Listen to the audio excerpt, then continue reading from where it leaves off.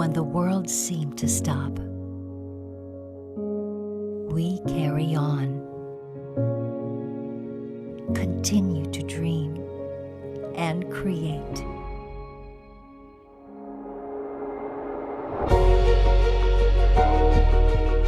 We don't just work with what we know. We innovate to adapt, so you can drive your career forward.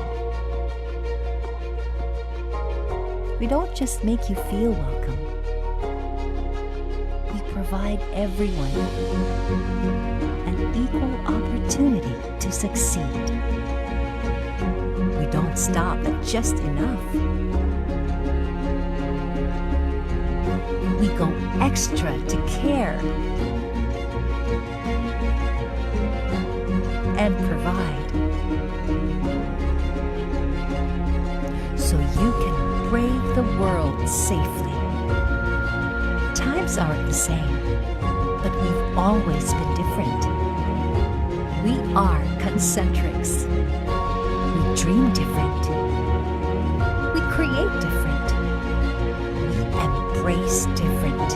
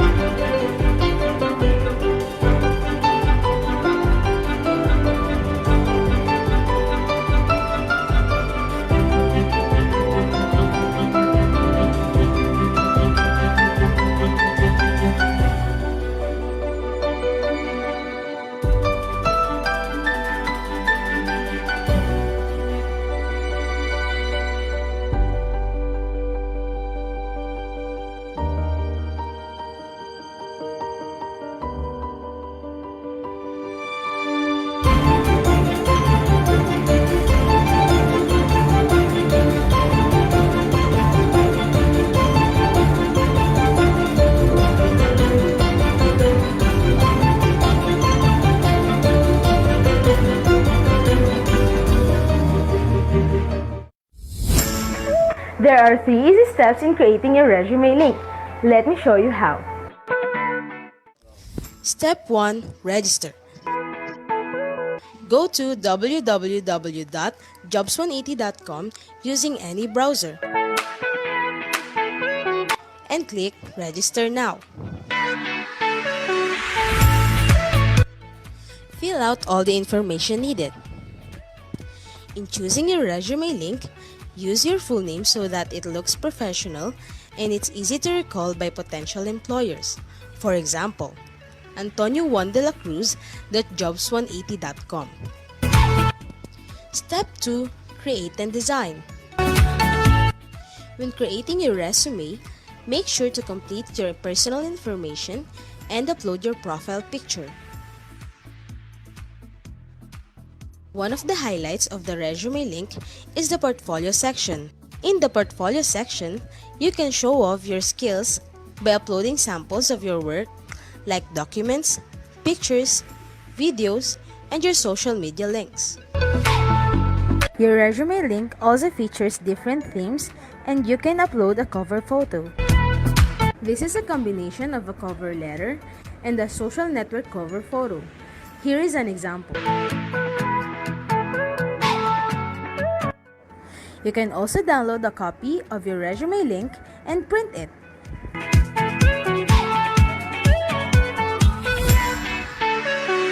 Step 3. Apply for a job. There are many ways to apply with your resume link. First is browsing the job recommendations in your Jobs 180 dashboard. If you're qualified, click Submit Resume Link. So what are you waiting for? Dress up your next generation resume, stand out brightly among the competitive job seekers in the market, and win the heart of your future employers using Resume Link.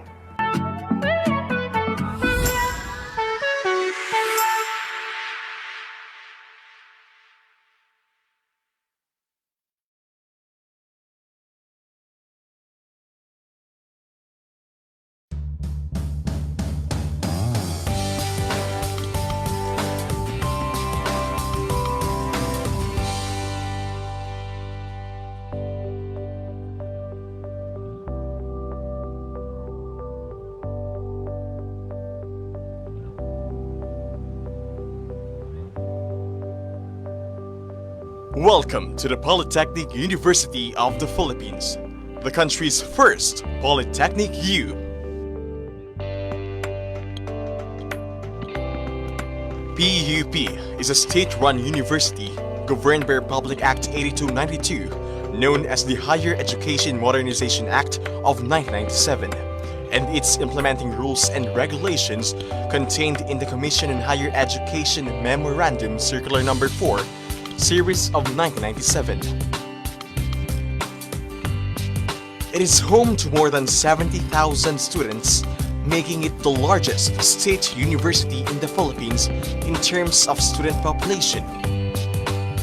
It is the university's commitment to give qualified and talented students access to quality and responsive education to aid them in the achievement of their dreams and the improvement of their lives. True to its commitment of making education accessible to all, the university has strategically established campuses and branches all over Luzon.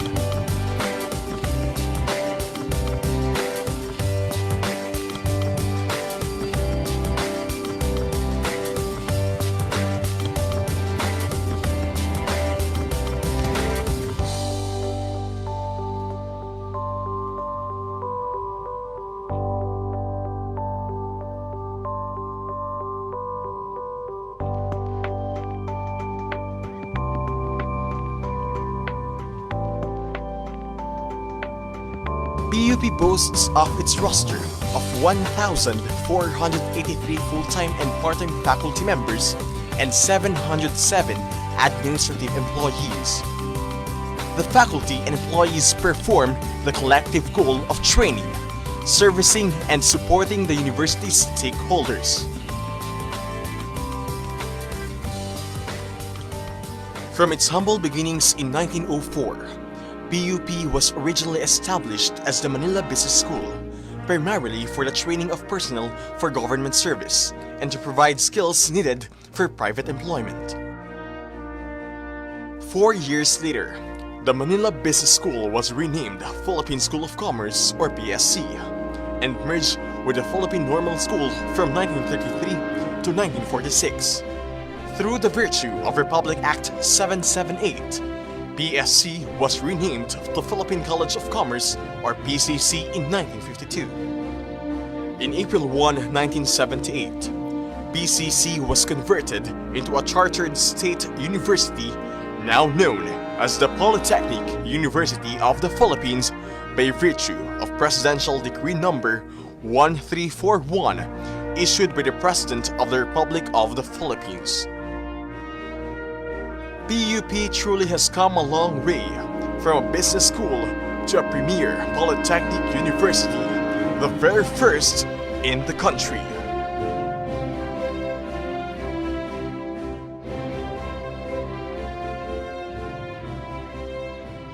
Every year, around 50,000 graduating high school students, mostly from economically challenged families, take the Polytechnic University of the Philippines College Entrance Test or PUP set and hope to become one of the 10,000 who will be given a chance to be new PUPians.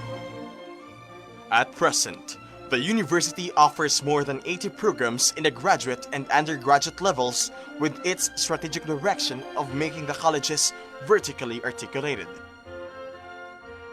Graduate School, College of Accountancy and Finance, College of Arts and Letters, College of Architecture and Fine Arts, College of Business Administration, College of Communication, College of Computer and Information Sciences, College of Education, College of Engineering, College of Law, College of Political Science and Public Administration, College of Social Sciences and Development, College of Science, College of Tourism, Hospitality and Transportation Management, College of Human Kinetics, Institute of Technology. PUP further strengthens its open university system through expanded tertiary education equivalency and accreditation program And the non-traditional system program. It caters to borderless educational system that aims to reach many learners as possible. For more than a century of existence, countless outstanding achievements have raised PUP to the level of a national comprehensive university.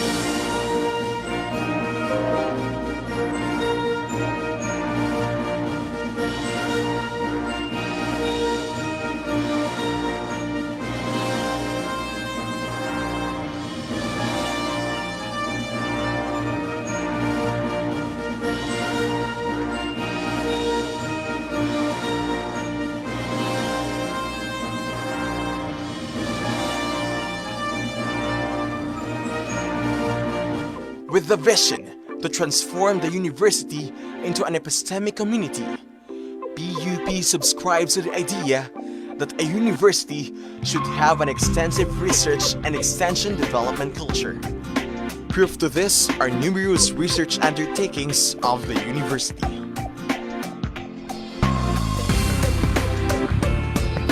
Each year, PUP surpasses national passing rate in licensure examinations and ranks among the top in different academic disciplines.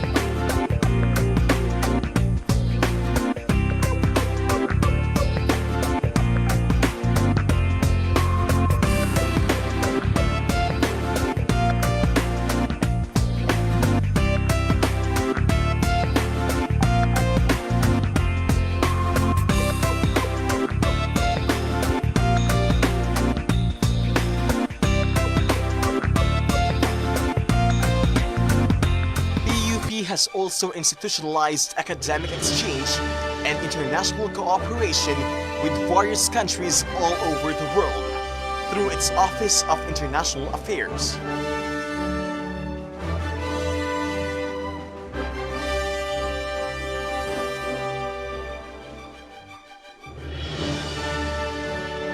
Today, PUP is relishing its successes, and its students are enjoying unprecedented academic opportunities, an enhanced campus environment,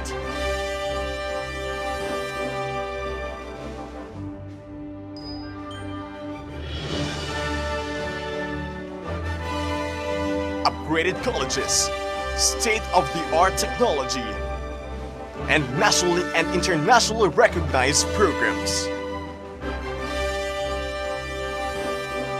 It has gone far from what it was more than a century ago. This is mainly due to the support given by the government, the PUP community, and its benefactors.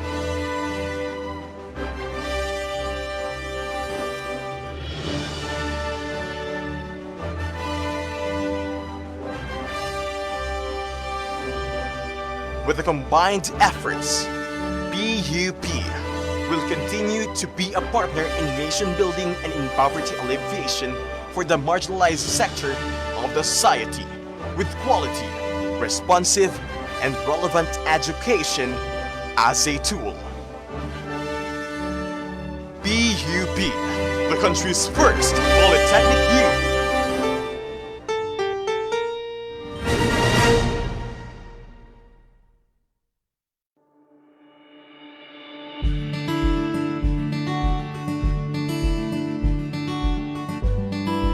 Allow me to share with you my vision for the university. I envision PUP to become the pioneering and leading national polytechnic university in the 21st century.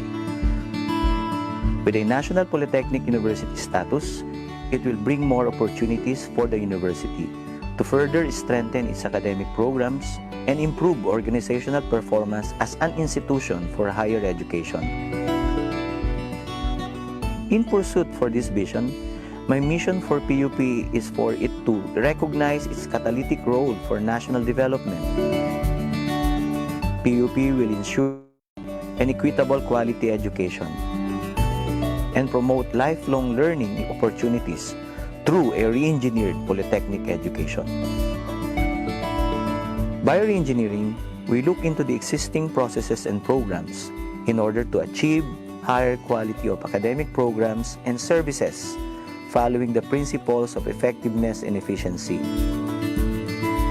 With this mission in mind, I have formulated 10 pillars as my reform agenda for the university. Pillar 1. Dynamic, transformational, and responsible leadership. Empower academic and administrative leaders by following the core principles of good governance to create collective growth and unity. Here I would like to highlight an innovation by introducing the development of an integrity management plan to assess, plan, and implement anti-corruption strategies that will secure the institution against corruption and abuse. Likewise, asset management and resource generation will be aggressively pursued to ensure productivity and finance the implementation of the plans and projects for the university. Pillar 2. Responsive and innovative curricula and instruction. We aim to provide world-class polytechnic education that responds to national and global needs by developing intellectually challenging curricula and design academic programs that are based on industry demands to provide the learners with adequate and relevant competencies and skills and prepare them for a successful and rewarding careers. In a rapidly changing world, we recognize the paradigm shift in curriculum to outcome-based education with lifelong learning approach. Pillar 2 also sits on the framework of internationalization of Philippine higher education through transnational education by promoting academic mobility among faculty and students and global dimension into the curricula and teaching process. Pillar 3. Enabling and productive learning environment. Following education in Industry 4.0, we aim to increase and enhance the use of new technology to enable student learning and engagement, as well as advanced teaching process and methodology through new and state-of-the-art facilities that will support the overall learning and teaching experience in the university. Pillar 3 likewise includes campus development and the provision of conducive learning centers and facilities for students and faculty. Pillar 4. Holistic student development and engagement. We will empower students as well as rounded learners and active young leaders as we open opportunities for various academic mobility and venues for honing skills and personal development, being the principal stakeholder of the university. Recognize academic freedom as a form of self-expression and a platform to showcase students' intellect, skills, and creativity. Pillar 5. Empowered faculty members and employees.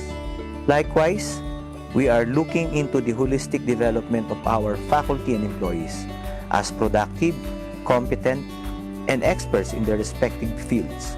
We will encourage our faculty roster through formal education, capacity building, research and extension initiatives, faculty immersion, and other academic engagements, both local and abroad. We will ensure that both our faculty and employees will have a vibrant career development path as public servants in this state university. Pillar 6. Vigorous research production and utilization. We will continue to strengthen the research culture in the university by promoting discovery and innovation through increasing disciplinary and collaborative research integration across academic disciplines to create new knowledge, utilize research findings, and develop innovative products. Pillar 7. Global academic standards and excellence. Achieve the highest levels of recognition in quality and compliance standards from CHED, AACUP, and other international accrediting and regulatory bodies for higher education. We will intensify our efforts to achieve and sustain better academic performance and continue to excel as a top-performing school in various professional licensure examinations and produce board top-notchers as well as sustain our status of being the most preferred graduates of employers.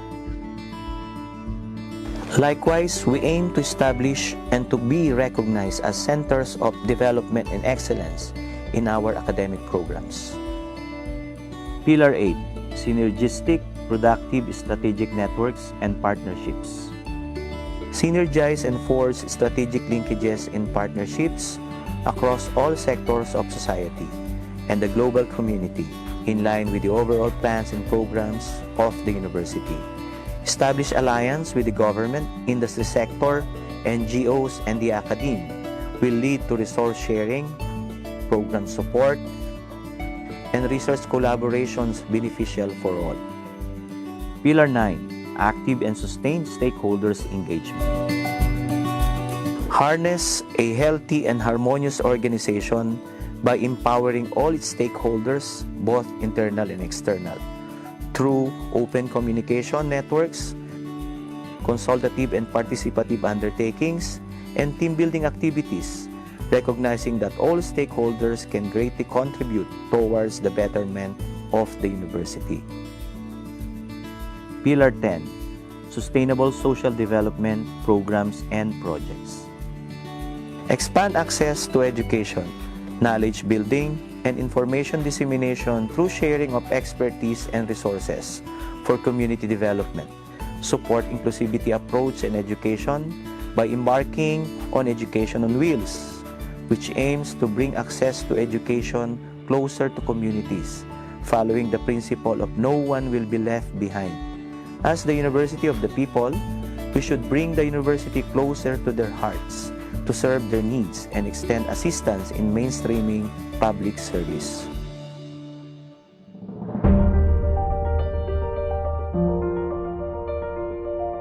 Our institution must continue to stand as one for the values that we have inculcated. For the past 115 years, we have exemplified our quest for truth, excellence, equity, relevance, effectiveness, integrity, and academic freedom. Lastly, I call upon each and everyone to join me in this journey. Together we stand as one para sa sintang paaralan para sa ating bayan.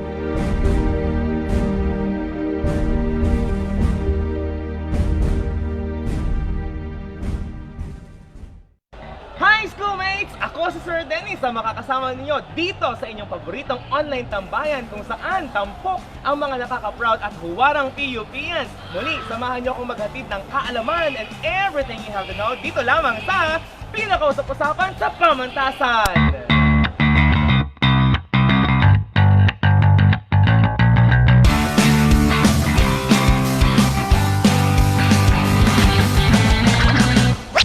Ba yan? Nung last episode, dalawa lang kami. Ngayon, mag-isa ko na lang.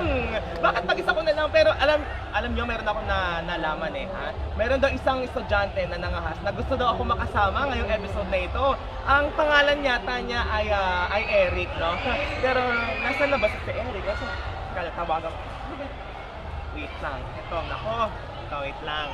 Ay, wait lang. Pindutin ko muna pala. Ayun. Wait lang, ayan. Nako, saan na nga ba itong si Eric na to? Ringing. Hello? Oh, hi Eric! Sir Dennis? Oo, Sir Dennis nga to. Balita ko, ikaw din makakasama ko ngayong episode na to. Nasaan ka na, anak? Papunta na po, pasensya na. Okay, sige ha. Antayin kita, okay? Sige po. Paparating na daw. Oh! Ikaw ba si Eric? Hi! Eric nga po pala sir. Eric Matic. Eric Mati? Oh my... Sir, Eric Matic. Eric Matic. Matic pala. Ay ka nga bubukan. Minsan kasi talaga yung tenga ko rin natin. Matic pala. Oo, Eric Matic. Ano bang bata ka? Ba't parang hapos na hapos ka naman? Tsaka parang ang dami mong dala, Eric. Ano bang nangyari? Ito na nga po, sir. Oh. May sinot kami kanina. Talaga? Interview namin siya. Grabe, sir. Sobrang husay. Grabe. Ay, nako.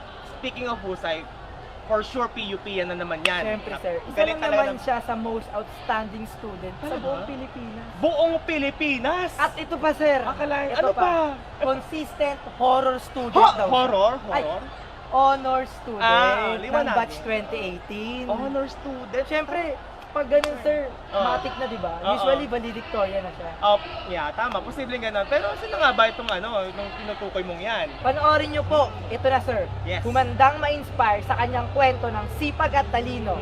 Ipinapakilala si Romeo Latoza Jr. dito sa Tatak PUP yan! I'm Romeo B. Latoza Jr. I'm 20 years old. I'm a graduate of the Bachelor of Arts in English degree from the College of Arts and Letters, Batch 2018.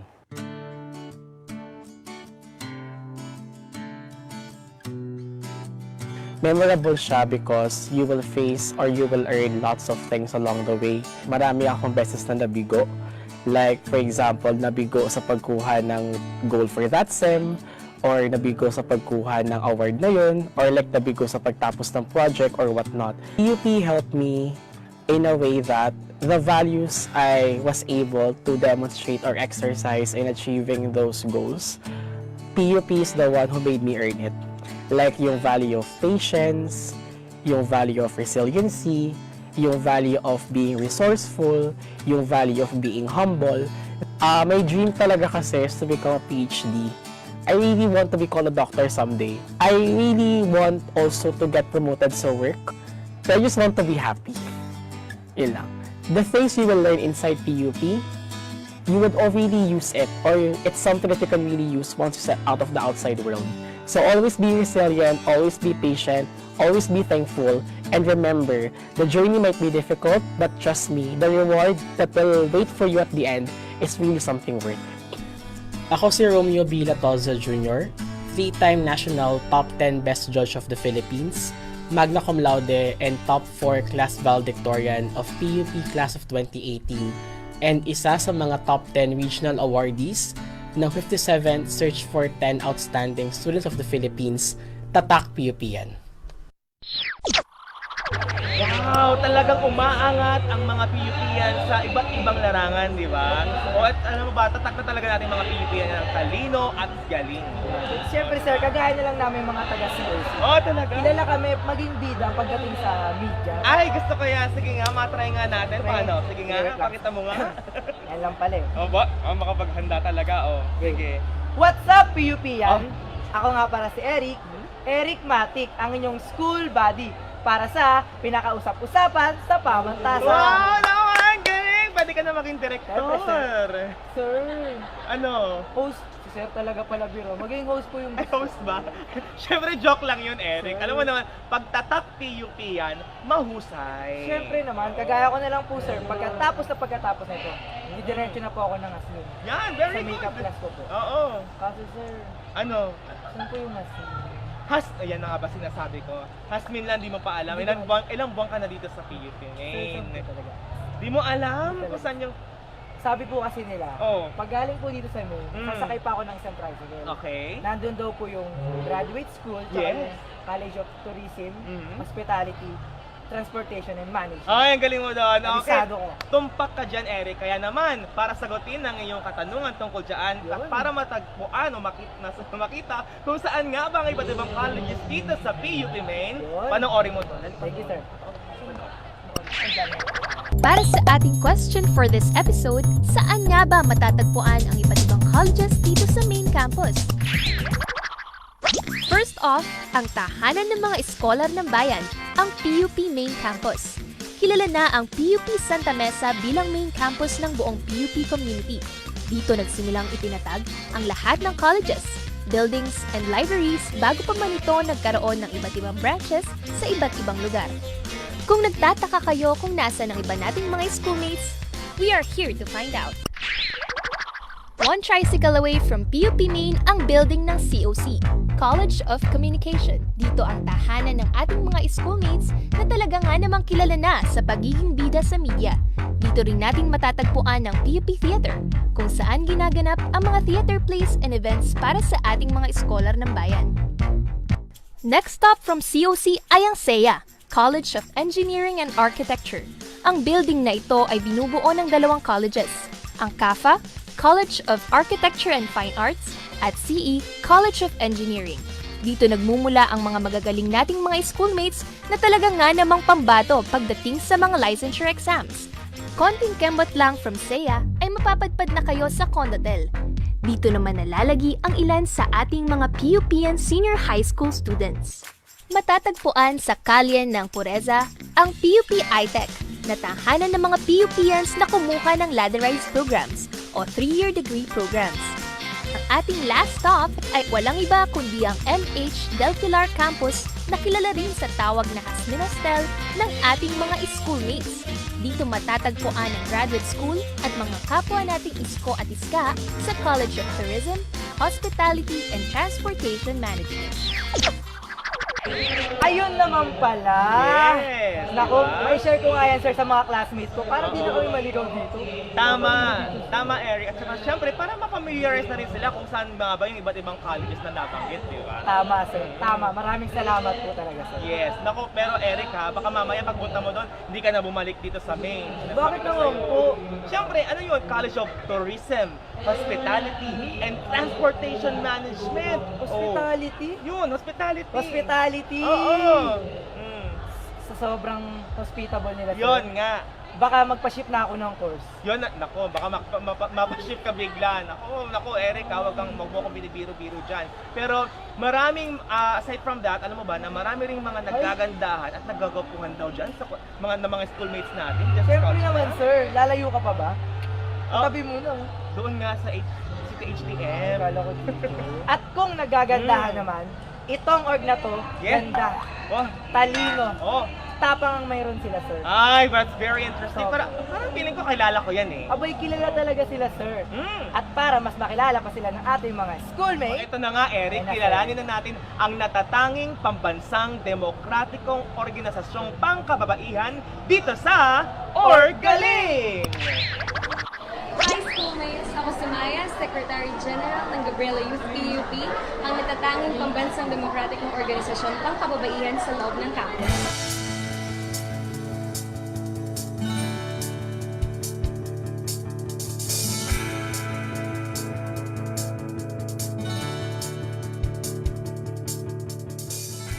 Gabriela Youth, also known as GY, is a nationwide mass organization of young girls from various colleges and universities.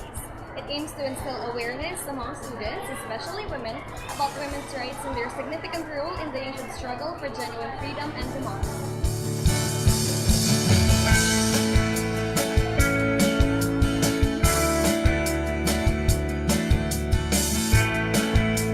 For the annual activities ng Gabriela Youth, meron kaming gagawin ng monologue, tutong eskwela, masalang regalo, Dingap Gabriela at Bruto. Yung masalang regalo, dahil nga masalan siya, nangalap kami ng mga donation, kahit hindi tulad ng sanitary napkin, tissue, feminine wash, na binibigay namin dun sa mga kababalikan.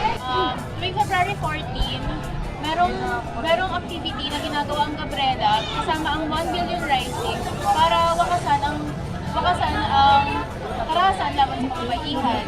Ang protesta dito ay nasa forma ng pagsasayaw para tumindig sa pang-aabuso at iba't ibang forma ng karahasan.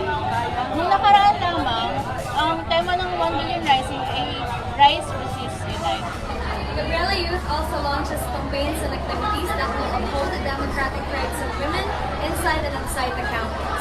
Meron kaming tinatawag na Girl Talk at tungkol pa rito, naglulansa din kami ng mga orientation, focus group discussion, forum and conference na kung saan nagbibigay kami ng educational discussions tulad na lamang ng violence against women and basic women's orientation. Ang hinihikayat lahat ng biktima ng violence against women, kabataan, kababaihan na magsalita hinggil sa kanilang masamang nakaraan. At para sa mas mabilis na access ng pagsusumbong, inaanyayahan din namin ang lahat na i-like at i-share ang page ni Gabby, ang Gabriela's Anti-Sexual Harassment Chatbot. Grabe! Tunay nga nakakahanga, di ba? Nakakahanga ang mga layunin at mga nagawa ng Gabriela Youth. Siyempre, sir, totoo po yan. Kaya dahil dyan, bigyan naman natin sila ng isang masilyago. Palakpakan! At ito ha, believe din talaga ako sa dedikasyon ng mga kabataang ito. Dito mo talaga mapapatunayan, Eric, na ang kabataan ay ang pag-asa ng bayan. Yes! Tama naman! Kaya sa aking kapwa schoolmates, sana patuloy nating ipaglaban ang gender equality at women's rights. Correct ka dyan, Eric. At alam mo ba, in fairness din naman sa'yo, Eric, ha, nailaban mo ang pag-host mo dito sa pinag-usap-usapan sa pamantasan. Laban lang, di ba? Siyempre naman, sir. Gusto ko po talaga to. Tsaka isa pa, Lodi po kita dito. Ay, nambola ka ba naman talaga? Nambola Lodi ka kita, pa. sir, Lodi. Pero sir, in all seriousness po, Wow. maraming pong salamat. Napakalaking opportunity po nito. Wow. And nakaka-inspire po talaga. Wow, speaking of inspire, sana Eric, no, hindi lang ikaw yung na-inspire, kundi na-inspire din natin yung ating mga schoolmates sa mga napag-usapan natin kanina, mga kwentong nakakabilib ng ating mga PUP yan. Hindi lang na-inspire, sir. Yes! Nasagot din natin ang ilang sa mga katanungan ng ating kapwa schoolmates. Correct! Kaya naman, abangan ang iba pang mga susunod na episode, schoolmates, para maging updated sa mga usap-usapan. At syempre, para malaman din natin kung nakapasa nga ba sa audition si Eric by following our social media account. For Facebook, hanapin lang ang PUP Create TV and follow us on Twitter at PUP TV. Yes, and guys, you know the drill. Do not forget to subscribe to our YouTube channel at PUP Create TV. Di ba? O siya, mga schoolmates, hanggang sa susunod na usapan dito sa inyong paboritong online tambayan, ito ang Pinakausap-usapan sa Pamantasan! Galing dito ngayon. Kasi kumsarin. Come on!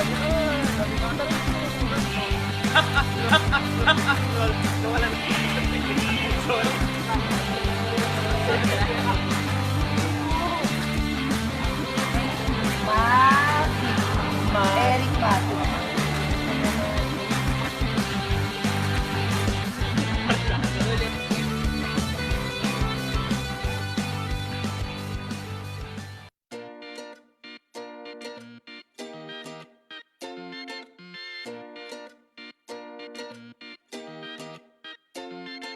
Emerson is a global technology and engineering leader. We operate in over 150 countries. We are 110,000 employees worldwide. And here in the Philippines, we have over 2,000 employees. My name is Nikki Florento. I'm from Dell Philippines. I'm handling the university relations and services hiring. Pagasa Steel supplies concrete reinforcing bars to the Philippines' booming construction industry. We have been the leading supplier of quality steel bars for the past 52 years. EGS is an Alborica company. It is one of the fastest growing BPO companies in the Philippines right now. I'm Cecil Venancio and I'm a Branding and Communications Director of Sykes Asia.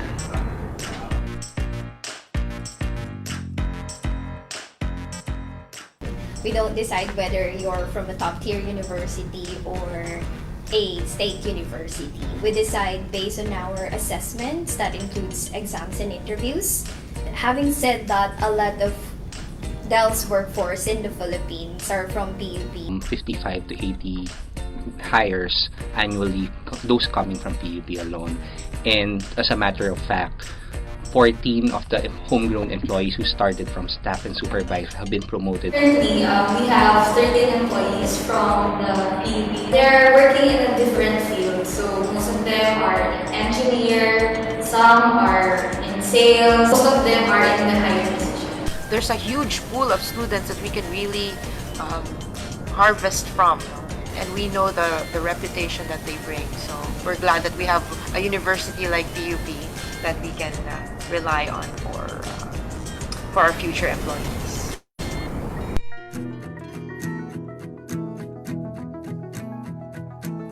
I love the graduates of PUP. They're not only fun to work with, but you can rely on them. They are very, very dependable. PUP graduates are an exact match and fit to Pagasa Steel's mission and vision. The reason why we prefer the PUP graduates is the fact that we notice that they have a common denominator, very hardworking. You see, whatever happens, they'd still work. Even if it's raining, they'd still come to work. You give them additional tasks, they'd accept. They are resilient. Very passionate, aside from being resilient, because we can see that they're very dedicated with their job. And we've seen a lot of PUP graduates, not just in one department. They turn out to adapt very well and adjust well to our company here in the Philippines, They're productive employees and they stay with us for a long time. Out sa PUP graduate is their loyalty sa company namin. Integrity and ethics, drive for results, intellectual capacity, and adaptability. So when we hire PUPians, they have this kind of competencies. Of course, they're very intelligent people, responsible. Responsible in a sense because whenever we meet these graduates and we ask them what are their future plans, they would always come up with answers like helping out their family, or because I'm done with school, I'll help out another sibling. So you would know already that these kids, even before they actually embark on certain work, they already have goals in mind. They're not maarte, no? Whatever you give them, they know that if it's for the purpose of the job, they will do it. And so they have, they're the ones that survive the challenges of work. They don't shirk away from responsibilities. They're the type who, whatever the job requires, they're up for the challenge.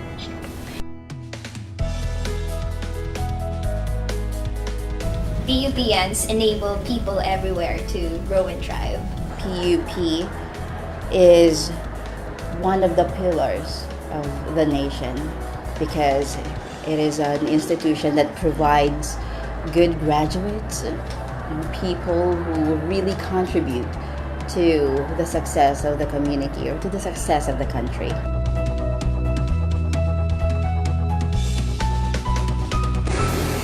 All the people associated with PUP, if you're a graduate, congratulations, and you should be proud of yourselves. For those of you that are students, please continue the tradition, the proud legacy that your school has. Some of you, PUP, you work for us now. We appreciate you. We know you're good employees. For those of you that might work for us in the future, please consider us.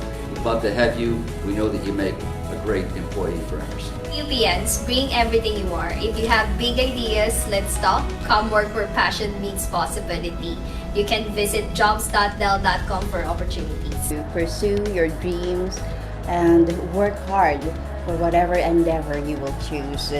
And in the event that you will choose to apply in one of the fastest BPO companies in the Philippines, I would like to invite you to apply in EGS, an Alorica company, because our doors are open for all of you. To all the PUPians, let's create signs of smile together.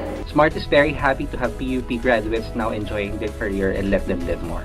Hashtag Sites to PUP. We will support you in more ways than one. Tara na, maging magkasama na tayo. Mabuhay ang PUP.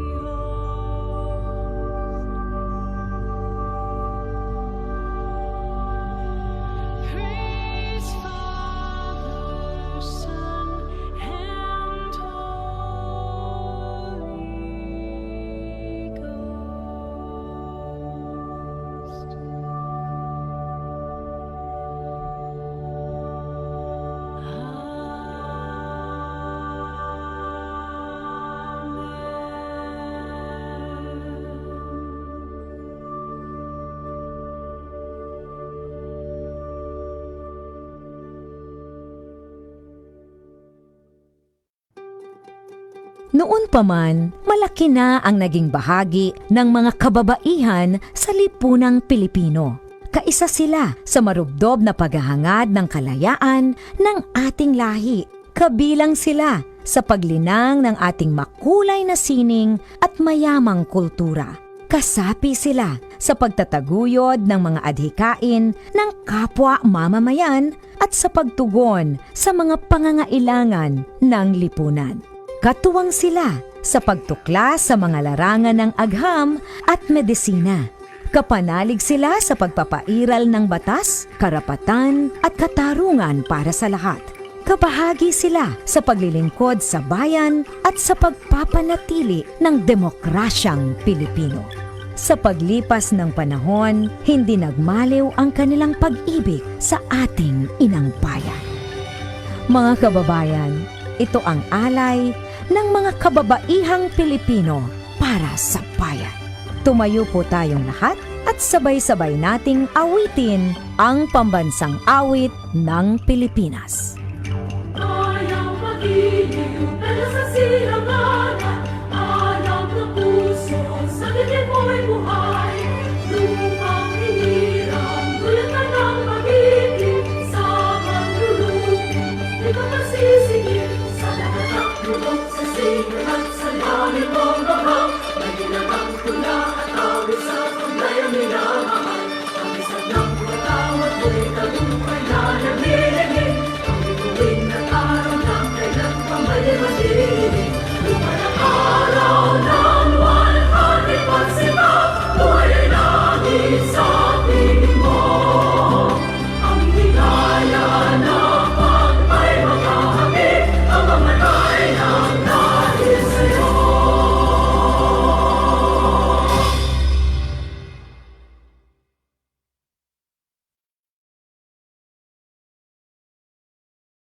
Hi, I'm Engineer Florinda H. Oquindo, Director of the Alumni Relations and Career Development Office. The role of our office is to keep connections among students and alumni, provides complete range of services to students, alumni, and employers in the area of career development, graduates and professional schools preparations, employee relations, and campus recruitment.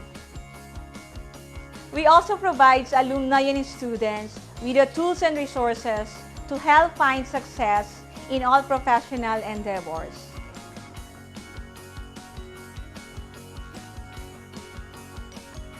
To all freshmen, please come and visit us. Our office is located at N209 North Wing, 2nd floor.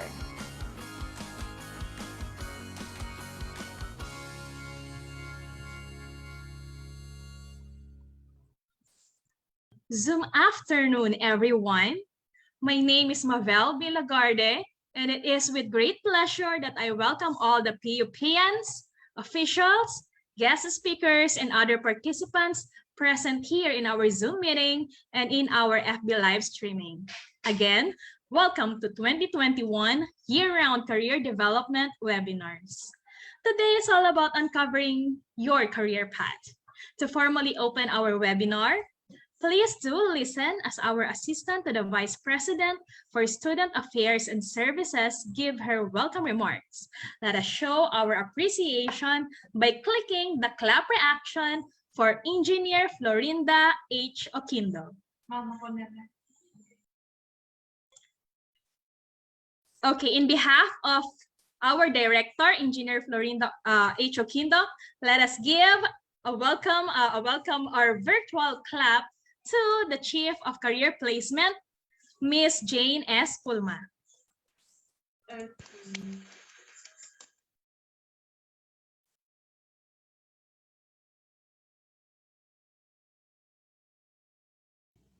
Okay, good afternoon, guys. So, in behalf of Engineer Florinda Oquindo, Director of the Alumni Relation and Career Development Office, to formally start this event,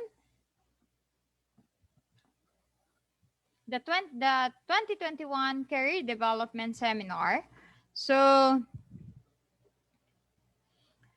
when our office provide provide services for students and alumni, and assisting them in achieving their maximum of success and happiness in their quest of finding the right job and honing their talents and skills to stretch in the world to enable them to have a unique contribution. So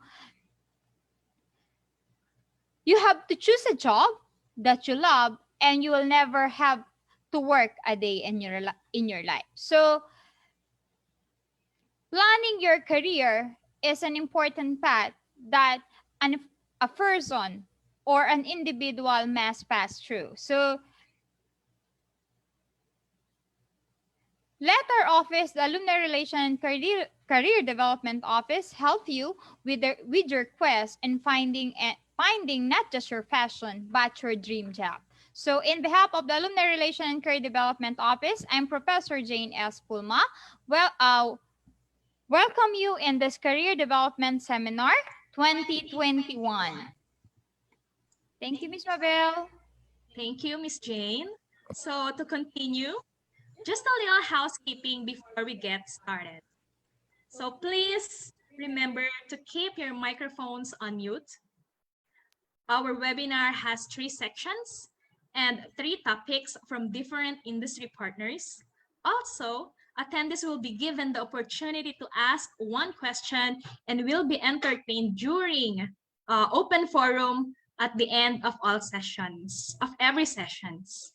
Attendees via Zoom may use the chat box located at the lower part of the screen. Kindly type your name, for this shall serve as our cue for the open forum. Attendees via Facebook or YouTube live stream may send their questions or comments using the comment section. Another digital certificate will be released 2 to 3 weeks after the conduct and be given to those who attended, participated, and accomplished the evaluation form given at the end of the session. And last, the link of the evaluation form will be flashed in the comment box during or after the conduct. It will also be posted on our FB page. Just a reminder, the form will be accessible only 6 hours after the webinar. Okay? So, to proceed, let me introduce to you our speakers at this moment. They will be talking about sustainability. Our speakers are representatives from Hilti Philippines INC, where they passionately create enthusiastic customers and build a better future. Everyone, let us all welcome our speakers from Hilti Philippines INC, Ms. Bench Vida and Engineer Joni Cruz. Thank you very much. Good afternoon, PUPians. Yes, ma'am, can I share my screen to start? Yes, po, please. All right. Let me know if you can see my screen right now. Yes, ma'am. All right. Just give me a few seconds, please. Okay, ma'am. Okay. All right. So good afternoon to all PUP students and partners. We are very glad to be here with all of you and present our organization and later on talk about a very timely topic about sustainability. Firstly, we would like to thank the Alumni Relations and Career Development Office for inviting us over, and also to be with us, the engineering and architecture students of PUP. All right, so to start off, I would like to start by,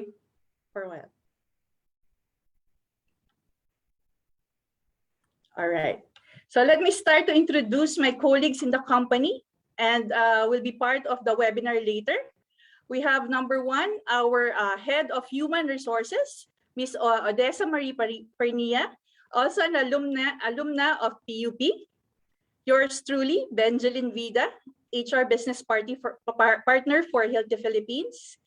We also have Mr. Ricky Bona, our Strategic Marketing Manager for PUP, an alumni also, a proud alumni of PUP. And lastly, we have Joni Cruz, our technical marketing manager from our engineering department. All right. Okay, so let me call on our head of human resources and administration for Hilti Philippines, Ms. Desa Pernia, to say her opening remarks. Ms. Desa?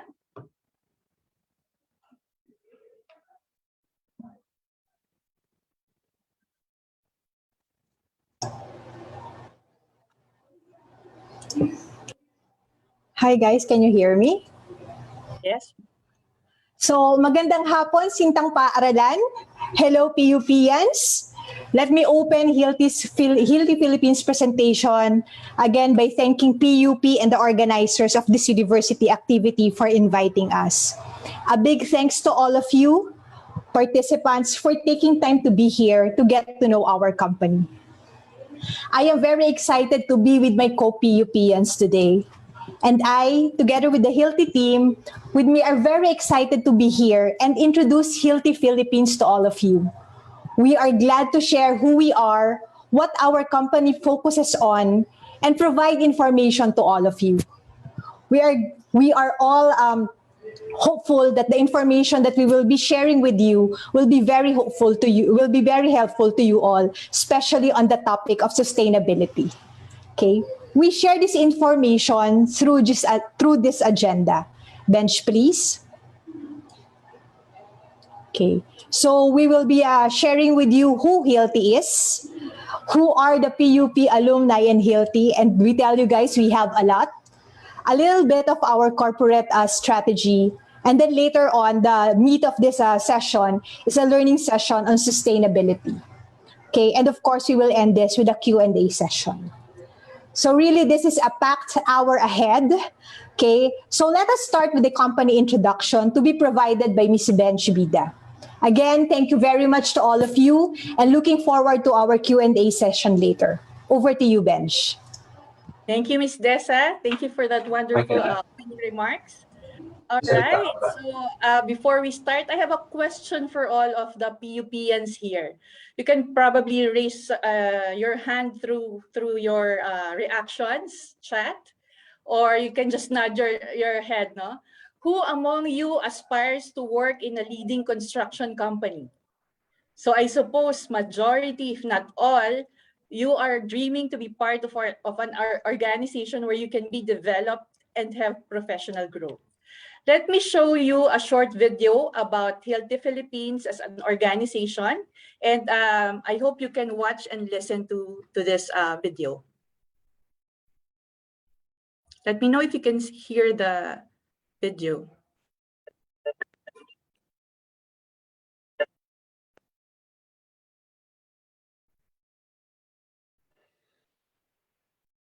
All right, let me reshare my screen. I think the video, the audio is not working on my end. Let me just reshare this. All right.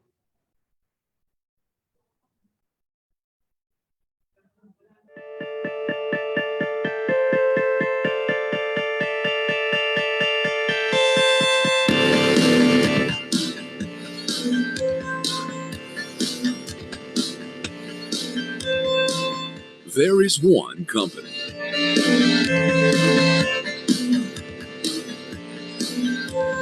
A company that is closer to its customers than any other.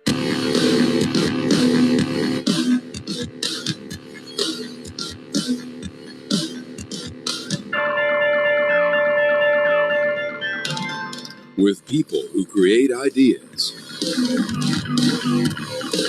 team members who develop solutions, which are years ahead.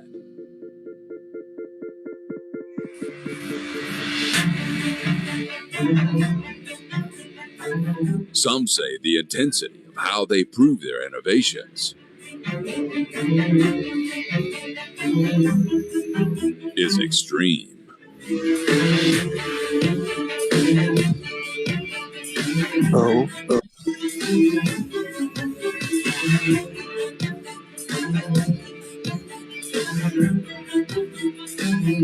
The most advanced in-house manufacturer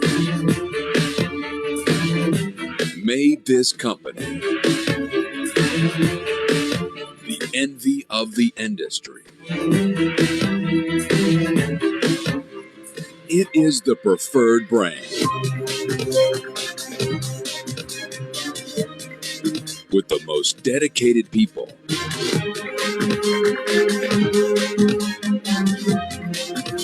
with the strongest innovations for construction professionals.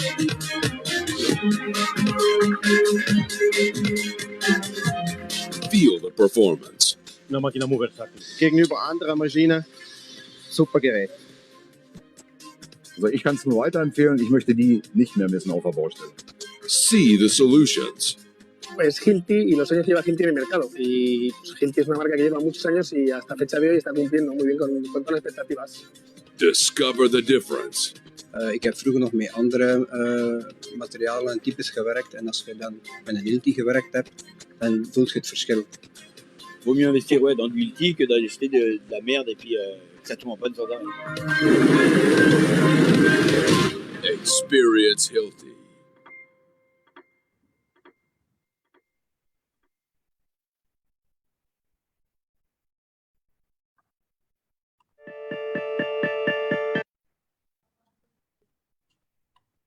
All right. Thank you very much for listening and watching our short video. I will now introduce our company.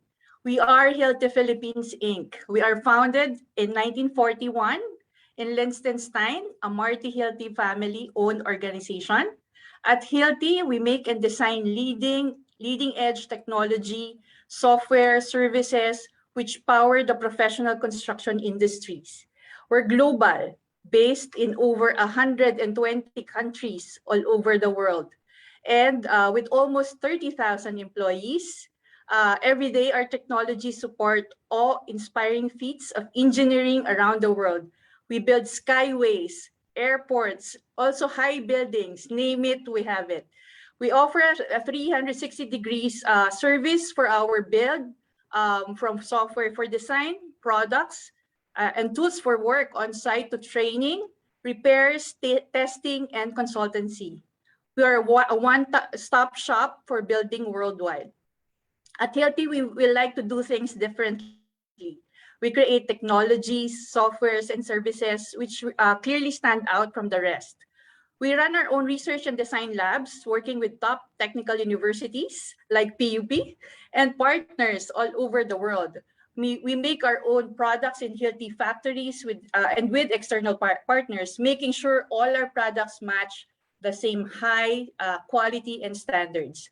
To date, our business in 2020 raised our revenue to 5.9 billion Swiss francs worldwide. So that's how big Hilti is right now. All right. In Asia, we are part of the South Asia Pacific region. Our headquarters is located in Singapore, where our training center is also located.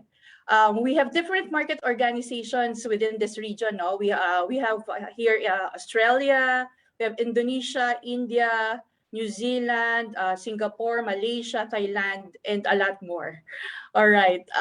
These countries are all vastly different. We have different culture, different nationalities, but we sit under one region, which makes it very exciting region to work with. And we have a diverse work environment. As mentioned, no, there are so many culture inside. We have more or less 2,200 employees within this region as well. All right. In 2017, we are ranked 22nd as a great place to work globally. Okay. Our biggest asset is our employees. And of course, our culture. We are recognized as top employer globally. All right, we have a very strong employee engagement and focus and support our people on their career development. You might heard of this institution, and yes, there is an institution who recognizes best workplaces in the Philippines, in Asia, and even the whole world. And we are proud to be recognized globally. All right, in Hilti, we promote diversity and inclusion. We have almost 30,000 employees in 120 countries. And within that team, we have 145 nationalities in the global team. It means real diversity, including diversity of thought, great for a company driven by innovation and ideas. Diversity is something we are very proud of, with 25.5% of women, which is significantly higher than the average for the construction industry. You know, of course, some of you would notice in construction, it is majority dominated by male employees, no? But in Hilti, we encourage female candidates to apply and join the organization, just like one of our speaker later on, who is also a female engineer. All right. And in the Philippines, Hilti has been in the Philippine market since 1980s, as we are actually a Hong Kong's extension branch. In 1996, the Hilti Group formalized and established its own subsidiary in the Philippines, thus giving birth to Hilti Philippines, Inc. So our headquarters is located in Ortigas, Pasig City. We also have a Hilti Tool Service Center strategically located in Marikina to serve our customers for repair concerns. Not to mention also, we are awarded by the Swiss Association for Quality and Management Systems, the ISO 9001 certification for meeting their international standards for sales, services, and processes. Hilti has been regionally accredited also by Aon Hewitt Best Employer in Asia Pacific, and a founding signatory of the principles for countering bribery in the engineering and construction industry. All right, so if you can see in the picture, this is a Hilti Philippines employee at a glance. This is how the typical employee of Hilti, no? When you meet a Hilti employee, typically he will be a male, millennial, who has been with the company for more or less 5 to 7 years. In this picture, you will see Mr. Carlo Redosendo, one of our account managers under building and construction trade. This profile is based on the reported gender, generation, and tenure mix of Hilti. In 2021, we have like 61% male, and we also have like 39% female in the organization.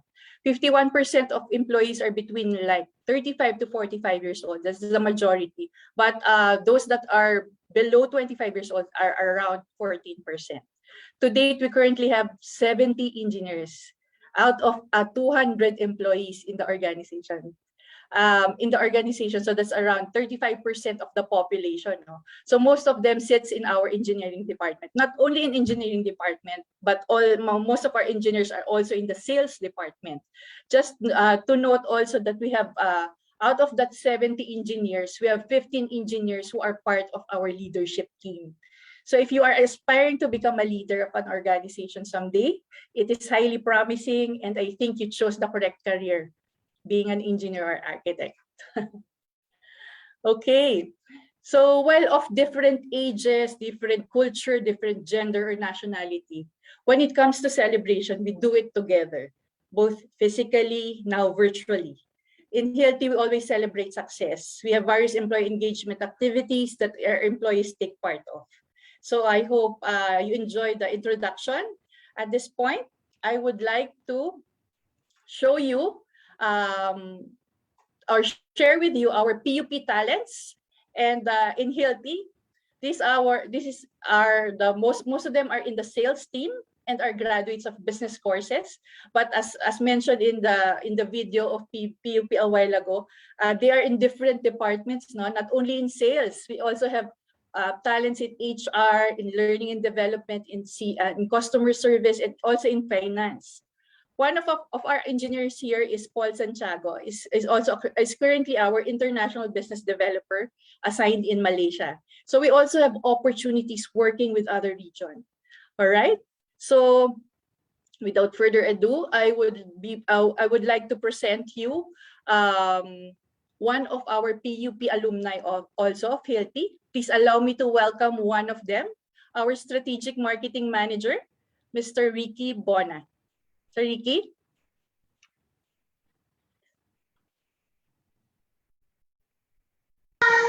Hello. Hi, Sir Ricky. Good afternoon. Hi. Good afternoon, PUPians. Good afternoon. And thank you so much, Ms. Bench, no, for inviting me over on this webinar. No, it is really a great pleasure, no, to be part of this kind of an event.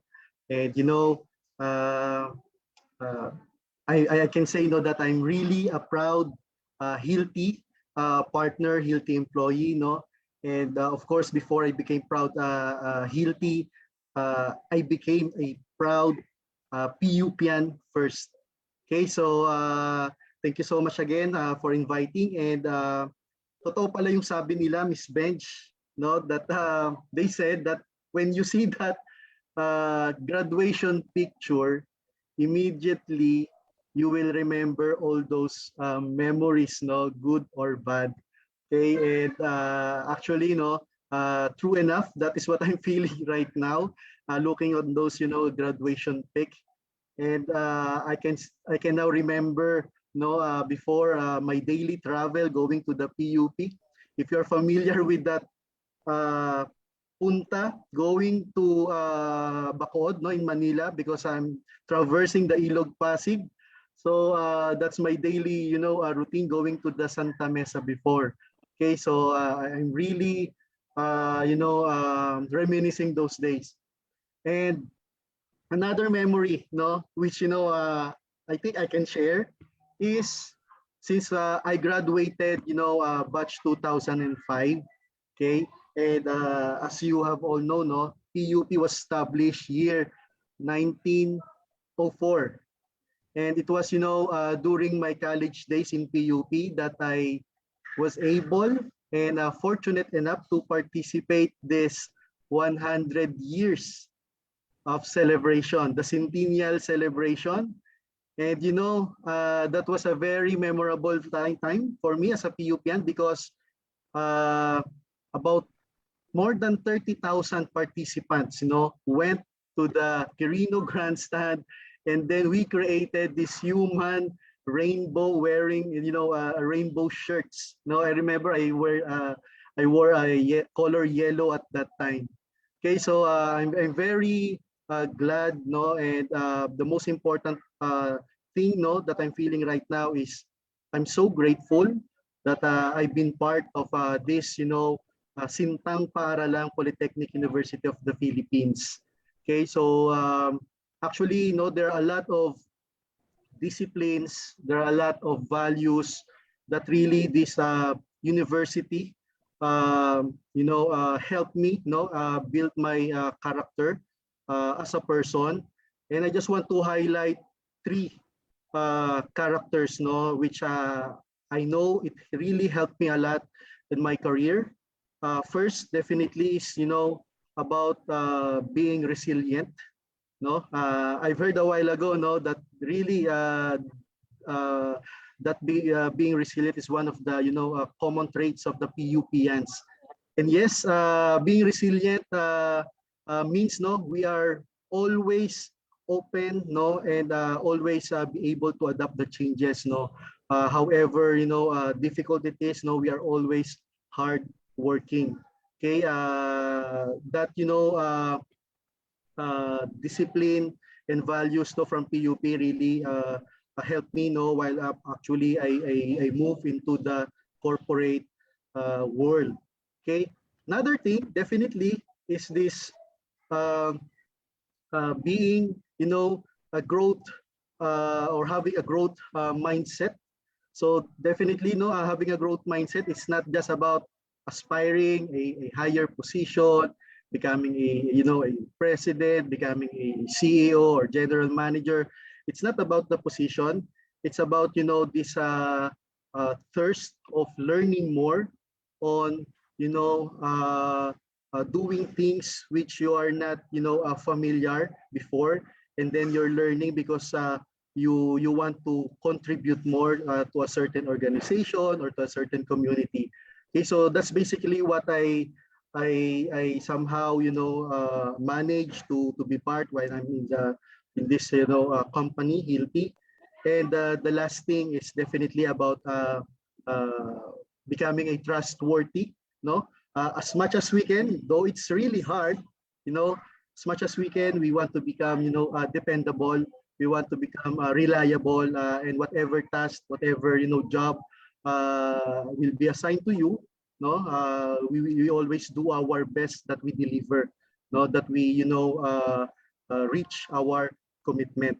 Okay, and those are the things that somehow helped me. That's why when I started in Hilti, no, back in 2008, so meaning to say I've been staying in Hilti for about 13 years already. No, I started, from the ground as an internal sales representative. Okay, and then after 6 months, no, I moved to becoming a territory sales representative, and that is the time where I really learned a lot. No, becoming a territory sales representative in Hilti is not just an ordinary salesman, an ordinary sales representative. It's really giving a solution to the needs of your customer. No, it's really becoming a partner. And during those times, no, when I'm a territory sales representative, I learned a lot from the Hilti, no, and also from our market, from our customers. Okay, and I tell you, those are the days that you will definitely see all what is happening, no, about this company. And then after around 6 years, no, I was given an opportunity to move up to the leadership. No, somehow the company, Hilti, saw my value, saw my commitment in terms of driving this organization, and entrusting a team, no, is one of the developmental part that I experience. Actually, just to share with you, it was not an easy, move on my side before when I jumped into an area sales manager when I was about to handle around 10 people. The first assignment that was given to me was Visayas area. So I'm a Manila boy, no. So definitely it's not that easy. It's not that very manageable on my part, especially that I really don't have a relative in Visayas, no, particularly Iloilo and Cebu. But because of these, values that PUP inculcated to me, no, having that growth mindset, no, because how would I know? How would I grow if I will not, try? And even though that I already have 2 kids at that time, okay, Hilti Philippines really helped me, no, having this, good terms, no, and really helped me develop while I'm staying on the Visayas area.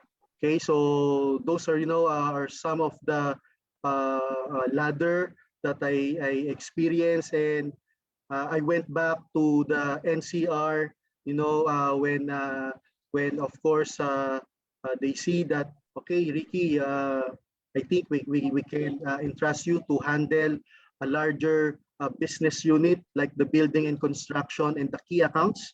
When we say key accounts, these are the largest accounts in the Philippines. For example, Makati Development Corp, EI Hillmarks, just to name a few, no. So we were able to manage those key accounts business and grow over 2 years. And after that, we were given a chance to move to a different role, no, different from sales, which is under the marketing. And this is about my current role right now, strategic marketing manager. And this is about setting up a strategy and direction that will really help the organization into sustainability. Okay, and this is very timely on this topic right now. That's why I would like to share with you, this is actually the strategy of Hilti Philippines currently. And I will not, of course, bombard you with so much information. It could be, very internal to us. But just to, explain it simpler, there are only three parts, which is our, number one priority. Okay, first part, of course, is we call it systematic account development. And this is basically, our number one priority in terms of how we work, in terms of how we do things, when we, of course, develop a certain market. Okay, that's number one.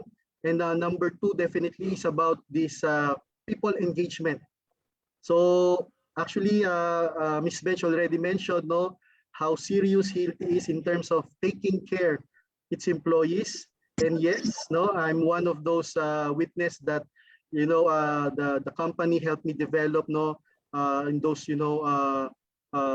journey, my career, and staying, engaged, And actually, we have this ambition, we really have this ambition that Hilti become a great place to work. That is our goal as our strategy. And definitely, since this is company is, one of the solution provider in the construction and engineering industry. So we focus really on our customers. We call it customer centricity, wherein we, of course, do not just say what we promise, but we really do know what we promise and really improve day to day our operations. That's why we have this build operational excellence. So all these priorities is part of the DNA of the Hilti, which is to really innovate and also to develop. Innovate in terms of our stand in the market, wherein we really want to become the market leader. And of course, we want to develop, and this is pertains to to the people. Hilti really takes care a lot of its people because the success of the company depends, on the talent of the people of this organization. Okay, so that's basically our strategy, and we will be discussing it further, in more details when we talk about sustainability, and that will be the topic of our next speaker, which I would like to introduce with you our technical marketing manager, engineer Johnny Cruz. Thank you. Thank you, Sir Ricky. Thank you, Sir Ricky. Is my audio okay po? Can everyone hear me? Yes. Okay. Thank you.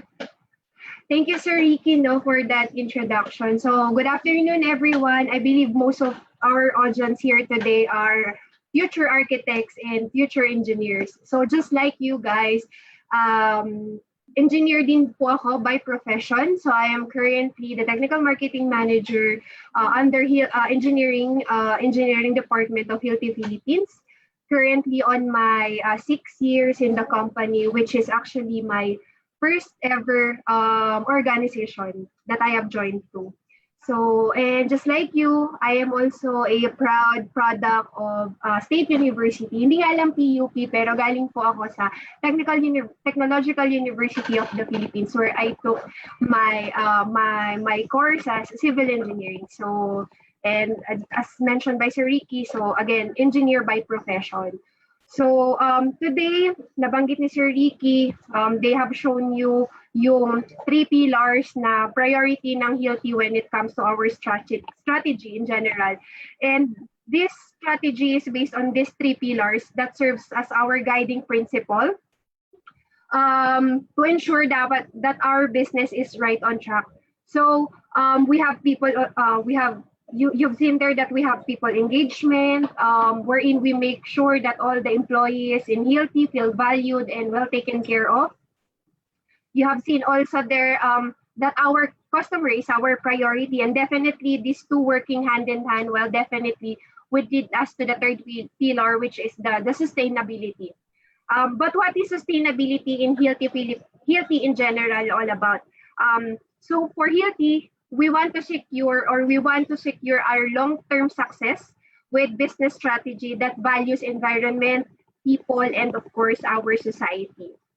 Now, moving forward, we want to give utmost value on the ecological, people, and social aspects with various actions that we are currently doing and what we are planning to do in the future. Now, we have here the ecological aspects. So in this part, we aim to be a carbon dioxide neutral by 2023. So this is by reducing our carbon dioxide footprint, therefore would lead to the industry when it comes to circularity in relation or associated with the reuse, reduce, recycle concept. And then also, again, we believe that people is most productive and of course more creative if they feel they are valued and again well taken care of by the organization that they are into. And therefore, we make sure that we build a healthy and safe working environment to the employee, which therefore again leads to a better operational excellence to serve our customer. And finally, as a family-oriented organization that promotes better society in conjunction with high ethical standards, we make sure that no one gets left behind. So we are doing this by doing several activities to upscale our social impact and therefore promote better future for our fellow Filipinos. Okay? So again, in Hilti Philippines, we join with the Hilti Global with a lot of ongoing steps for sustainability. Next slide. Next slide, please, Ma'am Benchia. So we have several activities in taking care of our environment. Definitely, as I've mentioned earlier, we joined the global in reduction of our CO2 emission and therefore reducing also our CO2 footprint. Also, we ensure safety practices and participating in different corporate social responsibility programs. So giving something back to our society. Again, we have these three aspects that we believe that we would make us sustainable. Again, we care for the people, we care for the environment, and we care for the society. Now let us go deeper or deep dive on these three aspects. No? So next slide, Ma'am Bench. Okay, so let's start first with people. So next slide, ma'am. As I said, people tends to be more productive, more creative when they feel that the company they're working for takes care of them. And I am a living testament to that. Hilti makes sure to provide all the things needed by our people to fulfill their respective tasks on a day-to-day basis. They're equipped with an essential pool of trades to ensure yung productivity and safety ng mga tao in executing their everyday tasks. Next slide, ma'am. Not to mention, we also have some activities when in relating activities or programs to promote health and safety of our employees. So we just have successfully launched our several programs via virtual Zumba, workout sessions. We also cascade or we promote, we send email safety tips. We do occasional safety driving lessons. And of course, making healthy snacks available at the office for our employees to consume. Next slide, please, ma'am. Secondly, equally important on our sustainability strategy is our environment. So Hilti, as an eco-friendly company, we make sure that we also give importance to the ecological aspects. No, we do this by participating in several global undertakings to preserve yung environment natin. And in fact, these undertakings that we have in Hilti Global have been recognized by several global organizations, such as the 2021 EcoVadis Gold Award, alongside with other multinational companies, such as Johnson & Johnson and Nestle. So this award is rewarded to the companies who take their system more seriously and strategies on the next level by giving importance again to the environment, to the working conditions, as well as to the corporate social responsibility. Next slide, ma'am. Now, in Hilti Philippines, we also have our fair share of several undertaking as a contributor contributor to the Hilti Group. So again, in the Philippines, we constantly participate in several undertakings such as Earth Hour campaign, and we make sure that all our offices and facilities drive energy conservation, again, to reduce, or again, with the intent to reduce our CO2 footprint. We also have several initiatives in shifting to greener fuels for our tool of trades, and again, to promote natural resources of energy. And finally, we have several ongoing cleanup drive wherein the proceeds of this cleanup drive go directly to several non-profit organizations.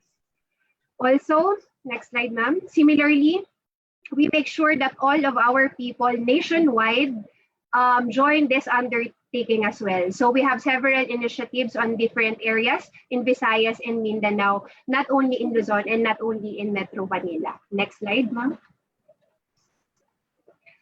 Okay, so as mentioned, we do not only value people, or we do not only value people and environment in general. So again, these three aspects, we make sure that we stay into our core, which was mentioned earlier. It is to build a better future for everyone, which is part of our corporate social responsibility. Next slide, ma'am. Okay, so as we speak, our engineering team, again, are headed by our very own engineering team, is currently building houses for two less privileged families in Nasugbu, Batangas, with the bamboo technology as a structural component that has been developed by Hilti Foundation, which is the base bahay. So with that, next slide, ma'am.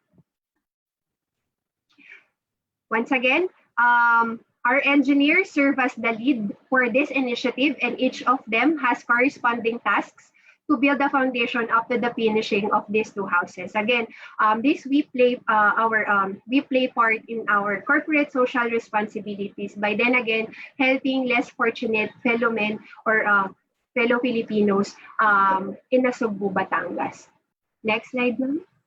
Okay, so now that you have an overview on the aspects of sustainability, which we believe again is our key to make our business more sustainable, and which the engineering team can also play part in the whole strategy alone, which is very much, I would say again, since most of the audience here are future engineers and future architects, ano nga ba, let's now go deeper. Ano nga ba ang role ng engineering or ng engineers sa Hilti? So next slide, ma'am. Okay.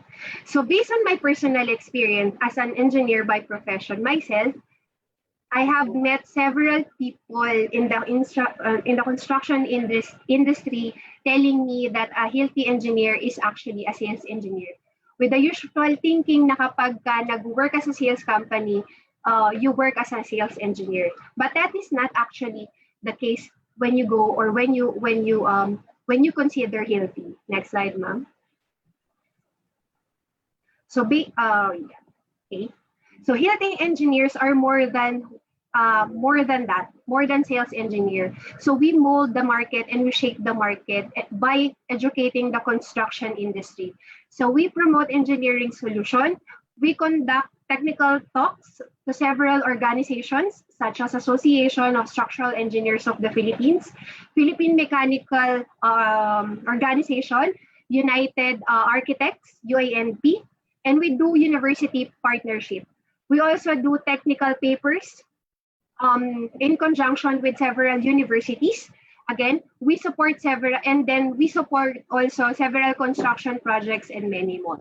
So we go beyond selling, but instead we shape the market and we provide engineering solutions to our construction professionals.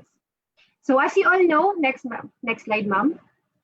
In fact, we have several career opportunities for engineers. So we have codes and approval engineers, primarily dealing with our design and code regulation officials and authorities in the Philippines. We also have our specification or our design engineer, majorly collaborating with different designers in the construction industry, again, in several engineering fields as well as in architectural.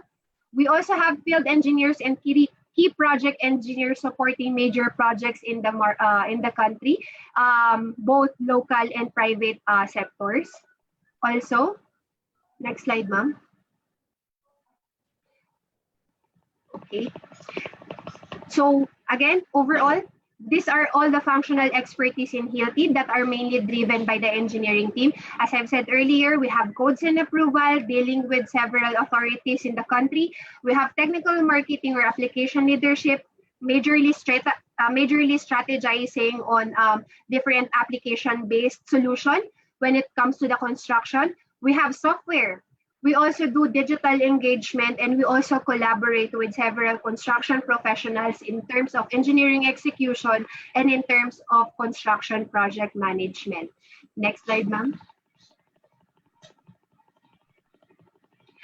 And once again, Hilti engineers go beyond selling. We educate the market, and just like you, if you would also be part of, if you'd like to be part of our engineering team, so I make sure together with the rest of the Hilti Philippines representatives here, we make sure that you as an engineer, you can still fulfill your profession even if you are on a marketing or a sales organization. And just like what I've mentioned, or just like what I've shown earlier with regarding the base bahay, you could also be part of that, and you could also be one of our engineers and be the one who will shape our construction industry in the future. So again, that's pretty much about sustainability and how engineering takes part in this sustainability strategy in Hilti Philippines and in Hilti Global in general. So I turn over back the floor to Ms. Bench for the continuation of our discussion for today. Thank you very much, Joni. It was a very, very nice presentation about sustainability. All right, it just proved that in Hilti, whatever course, gender, age, as long as we perform well and you have the potential, there are a lot of opportunities inside and outside, not only in the Philippines, but also around the world. All right, so before we end, let me share our company employer values position. No?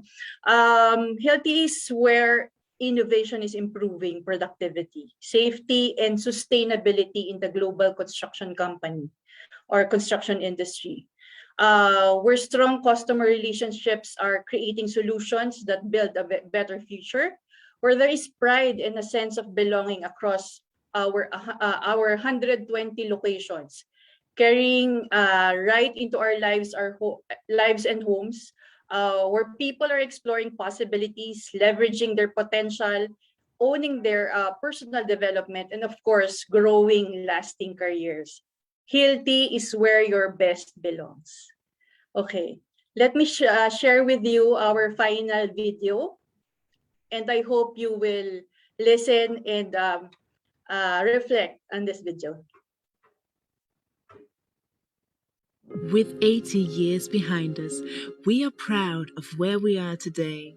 Our shared sense of belonging brings together our 120 locations and carries right into our lives and homes. We are one community exploring possibilities, leveraging our potential, owning our personal development, and growing lasting careers. Hilti is where you are trusted to make a difference, where you can think one step ahead. Imagine what's possible now and discover what's next. Across the world, we're coming together from our homes, offices, and job sites to improve productivity, safety, and sustainability in the global construction industry and beyond. We are doing it together. We are doing it because it matters. We are doing it because we care, developing strong customer relationships, finding innovative solutions, building a better future. Hilti is where your best belongs.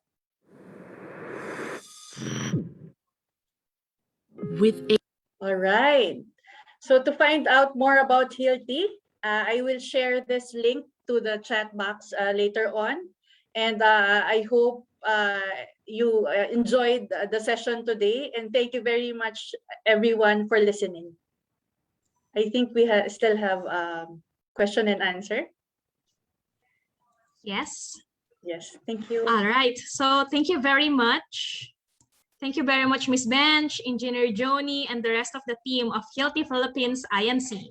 At this moment, let us accommodate questions from our participants in relation to the topics presented by our great speakers. Meron po bang tanong? Okay. Tignan natin ang ating chat box. Ayan. Good afternoon po. Ayan. So far, wala po silang tanong kasi ganoon kaliwanag ang discussion. Ayan. Naibigay niyo po sa ating mga participants. So ang nasabi lang po niya ay thank you so much po. That is from Charlotte Wasson. Okay. Ako din po personally, I would like to thank you guys, Hilti Philippines INC, for having our guest speaker for today. So sure ba, guys? Walang tanong? We're very open to answer your questions. Yes! Napaka-generous. Okay. I think may magtatanong po. Yan. Tama ba? Ayan. Okay. Let me call on Miss Jane. Yes, ma'am. Ma'am, Yes. good morning. Ma'am, this is Miss Pulma. Ma'am, ask ko lang po, in behalf of PUPN that will be having their on-the-job training this coming October 2021. And kaya lang virtual po ha, will you accommodate PUPN na mag-OJT or student immersion this coming October 2021 on virtual mode? Ms. Dessa, you would like to answer that? Or? Yes, thank you for the question. PUPians actually are very, very much welcome to Hilti Philippines, either as OJT or as employees. However, unfortunately, for this year, we have yet to finalize our on-the-job training program. We are actually restructuring it to ensure that it will provide enough experience and exposure to our students and potential employees in Hilti. So we will probably reopen this in 2022. And let me reiterate that by that time, of course, PUPians who are very close to my heart will be welcome. Wow, thank you. Okay, ma'am. Maraming salamat po. Yun lang po, in behalf of the PUP student who will be looking for internship or student immersion, most probably starting October. Yeah. Okay, so PUPians, ano pang hinihintay nyo? Save nyo na yung link na makikita nyo sa ating comment section sa Zoom. Okay? Again, thank you very much, Hilti Philippines INC. Thank you all. Thank you to the PUP alumni and all our partners in PUP. Thank you very much for listening and inviting us. Yes po, sa uulitin. Okay, so now let us move on to our next great speaker for today. First, of course, let us watch this AB feed.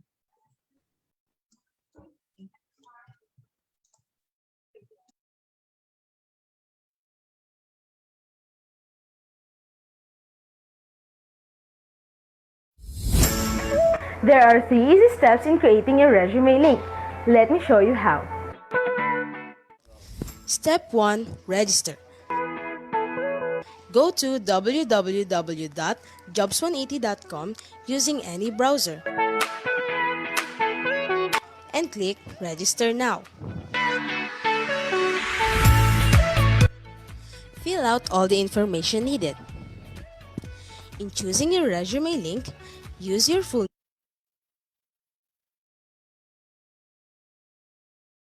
name so that it looks professional and it's easy to recall by potential employers.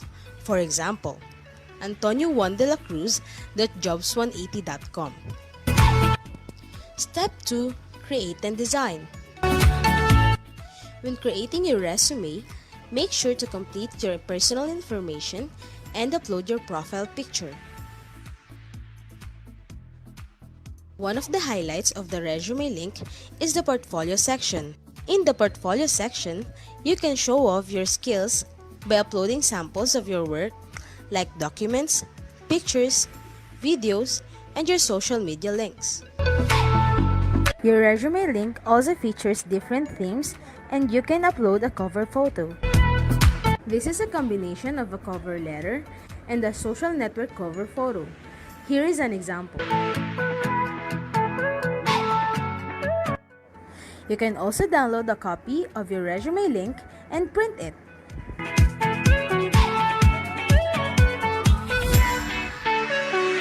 Step 3. Apply for a job. There are many ways to apply with your resume link. First is browsing the job recommendations in your Jobs 180 dashboard. If you're qualified, click Submit Resume Link. So what are you waiting for? Dress up your next generation resume, stand out brightly among the competitive job seekers in the market, and win the heart of your future employers using Resume Link.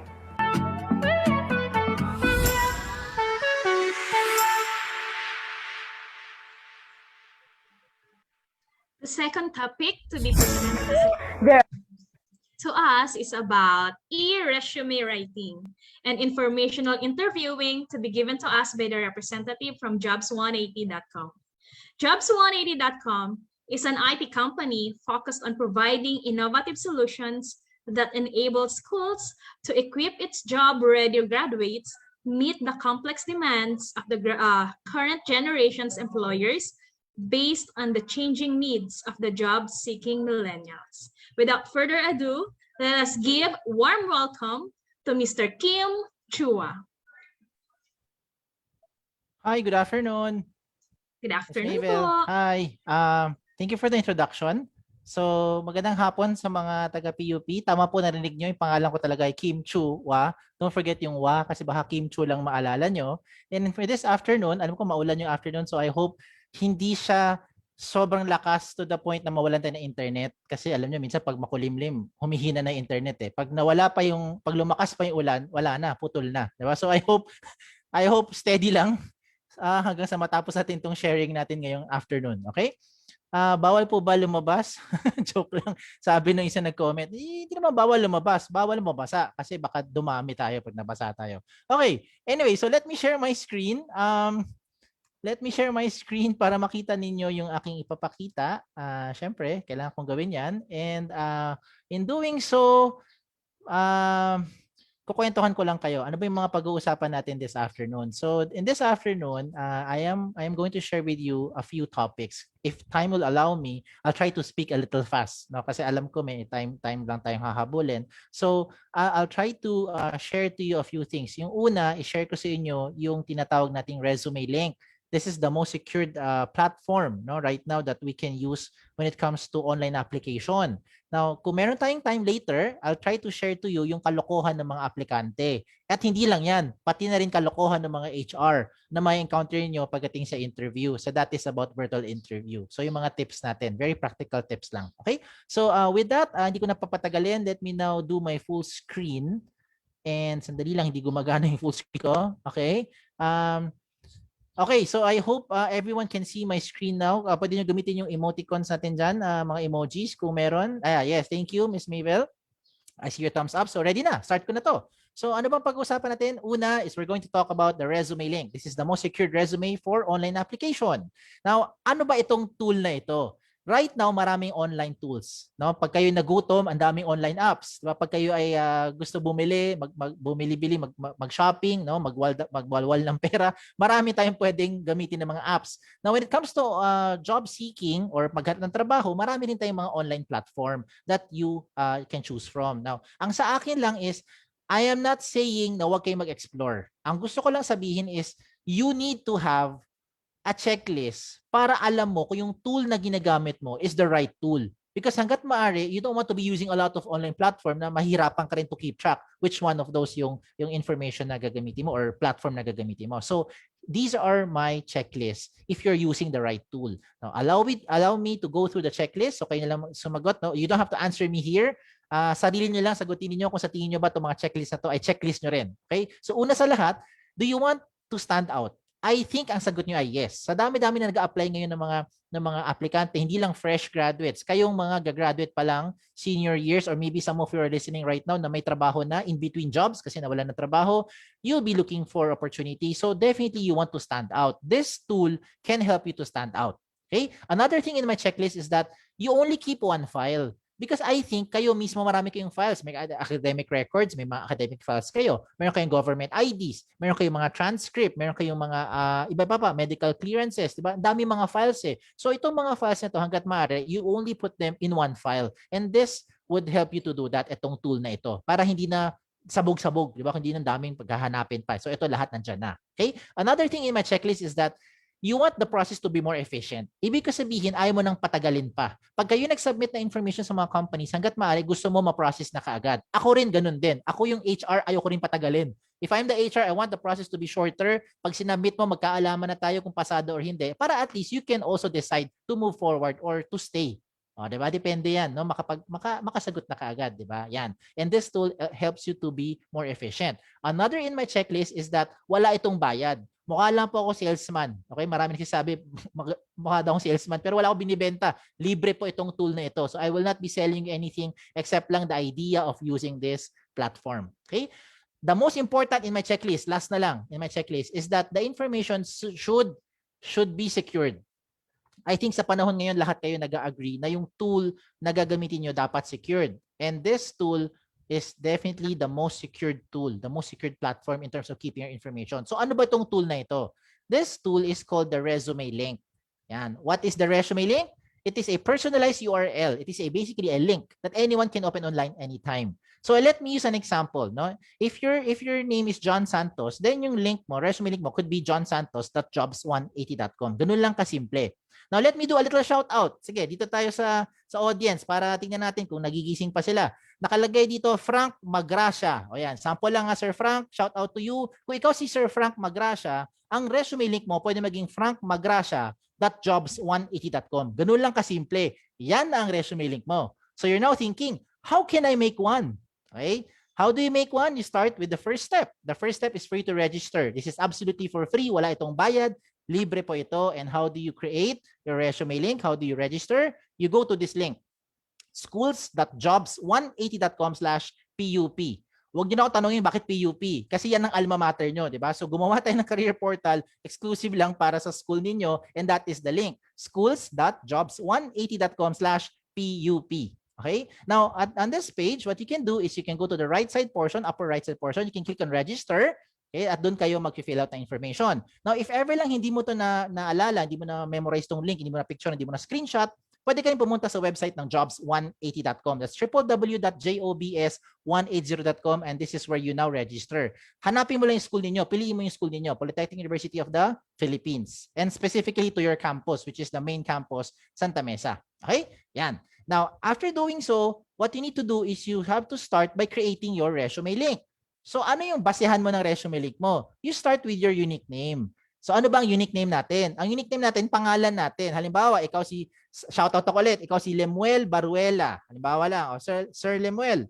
Ang resume link mo, pwede maging lemuelbaruela.jobs180.com. Ayun, may nag-heart sign pa, si Ma'am Joanna. O sige, gamitin ka sa example, Ma'am Joanna. Baka magtampo ka, sabi mo, puro lalaki ginagamit ng example. Okay, si Ma'am Joanna na lang, gamitin ang example. Joanna Luna. Ayan. Halimbawa, ikaw si Ma'am Joanna Luna, yan ang pwede mo gawing resume link, joannaluna.jobs180.com. If ever lang kayo nag-register, tapos may kapangalan ka, eksakto katukayo mo, naunahan ka mag-register by the name of Joanna Luna. Halimbawa lang, may ibang tao, pangalan Joanna Luna din. Ano mangyayari? Magkakaroon na red na box. Sasabihin niya, this name has already been taken.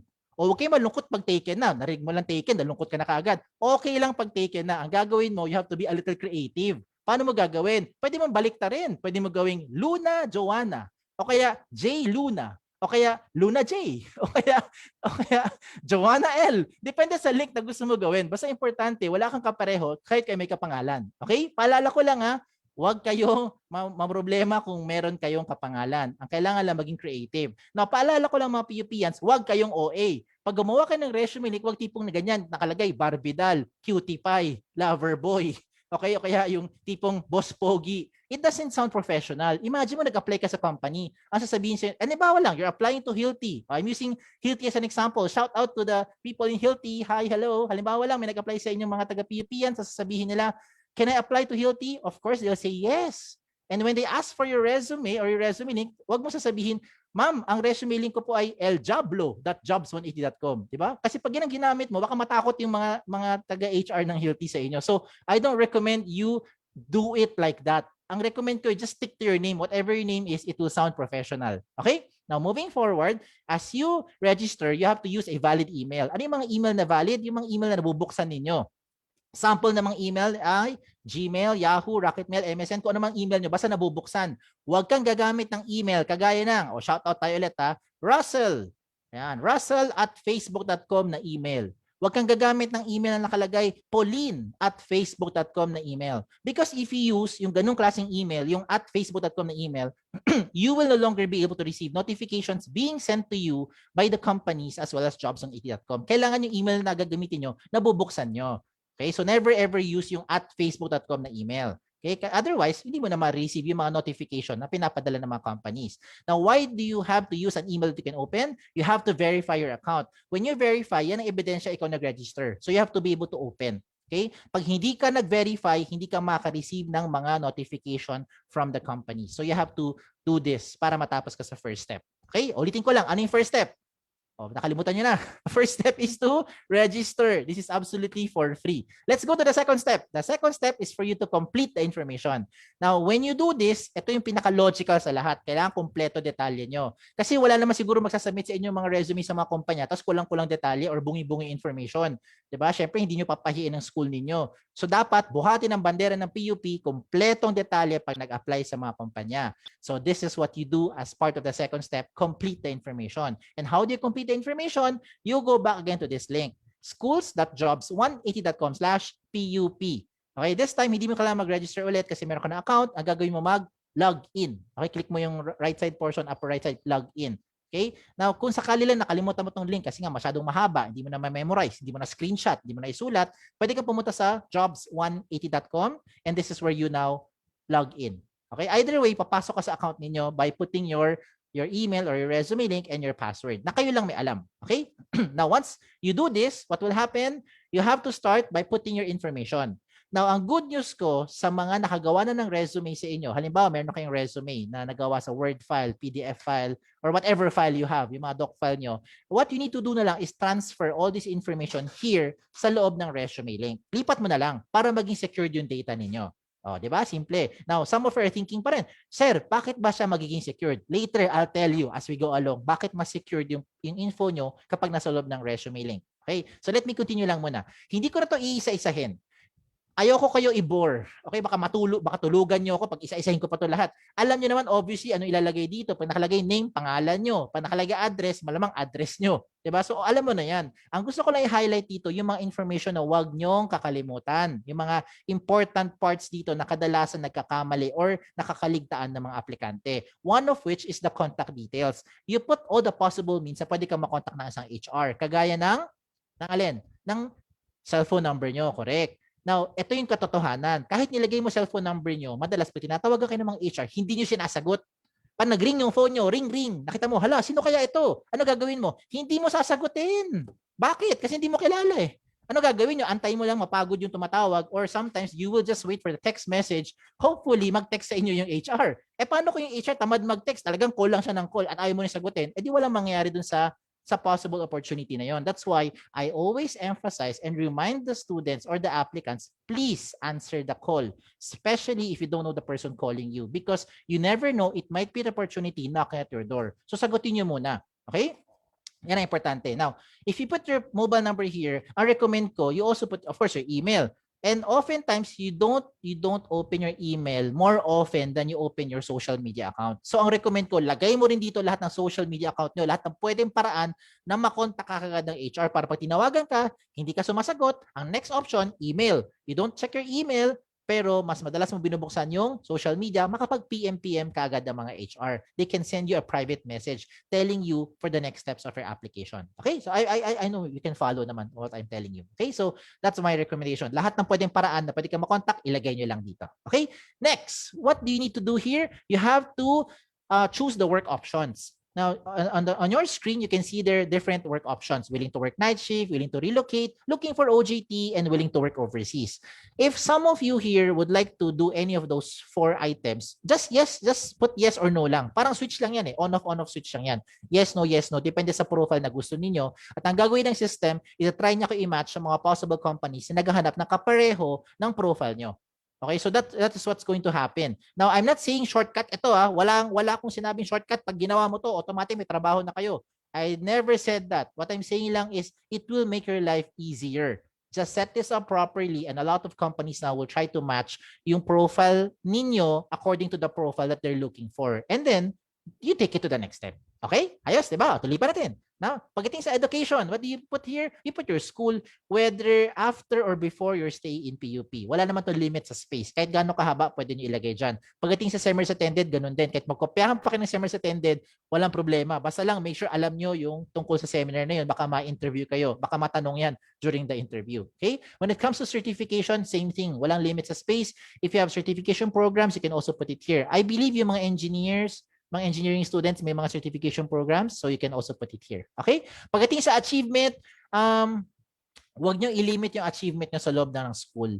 Hindi ito lahat about academic excellence. Hindi tayo lahat dito Dean's Lister, hindi tayo lahat ay cum laude, 'di ba? So some of you are student leaders, some of you tahimik sa school pero active sa labas ng school.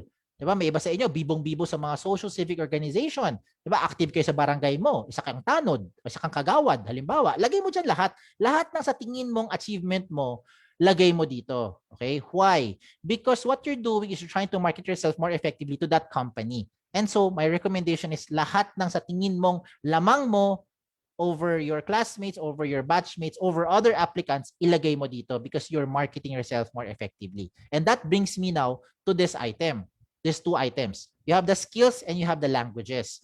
Sa languages, sigurado ako, alam nyo dalawa na. Sure ako. You know English and you know Filipino. Now, to be specific, you know Tagalog. Yan, local dialect. If you know other local dialects, Chabacano, Bisaya, Ilonggo, Kapampangan, lagay mo lang. Walang limit sa space yan. Okay? You know foreign languages, Chinese, Japanese, French, Vietnamese, Korean, lagay mo rin dyan. Walang problema. Okay? Pwede mo ilagay. Now, when it comes to skills, isa lang gusto ko i-remind. Huwag niyong i-limit yung skills dyan lang sa course nyo. Hindi porkat engineering ang course mo, ang alam mo lang gawin pang engineering. Some of you might be into photography. Some of you might be into videography. You might be into IT. Diba? You know, marunong kayo maging program developer. Some of you might be into graphic design. You're into Photoshop. Some of you might be into culinary. Diba? Mahilig kayo magluto. Diba? Marunong kayo sa arts and crafts. In short, huwag mong i-limit ang skills mo dyan lang sa course mo. Okay? Because when companies look at your profile, they will also look at other things that might be somehow a connection to what they're looking for. At yan yung mga lamang mo over all the other applicants. Okay? Now, another thing I want to emphasize dito is yung references na portion. Dito sa references na portion, sigurado naman ako yung mga nilalagay ninyo, kilala nyo. Ang tanong lang dito, kayo ba'y kilala nila?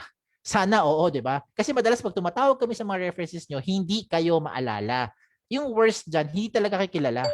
So please advise yung mga references nyo, ginawa silang reference para at least they know what to tell about you. Okay? Now at this point, I know a lot of you who have already created a resume, meron ka ng profile, meron ka ng format, whether it's in Word file, PDF, or doc file, then it's easier for you. Just have to transfer na lang all this information here sa loob ng resume link para maging secured yung data ninyo. Okay? Kung bakit secured, I'll tell you as we go along pa. Okay? Now the next slide I'll show you, the next few slides I'll show you, ito yung mga amazing na portion.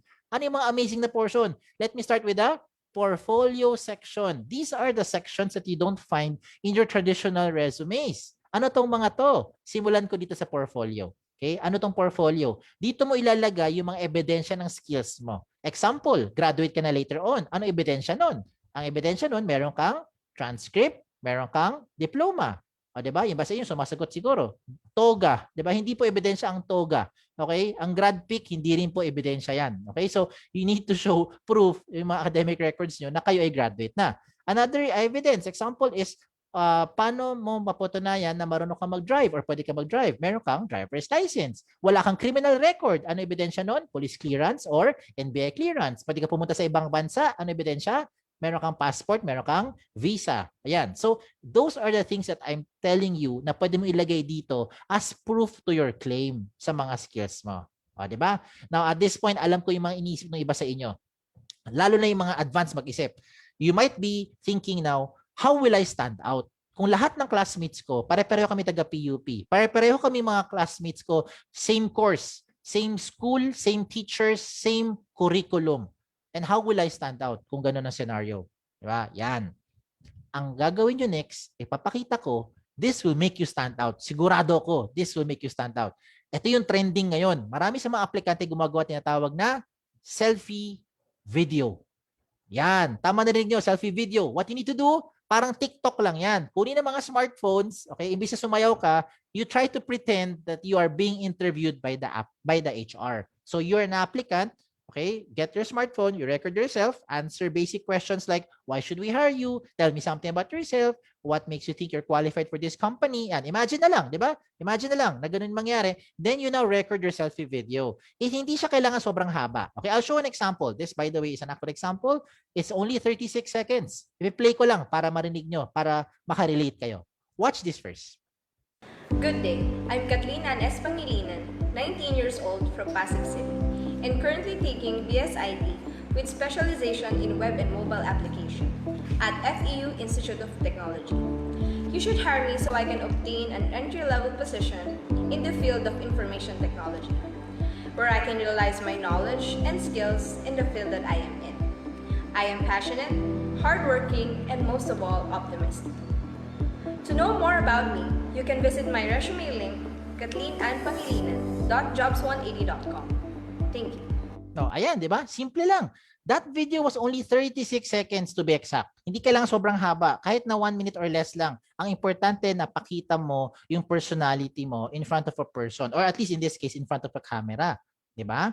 Oh, hindi lang yan. I did not say you have to say it in straight English. Hindi naman ako nagsabi na English video ang gagawin ninyo. But if you can speak in straight English, better. Because a lot of times, companies will call you because they wanted to evaluate yung communication skills ninyo. And this is one of the best thing that you can do. One of the most efficient way for you to do it is you get your smartphone and record it.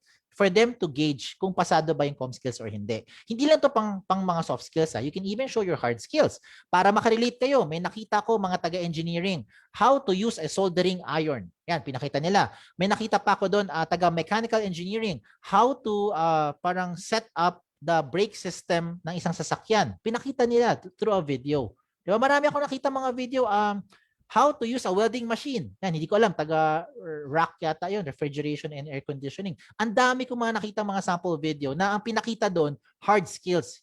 Sa mga tourism, HRM, ano pinakita? How to fold table napkins. Oh, di ba? Imagine, these are the things that they can apply in practical application. So, they're able to show na the HR na marunong na sila nun. So, kayo na bahala kung paano nyo gagawin yung video niyan. Okay, I'm just telling you, gamitin yung technology to your advantage and the process will be more efficient. It will be shorter. Magkakaalaman na kagad kung pasado or hindi by doing this. Okay? Another thing that you find in the resume link is that you have a profile picture. Sa profile picture, hindi kailangan sobrang formal na formal. Okay? Hindi nyo kailangan pumunta sa studio para gumastos pa, para manghiram ng toga or maghiram ng Amerikana. Hindi importante yan. Importante nakatingin ka sa camera.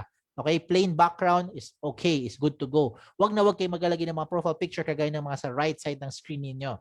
Okay, do not ever upload pictures that look like that because it doesn't look professional. Yung mga groovy, may mga selfie at mga look up at kung ano pa pang mga pinaglalagay nila dyan. Okay, so avoid using ganong klaseng mga samples. Okay, another good thing with the resume link is that meron tayong tinatawag na cover photo. Di ba may kasabihan? A picture paints 1,000 words. Oh, sa mga hindi pa nakarinig ng kasabihan na yon, sinasabi ko na, may kasabihan na a picture paints 1,000 words. Pasintabi po sa matatamaan, hindi lahat ng tao na nakikinig ngayon ay gifted with writing skills. Marami sa atin, hindi natin ma-express yung thoughts and feelings into words. Hirap na hirap tayo express yung ating sarili. Bakit? Hindi tayo natural na gano'n na nagsusulat or nakakapag-compose. Pero pagdating sa picture, kayang-kaya pakita yung ating message. Look at my examples here. Look at the one on the left. This is someone who is an ophthalmologist or an optometrist, or maybe someone will just put it as an eye expert, 'di ba? Simple lang, 'di ba? Ganun lang siya. Now on the right side of the screen, this is someone who is into admin, office admin, or sabi ng iba, sir, parang mateki yata yan, no? Ang dami niyang gadget. O depende how you look at it. Some would even react and say, sir, mukhang makalat yung kanyang information. So depende. Information, makalat yung kanyang table. O, di ba? So depende kung paano mo i-interpret yan. Now this is also another good example. This is someone from neurologies or probably a psychology. Di ba? Depende kung paano mo siya titignan. And this is also another good example. Ang gusto niya sabihin, there is no shortcut to success. You can reach your goal by taking one step at a time. Kaya siya may hagdanan. Hindi dahil may hagdanan, membro na naakyat bahay gang. Okay, hindi po to social climber din. Baka in case yan na iniisip nyo. Okay, so if you can read the cover photo, it says there, the journey of 1,000 miles begins with one step. So yan talagang gusto niya sabihin. Walang shortcut to success. Ito mga pinakita ko examples, these are good examples. You can draw inspiration from kung paano nyo gagawin yung mga cover photo nyo. Yung mga susunod kong papakita, ito yung wag nyong gagayahin. Okay, wag nyo itong gagayahin. Una sa lahat, wag kang magpapaka-misteryoso. Okay, lalo na kung yung pangalan mo interchangeable. Please make sure ilagay nyo yung picture nyo. Ako mismo, guilty ako dyan. My name is Kim. A lot of people think babae ako. Diba? Kaya like ino-open yung camera ko every time mayroong meeting just to show them, lalaki po ako. Okay? Yan. Now, marami sa mga pangalan interchangeable, kagaya ng Joey, kagaya ng Alex, Chris, diba? Nick, o kaya Sam. Yan yung mga pangalan na minsan isip ko lalaki, yung pala babae. Diba? So, you better put your picture there para at least alam na HR who to expect. Okay? Another thing I want to remind you is that when you make your resume link, dapat may laman. Dahil kung walang laman, ganyan itsura niyan. O kayo na lang magsabi. Kung ganito itsura ng resume link mo, sa tingin ko, hindi nasasayangin ng HR yung oras niya para interviewin kayo. Bakit? Wala naman siyang maintindihan dyan. Wala naman siyang makikita maliban sa pangalan nyo. Diba? So, it's like submitting a piece of paper. Imagine a traditional resume only with your name on it. So it doesn't make any sense, di ba? Sayang lang, gumawa ka pa ng resume link. So better make sure may laman at kumpleto detalye nyo. Okay? Another reminder is you have to catch attention. Pero hindi naman to the point na naging OA na. Because this is my opinion. Okay? This is just my opinion. I think this is not a good example because ang dating niya parang tamad. Parang OA, no? Parang happy-go-lucky, no? Chill-chill lang, walang pakialam sa buhay. Parang gano'n yung dating ng interpretation ko sa kanyang cover photo. So I leave it up to you on how you will do your cover photo. I'm sure you can you have your own decision na how to be presentable, 'di ba? And look professional dun sa inyong mga cover photo nyo. Now, this is a very good example. Si ophthalmologist, kompleto detalye niya, everything that you need from the applicant or everything that you want to know from the applicant is already here inside the resume link, including yung mga attachment. Kung makikita mo yung mga documents niya, these are all proof of her claim na siya ay isang licensed ophthalmologist. Now, some of you are now thinking or maybe reacting, Sir Kim, pag gumawa ko ng resume link, baka naman yung information ko kumalat na sa buong mundo. Baka naman yung mga details ko nakalantad na sa buong internet. Ang sagot dito ay no. Kaya nga to tinawag na the most secured resume because you have the ultimate control over your privacy settings. Yes, tama na rin nyo. You have the ultimate control over your privacy settings. And how do you do that? Follow this video, I'll show you. Ito, short clip lang, short movement lang. Ayan. So when you log into your dashboard, to your Jobs on AT account, there is settings doon sa dashboard. Pag-click mo ng settings, punta ka sa privacy settings. Now, inside the privacy settings, you will choose the information that you want to show or hide in public. So let me use an actual example. You don't want to show your birthday. What do? Turn it off. You don't want to show your address. What do? Turn it off. You don't want to show your references. What do? Turn it off. So lahat na naka-off, hindi yan lalabas sa public. Diba? At ang maganda rito, real-time update ito. What if 5 minutes later, na-decide mo, ay, lagay ko na lang yung birthday ko, baka sakaling batiin ako ng HR. Diba? Halimbawa lang. Oh, so ano gagawin mo? Turn it on, and then save your profile. Automatically, 5 minutes later, when you do this, updated na real-time. Lahat na binigyan mo ng resume link. Now, 2 days later, na-decide mo, sige na nga, open ko na nga yung address ko, baka lang sakali makita ng HR, magkapit-bahay lang pala kami. Halimbawa lang.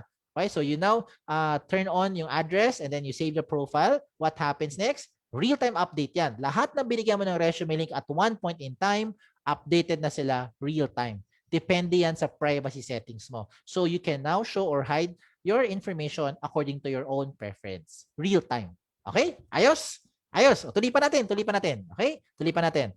Now, for those who just joined, because I see some people who are joining ngayon pa lang, so baka na-late na kayo, remind ko lang, there are 3 steps. Tapos na tayo sa 2 steps. Yung first step is for you to register. This is absolutely for free. The second step is for you to complete the information, and that is the most logical of all the steps. The last step, before we go to the last step, reminder lang, yung information mo dapat attractive, interesting. At higit sa lahat, kumpleto.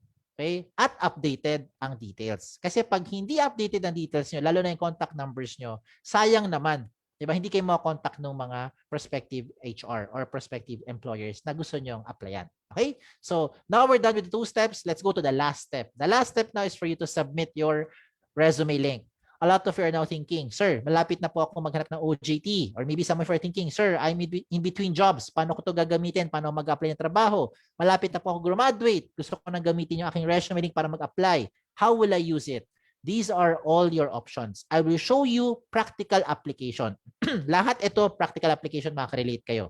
Una sa lahat, you go to your school career portal, which is schools.jobs180.com/PUP.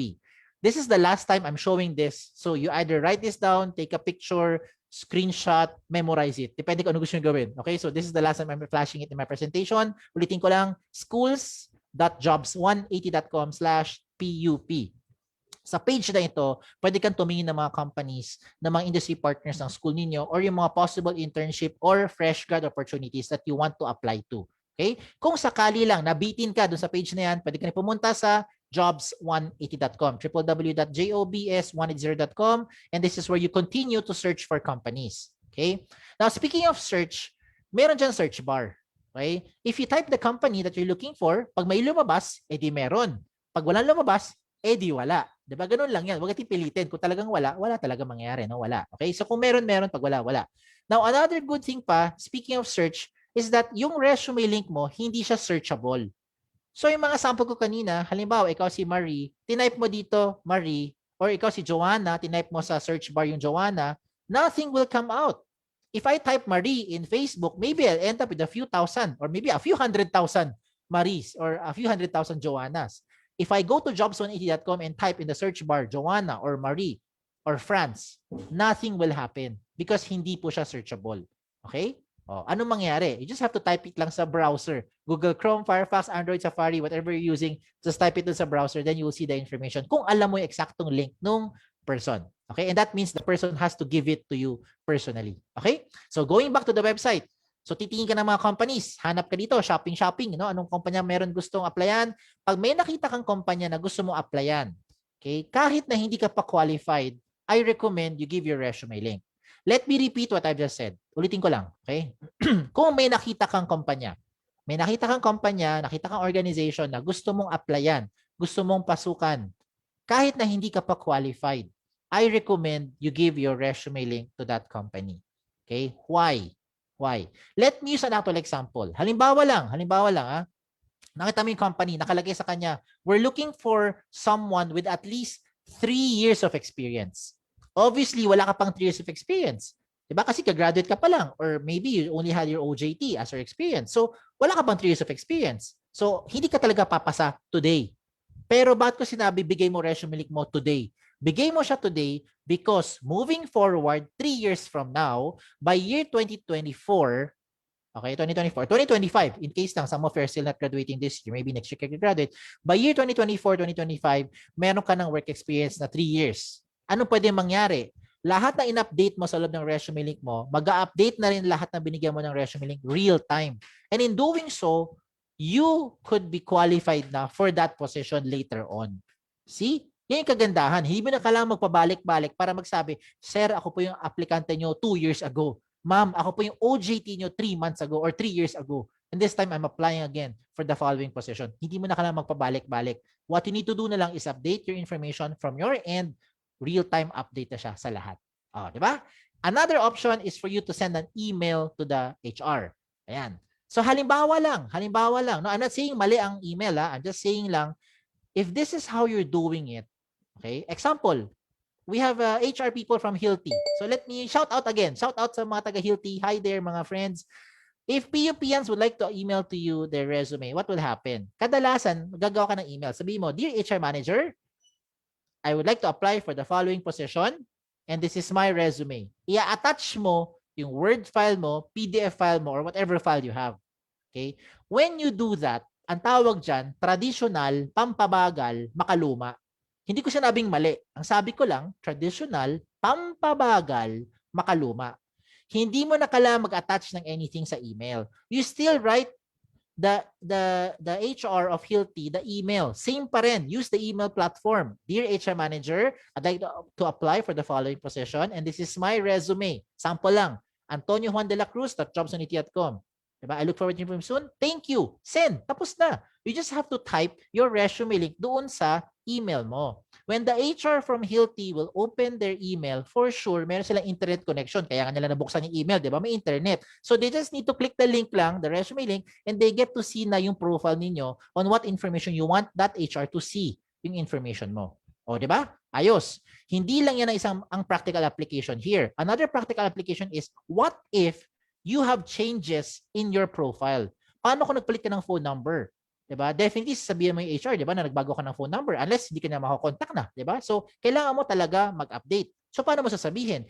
Dear HR Manager, this is now my updated resume. Tama ba? Is that what you're going to do? Oh, malamang ganun, diba? Kailangan mo sabihin. Paano kung nag-print ka na address, nagkaroon ka ng promotion, nagkaroon ka ng award sa school, i-update mo yan. Siyempre, para mas bibo ka, diba? Para mas malapit ka dun sa, para ma-consider for the position. So, what will you do next?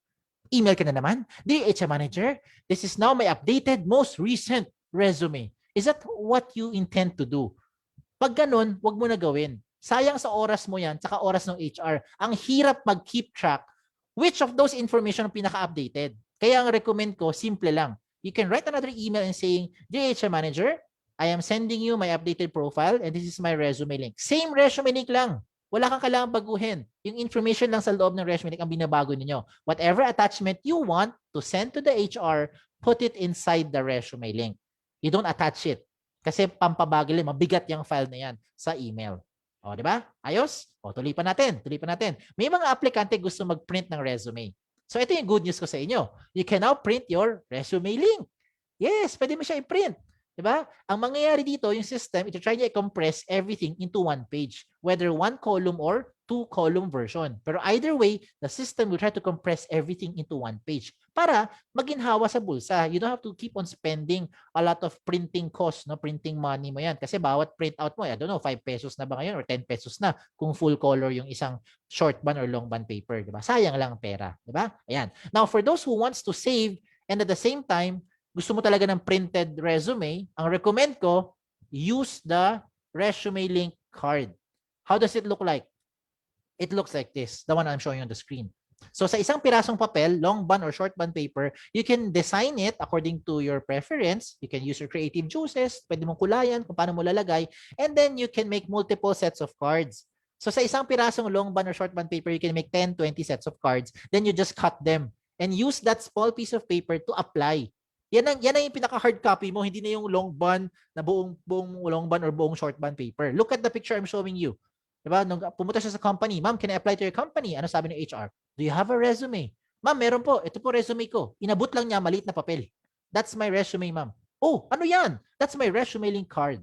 All the information that you want to know from my end, nandiyan na po sa loob ng resume link ko. So, kayo pa rin may discretion as to which information you want to show or hide in public. But again, kampante ka. Kung nilipad ng hangin ang long band or short band paper na print out mo, kung meron man makapulot niyan, alam niya buong detalye nyo.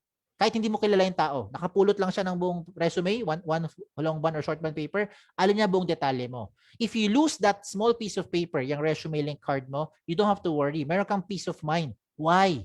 Because you can control yung privacy settings mo 100%. Ikaw may control. O, di ba? Ayos. O, tuloy pa natin. Isa pang practical application right now is use technology to your advantage. Madalas napansin ko yung mga aplikante, they don't print anymore. Simply because tipid na sa papel, sa gastos, tipid sa papel, and mas secured nga yung data. So what they're using now is they use their gadget, tablet, smartphone, laptops, depende if you're going to apply. Okay, now, huwag niyo naman akong gawing dahilan. Mamaya, gawin niyo ako excuse sa mga magulang niyo. Sabihin mo, sabi po ng speaker namin, kailangan bumili ako ng latest na cellphone. Diba? Para magamit ko po itong resume link. I'm not saying that. I'm just saying lang, if you have the gadget or use technology to your advantage. Now, kung wala po tayong gadget, walang problema. Pwede pa rin gamitin ng resume link just by writing it doon sa registration form, doon sa application form pag kayo nag-apply sa mga companies. Just like what I'm showing you in the picture. O, diba? So, all of these are part of my checklist para ma-consider ko yung isang tool, lalo na online application tool, as the right tool. These are my checklist. Number one, ang pinaka-importante para sa akin is ako yung may control ng privacy settings ko. In your case, kayo ang may ultimate control over your privacy setting using the resume link. Kayo lang ang makakapili which one to show or hide in public. Tapos real-time update pa yan. Pangalawa sa checklist ko is yung speed of hire. I want the process to be more efficient. Pag ako'y aplikante, gusto ko, pag apply ako sa company, mas shorter yung process. Hindi yung pabalik-balik, ang dami hinihingi, pabalik-balik, di ba? Hindi pong keep track mo pa. Ito, bigay mo na lahat kung anong kailangan, di ba? Kung pasado, edi good. Move forward tayo sa next step. Whether job offer yan or final interview. Diba? Kung kulang, edi sabihin pa ko nung kulang. Ganon din ako as an HR. As much as possible, I don't want to keep the applicants waiting. No? Yung pinapaasa, yung mga aplikante na matagal, wag na. Magkaalaman na kaagad kung pasado or hindi. Basta lang, kumpleto yung information. Now, flexibility is in the sense that if you want to print it, you can print it anytime, real time. You don't have to worry about keeping it sa USB mo halimbawa, or tinatago mo pa sa phone mo or sa laptop mo, wala ka na kailangang intindihin. You can print it anytime, real time. Okay? At best of all, wala tong bayad. Libre po yan. Okay? Sa mga piloso po nakikinig, humihirit kayo ngayon. Alam ko sasabihin ninyo, sir, may bayad po ang data. No? I agree. Tama naman, no? May bayad ng data. Now, try nyo maghanap ng mga libreng wifi. Now, in case lang yung kapitbahay nyo may libreng wifi, try mo muna makiconnect. Makisuyo muna tayo, no? Makilibre muna tayo ng wifi. And later on, pag may trabaho na kayo, bayaran mo yung wifi nila. Diba? Isang buwan. Gusto mo, isang taon pa, libre mo sila. Diba? Bilang tulong sa iyo rin. Tulungan lang naman to sa panahon ngayon. Okay? So, you can share your resume link to whatever platform you want to share it to. You want to share it sa Viber, you want to share it sa text, you want to share it sa email. Kayo bahala sa Messenger. It's really up to you because you have the ultimate control over your resume link, over your privacy settings. Okay? Next, you don't have to save it sa kung ano man mga hard drive nyo or mga ibang platform at wala kang kailangang problemahin sa compatibility issue. Okay? Lahat ng version pwede dyan. Okay, lahat ng klase mo, Android, Safari, whatever. So shout out lang ako, shout out to all our school partners. Right now, we have more than 400 plus colleges and university partners nationwide, including your alma mater, PUP. Salamat po, Ma'am Jane, Pulma, at sa mga organizers po ng event na ito. Thank you for allowing us to be able to share to you this kind of technology. At sa mga nakikinig po right now, it doesn't stop here. If you want to share it sa mga friends nyo, sa mga kamag-anak nyo, relatives nyo, na sa tingin nyo makakatulong itong tool, please share this to them. Okay? Wala pong bayad ang resume link. Okay? So shout out lang ako to everyone. Okay? Now, some of you might have questions. Baka nahiya kayo magtanong no, sa Q&A. Ayaw nyo na tanongin. So ito yung mga tanong ninyo. Sagutin ko na yung mga frequently asked questions ng mga audience. So ito yung mga questions nila kadalasan. Una, pwede ko bang ibigay yung resume link sa mga companies na hindi naman kilala yung jobs180.com? The answer is yes. For as long as ikaw yung nagbigay ng link at hindi nila malalaman yung link unless ikaw magbigay mismo. Diba? And they'll be able to see your profile when you give this to them. Okay? Second question. Is it the same as other job site? May mga job site kagaya na LinkedIn, JobStreet, mga more than jobs. Ang dami mga job site. There's too many to mention. So shout out lang ako. No? Ang sagot mo na dito is no. Meron pong dalawang pagkakaiba. Okay? If ever lang you're using JobStreet. I'm using JobStreet as an example with respect to them because they're, I would say, being one of the more popular job site. So if you have a JobStreet resume, pwede mo lang gamitin yan sa mga kumpanya na gumagamit din ng JobStreet. Pag ina-apply mong kumpanya, hindi gumagamit ng JobStreet, hindi mo na pwede gamitin yung JobStreet resume mo. With your resume link, yung Jobs 180 resume link mo, pwede mo to gamitin kahit na saan, kahit na kanino, kahit sa ibang bansa pa yung kumpanya ina-applyan mo. Okay? For as long as meron silang internet connection at alam nila eksaktong link mo. Paano nila malalaman? Sa inyo magagaling yung link. Okay? You have to give it to them according to your settings pa. Okay? That's the first difference. Pangalawang difference ay kung nabigay mo na ang JobStreet resume mo sa isang HR, wala ka nang pwedeng baguhin. At least for the next 30 days, touch move na yon. Lahat ng info mo nandun na eh. You cannot edit it anymore. You cannot resend that application again to the company. Pero ang resume link mo sa Jobs 180, pwede mo palit-palitin real time, anytime yung information because you have the ultimate control over your privacy setting. Okay? Number 3 question, can I keep my information secured? I hope by this time sagot nyo ay yes. Okay? So I spent all these minutes because I want to emphasize yung security feature nitong tool na ito. And I hope na-convince ko na kayo, no, by saying that. Now, another question is this, I think the most important question. How often should you update your resume link? Kado ba kadalas dapat ina-update ang resume link? Hindi po siya araw-araw, linggo-linggo, buwan-buwan, or taon-taon. Ang sagot dito ay every time na meron kayong babaguhin. Lalo na yung contact details nyo. Yan ang pinaka-importante. Because if you don't update your contact details, hindi rin kayo makakontakt ng HR kahit gaano pa ka-updated yung profile ninyo. O, di ba? Logical lang. So, kailangan updated ang profile, ang contact details niyo. Okay? And the last question here is, why is this called jobs180.com? This is called jobs180.com. Trivia lang to, trivia. This is called jobs180 because we want to turn your life around 180 degrees. O, lahat kayo mga engineer, get yun na sinasabi ko, di ba? Bakit hindi 360? Kasi babalik ka lang kung saan ka galing. Never ka na makakarating sa pupuntahan mo pag 360 ang ginawa mo. Ikot ka lang na ikot. Ikot ka lang na ikot. Hindi never ka na makapunta dun sa career goal mo. That's why you have to do 180. It is a straight line towards your career goal. Okay? O just in case may tanong kayo, nahiya magtanong, feel free to send us a question over email sa info@jobs180.com, like us on Facebook, follow us on Twitter and Instagram to get the latest trends sa mga recruitment activities natin. Okay? Now again, my name is Kim Chu Wa. Don't forget yung Wa. No, I'm not sure if you still have time. Magpa-paging muna ako, paging Ma'am Jane and the organizer. Do I still have time to share for virtual interview? Yeah. Maybe Pwede we pa? can. Yes, sir. I think we can still have we can give you more time for the interview part. Give me 10 minutes. 10 Sure, minutes? sure. Okay. If the audience is still up for more kalokohan, let me proceed. Ito na. Okay. So, pagdating sa virtual interview, yan. Hindi lang po virtual interview, pati na rin po sa physical interview, damay na rin to, covered na rin ito. Pero I want to emphasize lang yung sa portion ng virtual interview because right now with the new normal, we're all doing virtual. Okay? So, what are the things that you need to prepare? Yan, ito yung una sa lahat. Kung ako sa inyo, screenshot nyo na to, sulat nyo na, memorize nyo na kung kaya nyo i-memorize. Ito yung mga information na kailangan nyo tandaan pag kayo ay may interview, whether physical yan or virtual. Okay? Sa dami ng tatawag sa inyo later on, baka ma-mix up mo yung company tsaka yung pangalan ng interviewer or yung schedule sa inyo. Yung worst, hindi mo tinanong sinong kumpanya. So you won't be able to research about the company. That's why I recommend you better make sure alam mo yung company at sino yung tumawag sa inyo for that interview. Another thing, because we're doing virtual, you have to prepare your gadget.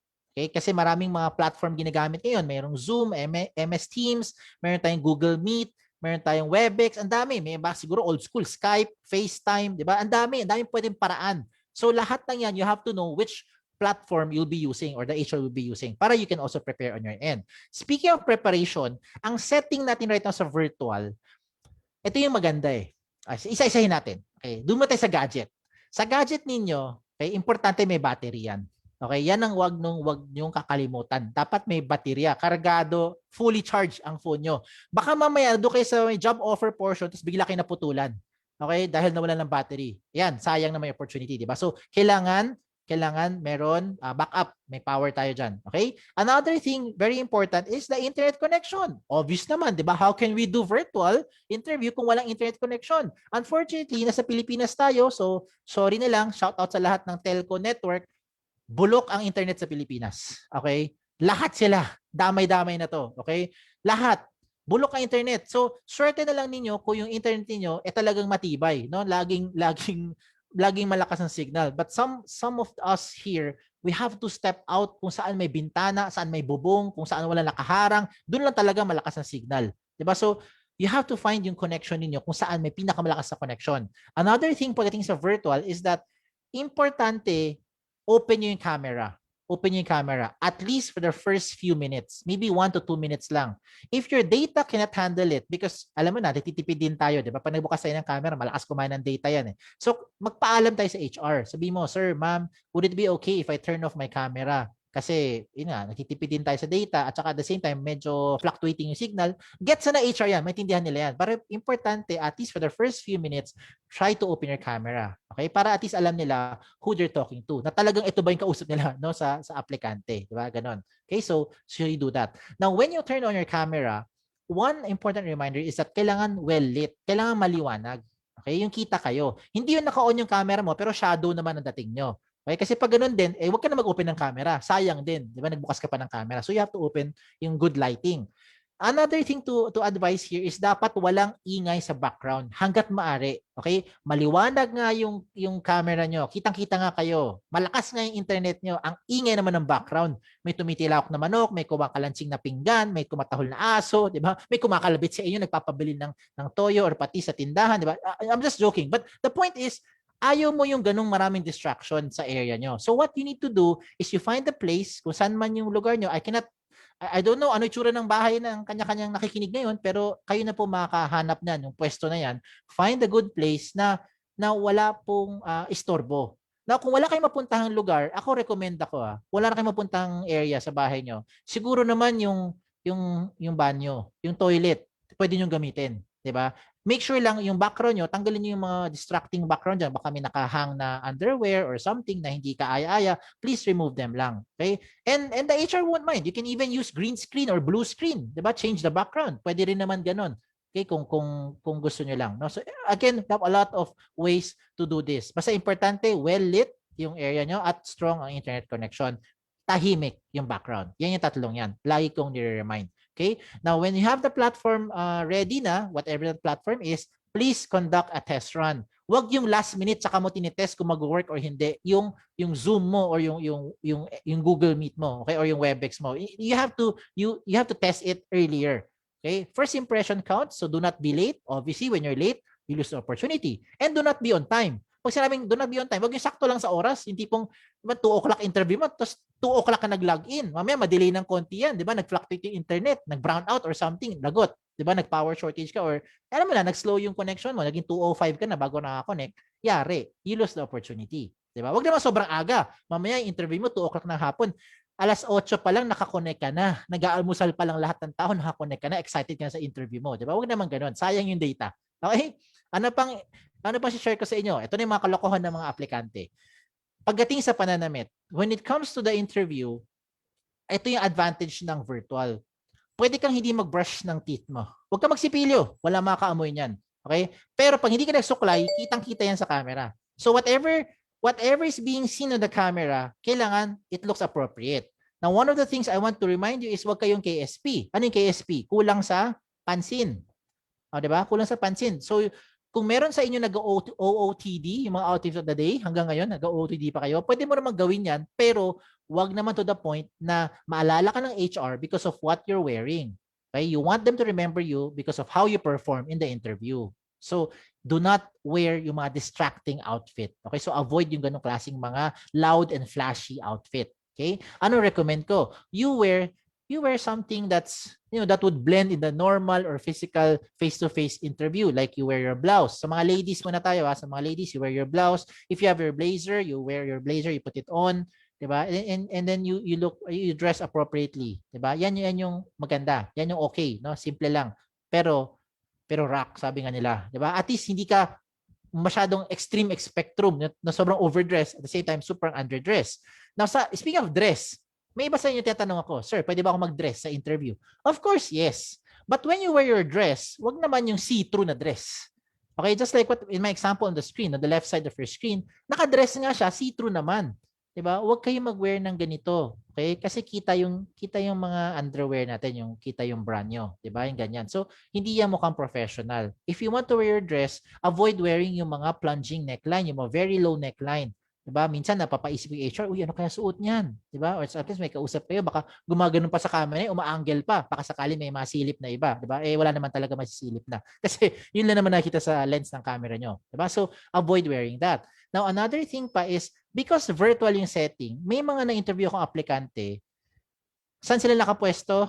Nakahiga sa kama. Habang kausap mo, nakaganyan yung camera. Obvious na sa kama, nakahiga. Umupo naman kayo na maayos. Diba? Pretend that this is like, treat it like the real interview. wherein sa interview, hindi ka na mahihiga, di ba, habang kausap mo yung HR. So, show some respect as well, di ba? So, sit properly, talk to the HR as if you are in front of that person. Only that right now, we're doing it virtually. So, avoid wearing yung mga pambahay, pantulog. May iba, naka-nightie pa. Iba, alam mo yun, naka-blazer ka nga, wala ka na masuot sa loob. Di ba? So, hindi rin maganda yun. Di ba? So, avoid yung ganong klaseng outfit. Another thing I want to remind you is do not wear statement shirts. Ano yung mga statement shirts? Kagaya na nababasa nyo, real women drink beer. Diba? Imagine anong message pinaparating mo sa HR. Parang sinasabi mo sa kanya, inuman na lang tayo. Diba? Ganun ba? Pati matira matibay dito. Diba? Hindi ganun. Okay? So, avoid wearing itong mga pinapakita ko. Now, for the gentlemen out there, I recommend you dress appropriately. Kagaya ng necktie. If you want to wear your necktie, you want to wear your polo, it's okay. You want to wear your polo, you want to wear your suit.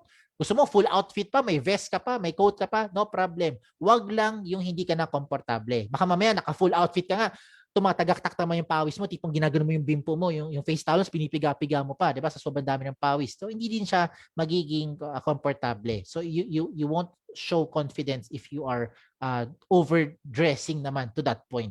Okay? Now, overdressing is okay. Better to be overdressed than to be underdressed. Basta lang komportable ka sa outfit mo. Okay? So, the good thing also sa virtual is whatever is seen on the camera should look professional. Anything that's outside of the frame, dun sa camera mo, kahit nakatsinelas ka, walang problema, di ba? Kahit naka-shorts ka, walang problema, di ba? So sa bottom part, yung mga bottom portion, depende yan. Some applicants would opt to not just wear shorts, or sometimes they're just in their underwear. Walang problema, basta hindi siya nakita sa camera. Ako, ito yung tip ko. Kung kayo naman ay may interview, might as well, kung nagbihis ka na rin naman ng taas mo, di ba? Nagbihis ka na, in-effortan mo na yung barong mo, in-effortan mo na yung necktie mo, might as well do the full outfit. Okay? It is like as if you are going to a date without brushing your teeth, knowing na meron ka namang face mask, di ba? No, may face mask ka naman eh. Di ba? So, wag ka na magsipilyo. Kahit kumain ka ng bagoong, makapag-date ka, example, wala na maaamoy niyan, di ba? Hindi matatagos yan sa face mask nyo. Matindi na yan pag tumagos pa, di ba? Pero halimbawa, hindi na siya tumagos. So, ano mangyari? Deep inside, alam mo, may something that's not right. Diba? You have this icky feeling na parang, shuck, hindi ako naligo or hindi ako nagsipilyo. May ganong feeling eh. Ganon din pagdating sa interview. Kaya recommend ko, wear the full outfit when you go there. Pati medyas, pati sapatos, kahit nasa harap ka lang ng camera or cellphone yung nag-interview, wear the whole thing. Because ibang klase ang confidence na lalabas sa inyo kapag alam mo, naka-prepare ka for that interview. Okay? There. So I'm just showing you lang, you can opt to wear all these bottom parts like pantalon, palda, depende po sa inyo yan. Okay? Pero sabi ko nga, best if you have the entire outfit from top to bottom. Okay? Check your mannerisms. Minsan we get carried away because we're doing virtual.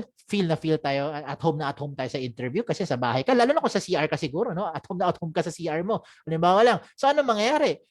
You do not answer your call. Pag may tumawag sa inyong ibang tao, do not take the call. Avoid doing texts or answering messages while you're in an interview. It's so distracting. Another thing is do not slouch because you feel so at home. Ano nangyayari sa inyo? Sumichill-chill ka na hanggang sa nakahiga ka na sa upuan mo.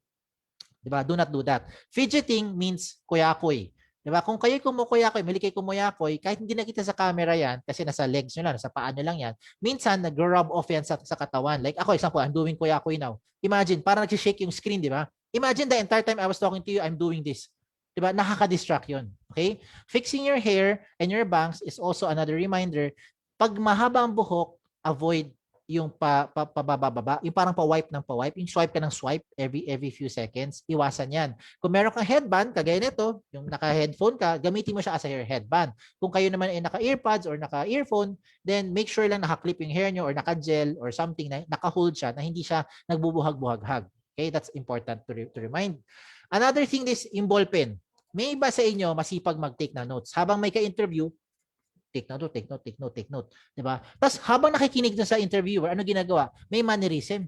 Ginaganon yung ballpen o iniikot-ikot yung ballpen sa kamay. Ginaganyan, ini-LEC. Minsan naman, iba sa inyo, kiniklik-klik yung ballpen. So even if you're not saying anything, when you're doing this, it will cause some distraction kasi marinig to ng HR. Kahit hindi mo siya ilapit sa mic mo, marinig din ng HR. So avoid yung ganong klaseng mga mannerisms. These are signs that you're not confident. Lastly, is I want you to maintain an eye contact with the HR. And how do you do that?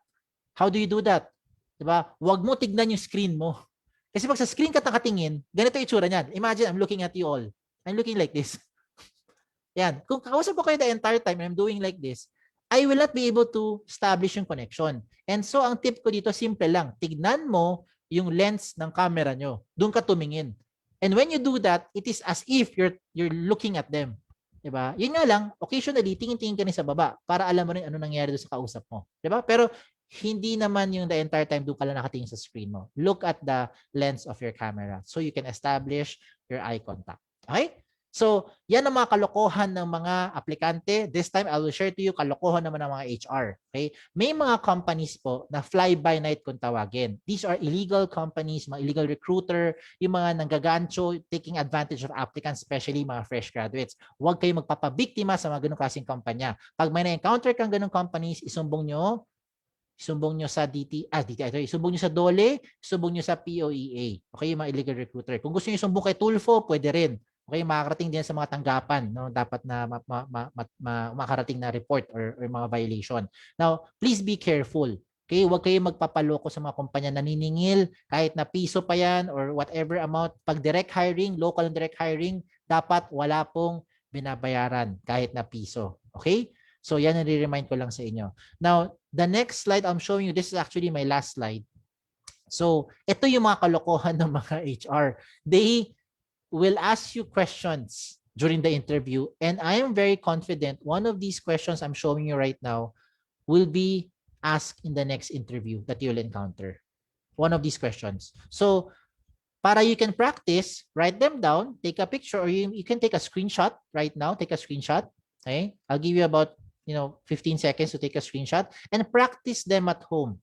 Okay? Practice them at home. How do you practice? Some people will tell you can practice by talking to yourself in front of the mirror. Ako, okay yon. It's okay if you want to talk to yourself in front of a mirror. It's okay. Habang naliligo ka, practice ka, kumanta ka, makapag-usap ka sa sarili mo, walang problema. Mas recommend ko is you get your smartphone because right now we have the technology. So when you have your smartphone, you record yourself. Answer these questions as if you're being interviewed. Okay? And what you do next is you play it back. You show it to someone who's close to you, someone who can give you constructive criticism.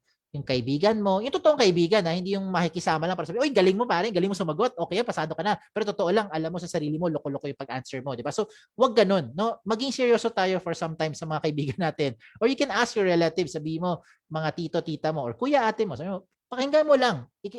Do you think this way of me answering yung ganung question, do you think meron akong pwede pang ma-add, madagdag, ma-improve? Yun. Get constructive criticism from them. Ang maganda dyan kasi na-record mo na.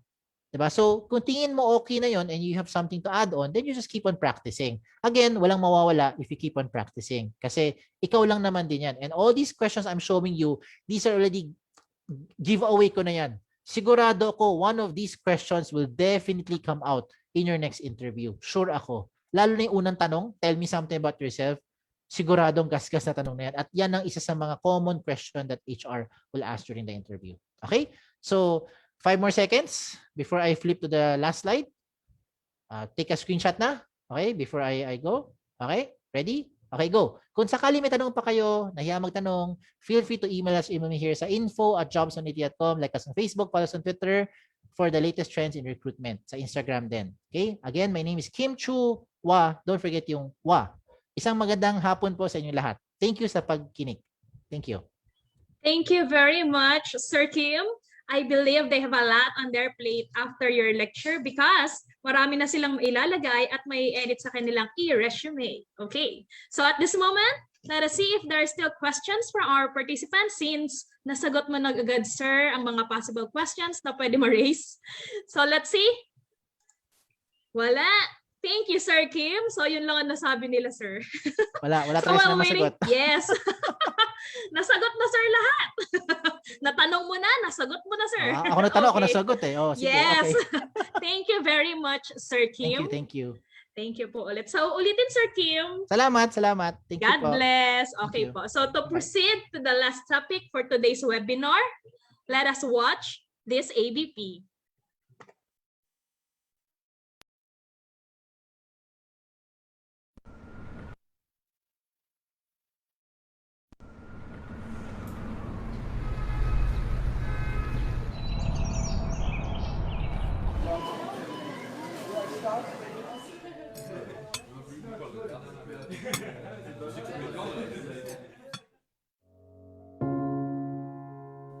When the world seemed to stop, we carry on. Continue to dream and create.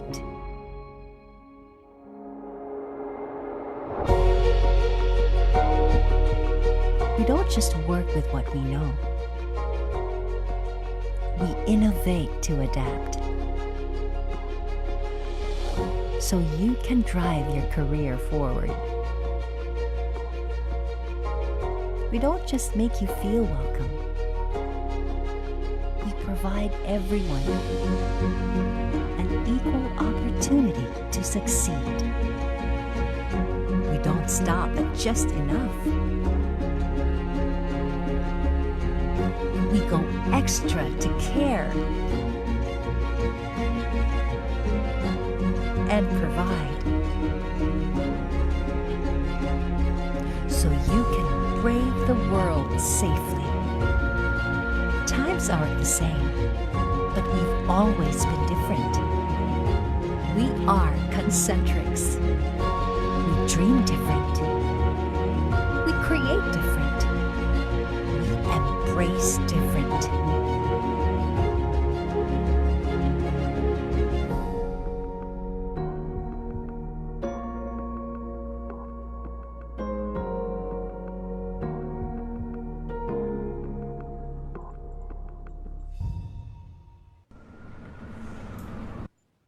Our last topic for today's webinar to be given to us by one of the generous partners of our Sintang Paaralan. Why generous? Because this good speaker never failed to meet you guys. Every time we have our career talk, he is always available to share his expertise with us. This good speaker is a deputy manager of Concentrix, where they bring extraordinary experiences to life. Without further ado, to discuss about personality branding for employability, let us give a heart sign to John Paul Anonuevo. Hello and good afternoon to all of the people there from PUP. My name is JP Anonuevo and I am the Deputy Manager for Talent Acquisition of Concentrix. Thank you so much for the heart sign. And so let's just go over my talk this afternoon so that everybody will be good at least natapos na natin tong araw na to. Let me share my screen with you guys. And here we go. So before I begin with my talk, let me talk about Concentrix just really quickly to everyone.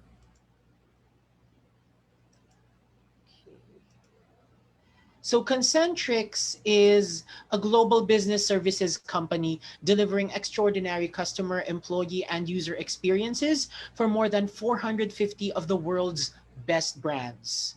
Here in the Philippines, Concentrix is very big, and this is the kind of service that we provide all of our clients. We provide analytics and consulting, automation and optimization, customer engagement centers, digital self-service, experience design and mobility, gig platform, marketing solutions, technology and systems integration, and voice of the customer.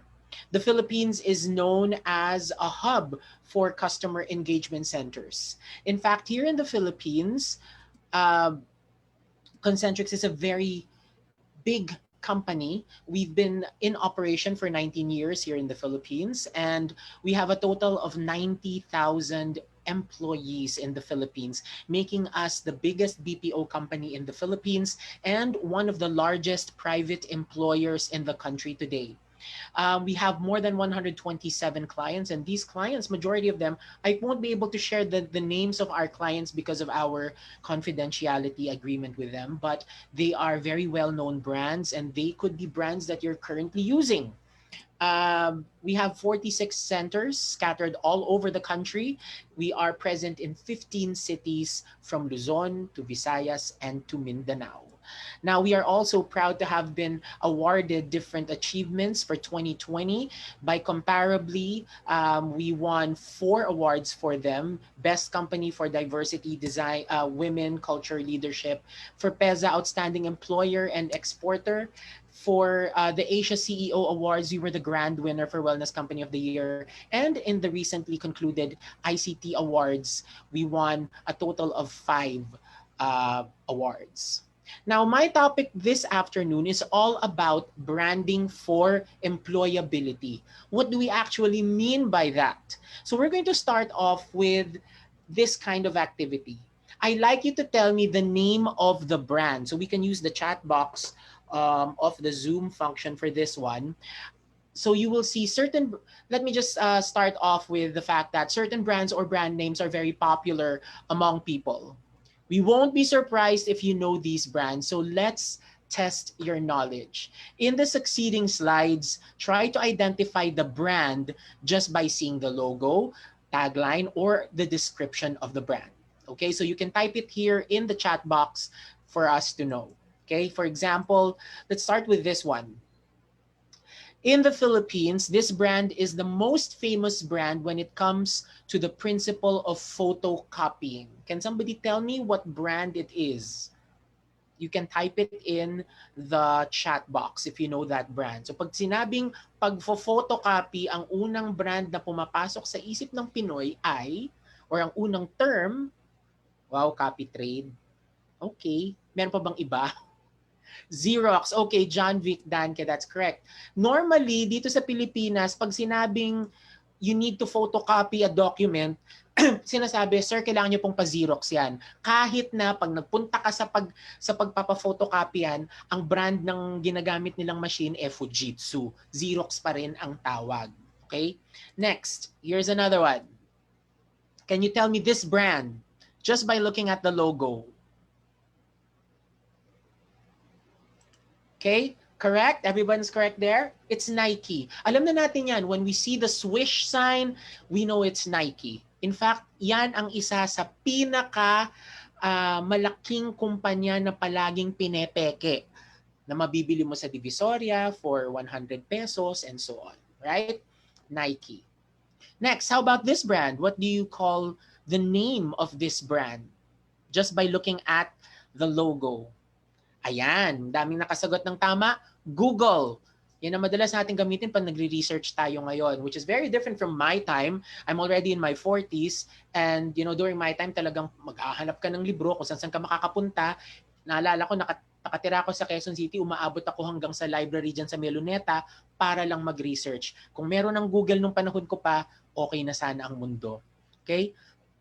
How about this one? The brand name that is often recalled whenever someone asks for a toothpaste. Anong pinaka? Yun again. Congratulations sa lahat ng mga nakasagot. Tama yan.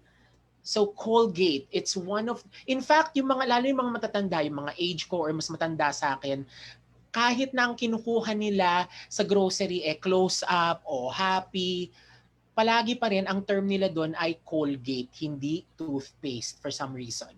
Okay? So why did I come up with this kind of icebreaker? Okay? Because we have to learn what branding is. Branding, by definition, is the process of creating a strong, positive perception of a company, its products or services in the customer's mind by combining such elements such as logo, design, mission statement, and a consistent theme throughout all marketing communications. You notice na makita mo lang yung logo, meron ka na kagad recall tungkol sa isang bagay. Meron ka na kagad recall just by the mere fact of knowing what its purpose is. Pagdating sa toothpaste, ang unang pumapasok, Colgate.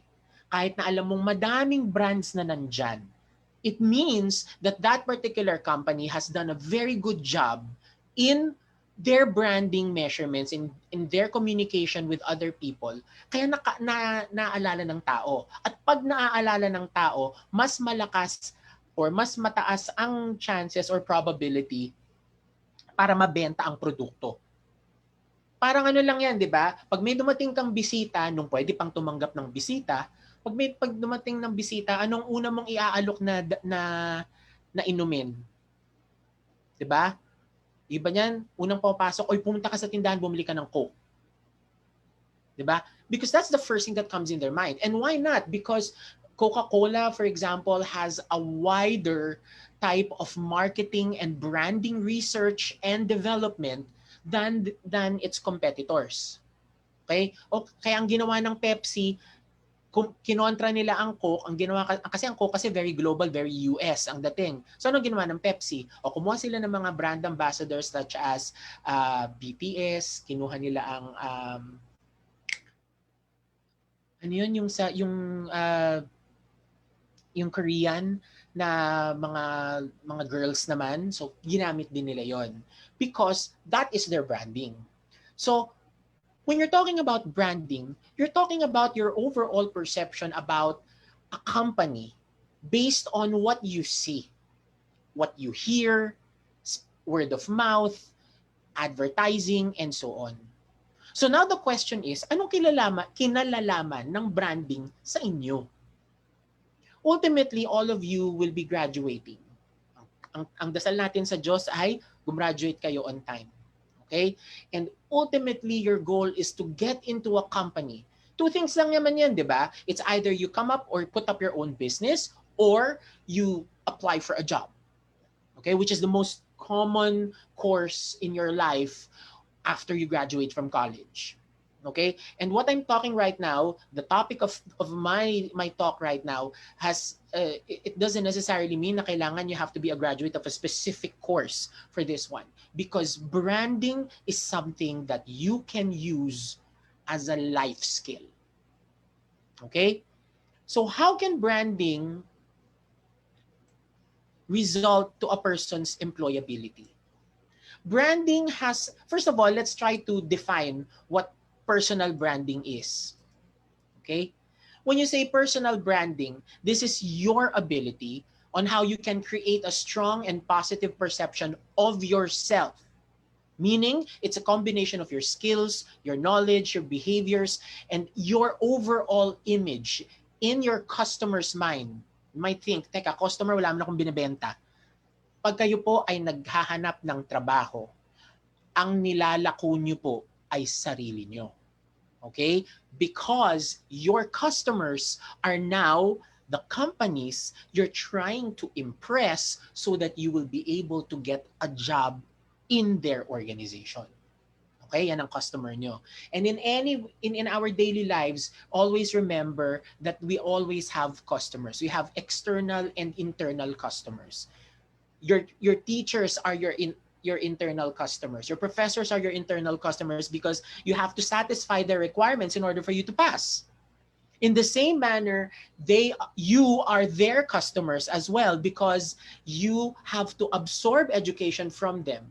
And that's why in some universities, in some schools, even training programs, there's always a way for you to provide feedback so that the program itself can be better.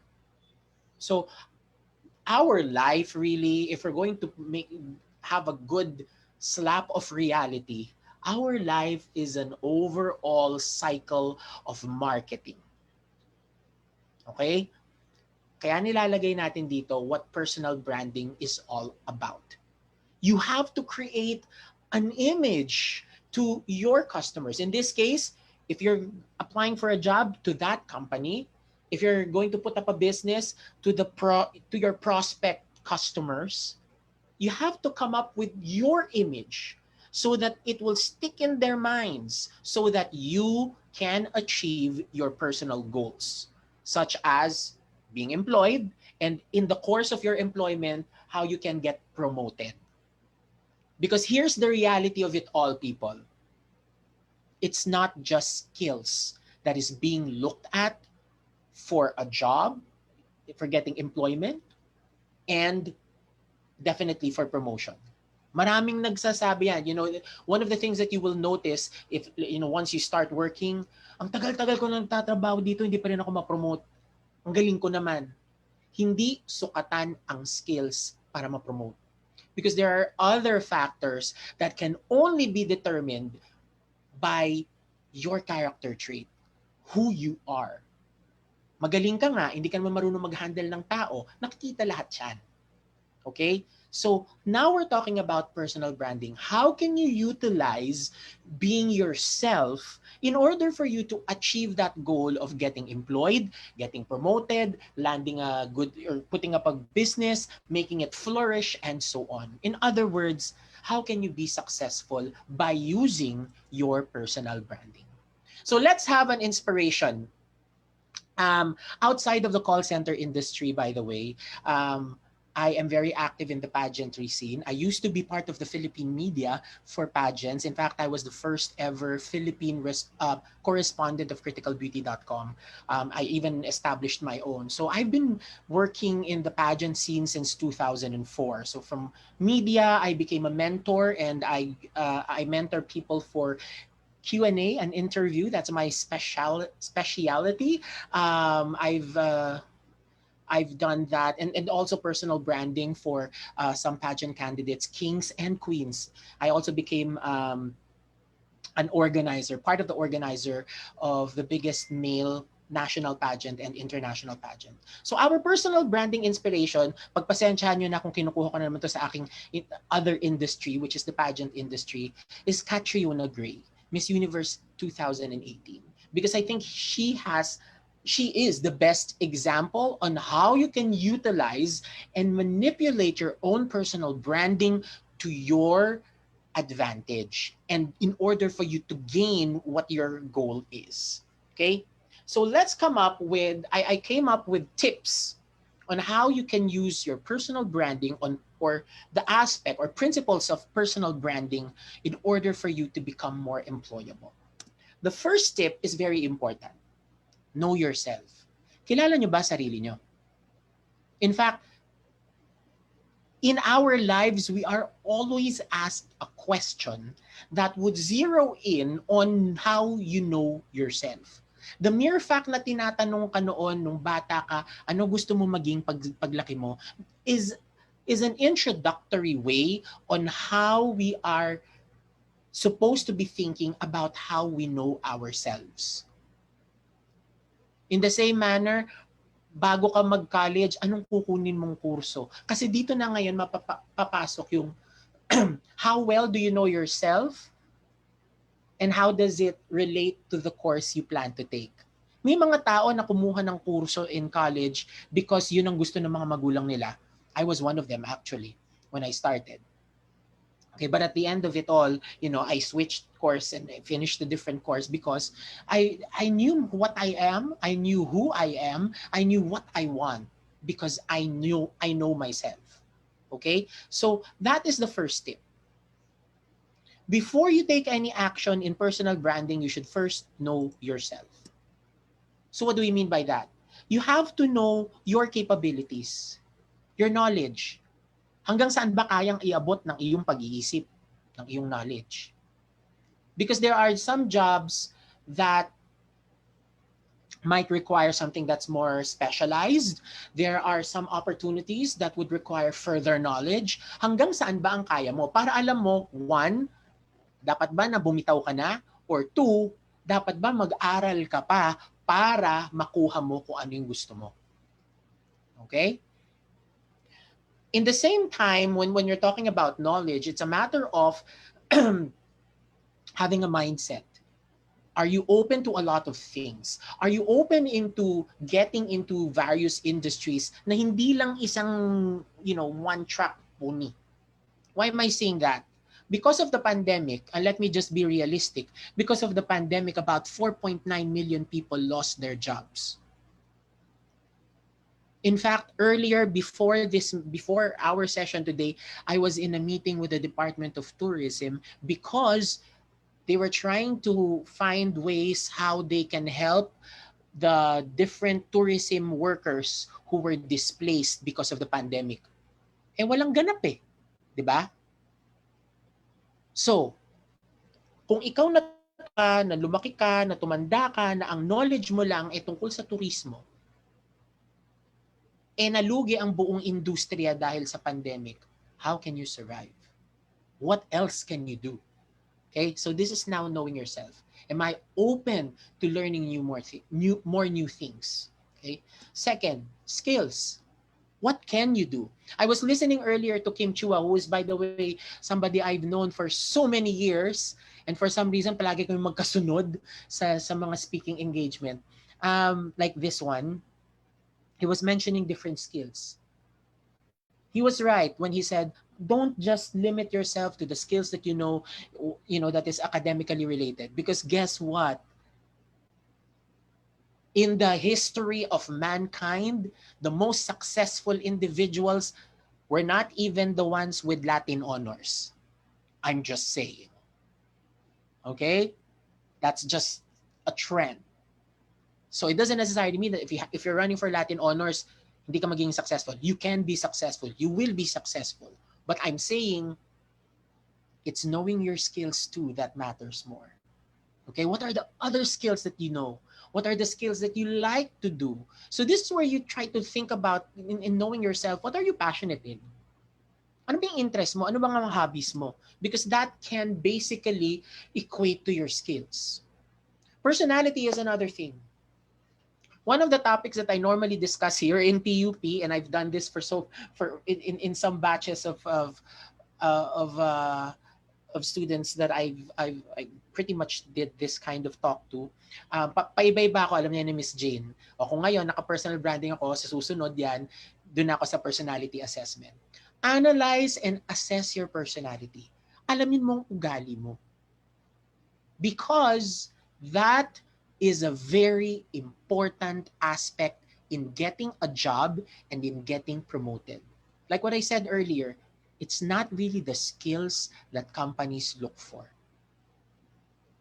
Because it's also a tried and tested practice that sometimes the people who are more or better in doing a certain type of skill may not necessarily have the personality that is needed for the job or in being promoted.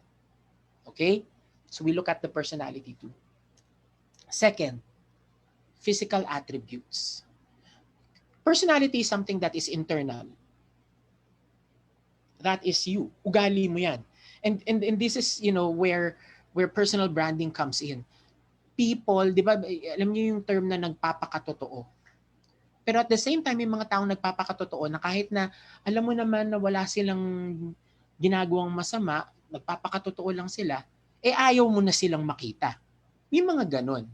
So, knowing your personality will set the stage whether A, how will people gravitate towards you? And B, maybe there's something that you can still do in your constant development and changing. Okay? Physical attributes naman is something that's more external. Ito yung panlabas na kaanyuan. You might think, wait, bakit importante pati kung ano yung itsura ko? Kung mag-a-apply ako ng trabaho, hindi ba pwedeng dahil na lang sa kakayahan ko? The answer there is part and parcel, no. Masakit man sabihin, image is very important in our society. Okay, even as engineers, my dad was an engineer, by the way. My dad was one of the engineers of, now it's called Terminal 1 of the Ninoy Aquino International Airport. Nung time na yon, it was one of the most modern buildings. Pero he was one of the engineers of that when it was created in the early 80s. When my dad was alive, he did a lot of work for engineering. I have brothers and friends who are in architecture. In fact, yung buong barkada ko architects, ako lang ang hindi. Okay? And sometimes they tell me, importante nga ba ang physical attribute? Kung pumunta ako sa construction site, importante pa ba ang physical attribute? Okay? Maybe there are times when, it takes a backseat, meaning may times na hindi mo naman talaga ilalabas yung physical attribute mo. Kasi halimbawa, kung pupunta ka sa isang construction site, magsusuot ka ng hard hat, you know what I mean? Obviously, hindi natin maano doon. Hindi mo naman pwedeng lagyan ng beads ang helmet mo para mukhang maganda, di ba? So, But when we're talking about physical attributes, first of all, getting a job, you have to put your best foot forward.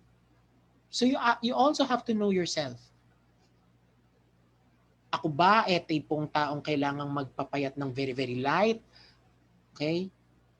May kinalalaman yung pagpapapayat na yan. It's not because of of how you look only, but for somebody, I used to be 270 pounds and my waistline was 43.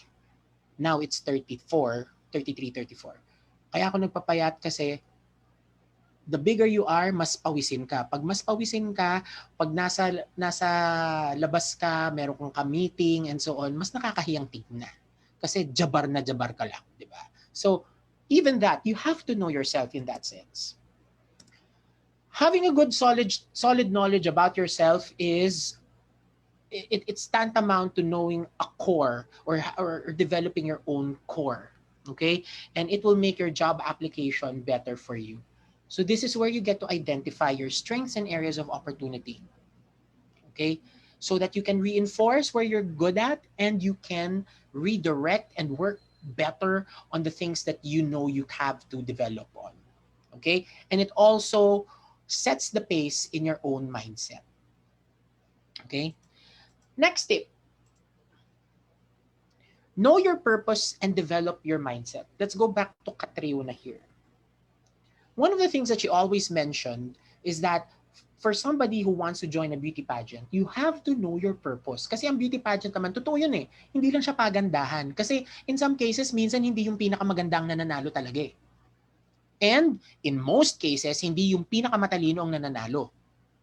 Okay? It has to be a good mix. But you have to know your purpose. You have to know your anchor. What do we mean by that? Ano bang dahilan kung bakit ka nag-a-apply? Para lang ba makakuha ng trabaho? Hindi mo ba gustong, you want to look at yourself 5 years from then? What do you plan to achieve? Okay? You have to develop your mindset. What are your goals? Ano bang gusto mong mangyari sa buhay mo?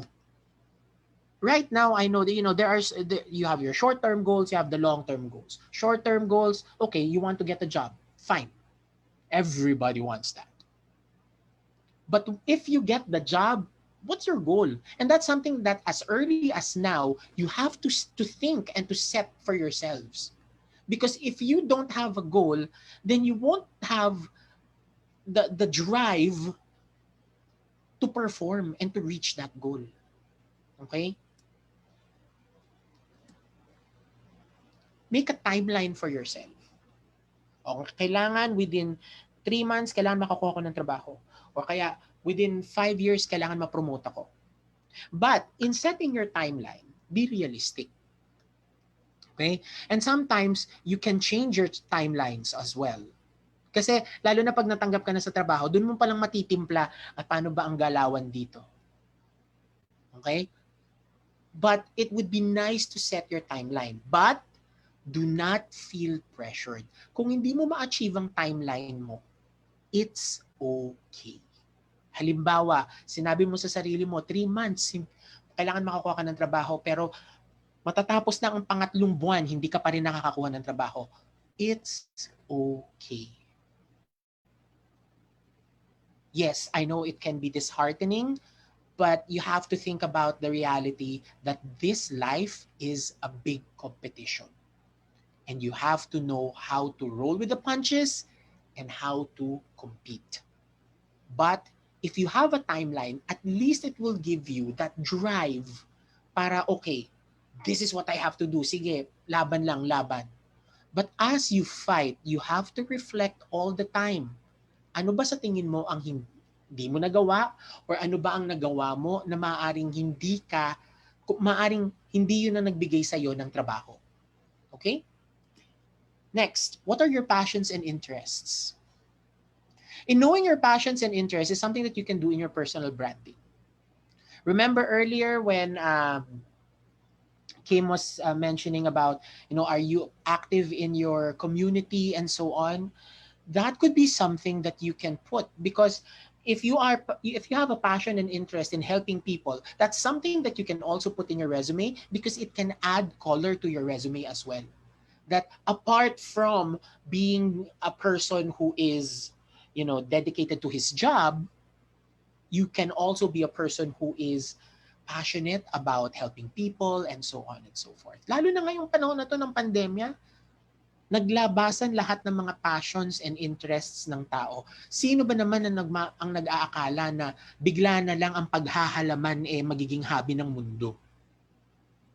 Ngayon nga, yung mga ibang binibili kong halaman noon pa na dati tagte 30 pesos lang, tagsi 600 na ngayon. Diba? Passions and interests, it can help. Okay? It even, those passions and interests even can bring about new types of businesses. Okay? Pagkakakitaan din yan. In fact, one of my sideline business, I discovered it in the industry doing this type of thing. I like to speak a lot. I normally get invited to become guest speakers, motivational speakers, or even like this for careers. I host, and that is something that I discovered in the industry, and that's why prior to COVID, I was doing a lot of corporate hosting sa mga kasal. Kumikitang kabuhayan din yan, ha? See, know your purpose, develop your mindset. Next, negotiable and non-negotiables. What do we mean by that? As early as now, since you know yourself, okay, you can now determine your negotiables and non-negotiables. Meaning, ano ba yung mga bagay na hindi pwedeng mawala at anong bagay ang pwede mong ma-sacrifice. Okay? For example, if you're applying for a job, ayaw mo palang mag-abroad, kaso yung ina-applyan mong trabaho, pwede kang mag-abroad, ayaw mo talaga mag-abroad. Okay? So you have to know from there, non-negotiable ba ang pag-abroad ko o negotiable? Sige, pwedeng go tayo dyan o hindi. Even as simple as, ngayon, especially in my industry, one of the things that we normally get asked about is, do we have work from home job opportunities? Okay? And then now it's becoming more of a non-negotiable to some people. Of course, the more non-negotiables that you have, it means the more limited the options for you. So you have to now know, okay, ano ditong pwede tayo mag-compromise ng konti. Okay? Now let's go to the third. Know your audience. This is something that Catriona Gray was very, very known for. She knew her audience. In preparations for Miss Universe 2008, Catriona Gray actually went to Thailand months before the pageant. So the pageant was held in December, I think as early as August. Kasi naalala ko, birthday ko, tinanong ko yung friend ko na isa sa mga mentor niya, nandun sila nun sa Thailand. So as early as August, nandun na siya sa Thailand. Nagbakasyon siya sa Thailand. Nag-tour siya sa Thailand, ini-embracing Thai culture, nagpa-picture. In fact, the picture that you see here was from that trip that she had in Thailand. Okay? Now, they released a video before that. And this was before in-announce na sa Thailand gagawin ng Miss Universe. Now, her preparation in that sense, in trying to know her audience, was actually an advantage for her. Kasi ginawa niyang strategy. When she arrived in Thailand in December for the actual pageant, for the start of the pageant, this was her arrival outfit. And what can you notice about the arrival outfit? It looks like a Thai dress because it was inspired by the Thai national costume. Yung belt na yan, binili pa niya sa Thailand yan. And what does that say? In knowing your audience, nakukuha mo yung kiliti nila. Natatry mo nga yung, if we're talking about branding, knowing your audience is very important in branding kasi. Kasi wala kang mamamarket na bagay kung hindi mo alam yung demographic ng mamarketing mo. So what does that have to do with you in personal branding? In knowing your audience, you have to know the company that you're applying for, the position you're applying for, and you have to do your research. Oops, I'm so sorry. Know the industry. If you're taking engineering, hindi lang construction ang nangangailangan ng engineering. You have different facets of engineering. I know that. You can join any industry because every industry will need engineers or architects. Okay? My friend used to work in KFC and she was the architect of all of the KFC branches, not just in the Philippines, but even in the world. So you have to know the industry still. Kasi kahit sabi mong architecture siya, kailangan alamin niya yung fast food chain. In fact, she told me that when she started at KFC with that job, even as an architect, her first 2 months was devoted into being a crew, service crew, para maintindihan nila how the kitchen works so that when they design the kitchen, it would be more functional so that it can be more productive. Hindi lang para sa aesthetics yan. How can it be productive for the company also? Yung paggalaw ng mga orders and so on and so forth. Those are things that you have to research. Okay? So in the same manner, when you're talking about researching about the industry, you have to research on the industry you want to work for. Research on the company. In researching on the company, you will know their mission, their vision. Even in other words, malalaman mo kung paano mo ibebenta ang sarili mo sa kumpanya kasi alam mo na kung ano yung hinahanap nila. Kinukuha mo na yung kiliti nila. Okay? Research on the job description. You know what? I have a lot of experience where applicants actually ask me, sir, ano nga pala po yung ina-applyan ko dito? Sa sobrang dami ng ina-applyan nila, nakalimutan na nila yung ina-applyan nila sa amin. Okay? Always be mindful about that as well. Because that will come in handy when you go through your interviews. Knowledge, skills, and behaviors needed. In researching in the company and the job description, you will then realize, ano bang hinahanap nila? Hinahanap ba nila yung talagang kailangan napakagaling sa ganitong larangan? But more importantly, apart from the skills that is needed when you do your research, always research on anong klaseng empleyado ba ang gusto nila? What kind of personality do they want? Because now you can then compare that in knowing yourself. Ito ba ako? Ganito ba akong klaseng tao? Kung hindi ako ito, kaya ko bang ma-conform ang sarili ko sa kanila? O talagang paninindigan ko ba yung sarili ko? Okay? So you have to know that. Kasi branding yan eh. Culture is another thing. You have to know their culture because more often than not, the reason why people stay in a company is not because of the money. To be honest, not because of the money. I'm staying at Concentrix not because of the money. Well, the money is good, but I'm saying it's not the be-all and end-all. You have to look at the culture. Ito ba yung kultura ng kumpanya na you will learn a lot, you will develop, you will improve? Will it be more beneficial for you as well? So you do your research. This is knowing your audience. This is a really good tactic and strategy in brand marketing. In terms of employability, you have to know the application process. Ano bang exam ang binibigay ng kumpanyang yan? Gaano ba katagal ang application process na yan? Bakit? Bakit kailangan alamin pati yun? Baka naman kasi nag-schedule ka ng 2 interview sa isang araw, pero yung pala, yung isang kumpanya, aabutin ka ng 1 buong araw. O di naligo ka na sa kabilang kumpanya, baka ma-blacklist ka pa dahil hindi ka nagpakita. Okay? So always know these things. Know your audience. Because in knowing facets about these aspects that I just mentioned, you can use it during the interview process and work it for your advantage. Okay? And you learn how to combine your character traits to what you researched here and then use that when you answer in interviews or when you pitch something and so on. Dress code is another thing that you would need to research on.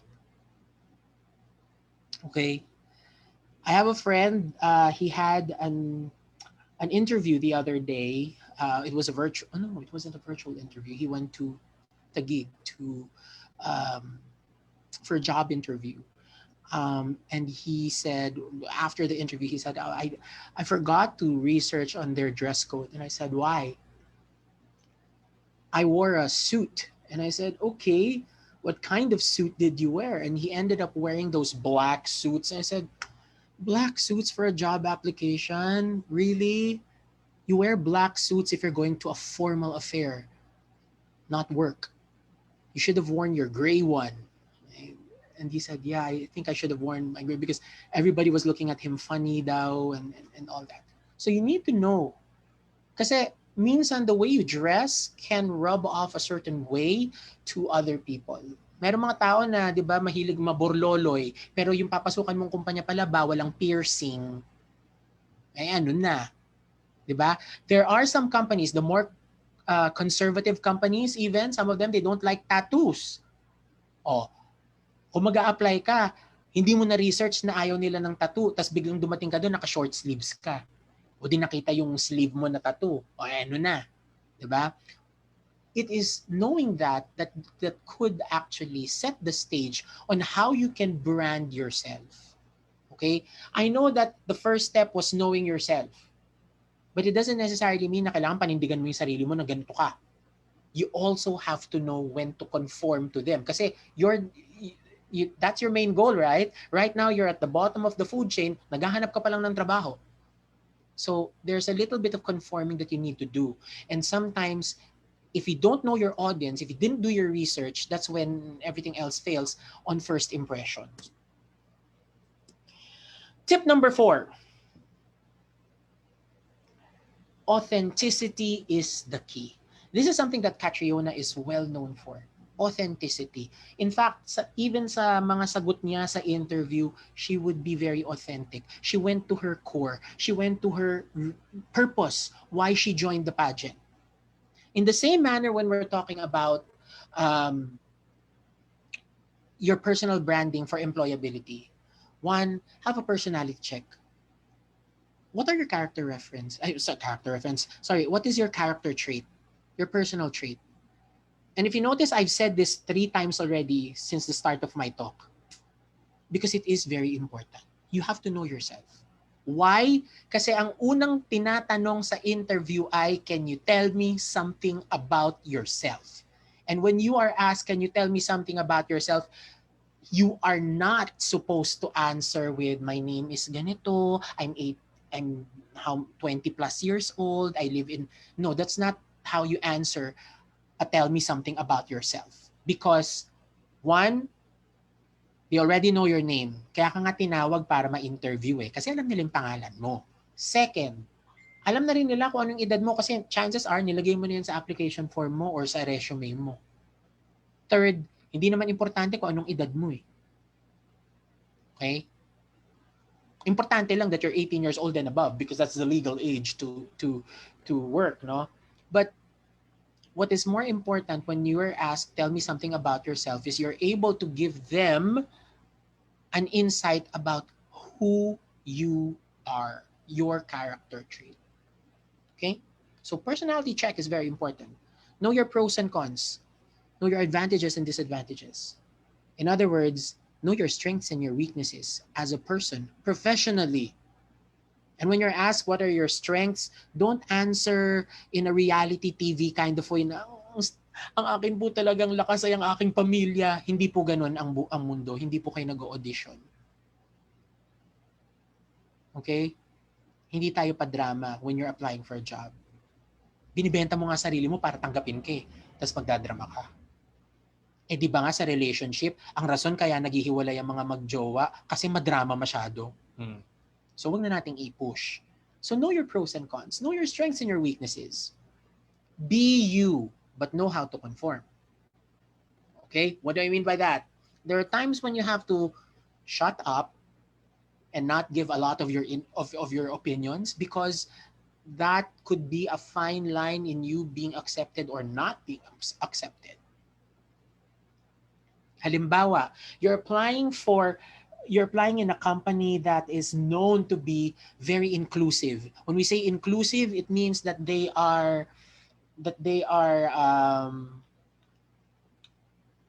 provide equal opportunity.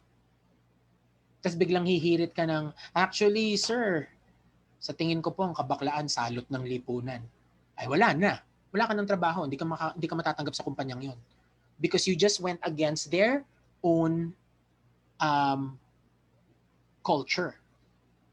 Because if the company you researched is inclusive, it means you're supposed to be embracing of diversity too. Okay? Yun ka eh. Yun ang paniniwala mo sa mundo eh. Okay? But you have to know when to conform and when not to conform. Or when to just keep quiet. Tumango ka na lang, yes. Ganun. Okay? That is very important in branding also. In fact, some advertising become very controversial because of certain things that they try to push. When we say we try to push the envelope, yung talagang, sige, tatry nating ilaban to hanggang sa pwedeng ilaban. There was one liquor here in the Philippines before, siguro mga elementary pa kayo nung lumabas yung advertisement na yon, nakalagay sa billboard nila, nakatikim ka na ba ng 15 anyos? Siyempre, ang unang we get the message of it na their whiskey ata yun eh. 15 years old yung whiskey. Yung in-age ng 15 years old. But obviously, sometimes it might give, and more often what happened there was it gave the wrong message. Kasi nga naman nakatikim ka na ng 15 anyos, parang pedophilia yun. Diba? So, they were trying to be themselves in the sense that they were trying to be avant-garde about it and they were trying to be very modern about it, but they forgot that they have to know their audience, what their audience thinks, what their audience believes in, or the morality of such, if there is such. And they didn't know how to conform. And I think that sumikat yun, but that whole ad had to be taken off all the billboards. Parang 5 days after it was posted. Diba? And that becomes very costly for a company. Kasi magkano ang isang billboard? Alam niyo ba na ang pinakamurang paglagay ng ad sa billboard, nasa 100,000 na yun for 5 days, parang ganun. See? Use your research. Kaya kayo nag-research kasi you have to apply it. So, in your personal branding, gagamitin mo yung research mo just so that you can compare it to who you are, so that you will know your strategy. Paano ako aarte? Paano ako makikitimpla sa kumpanyang ito na a-applyan ko? Okay? Merong mga kumpanya that are all about titles na dapat talagang sir ang tawag mo sa akin, ganyan, ganyan, ganyan. Meron din namang mga kumpanya na okay lang sa kanila na first name basis. Like the BPO industry, we're very much like that. You know, I call the president of the company, I call him by his first name. I don't call him sir. Because that's the culture. So use your research on that. What makes you unique?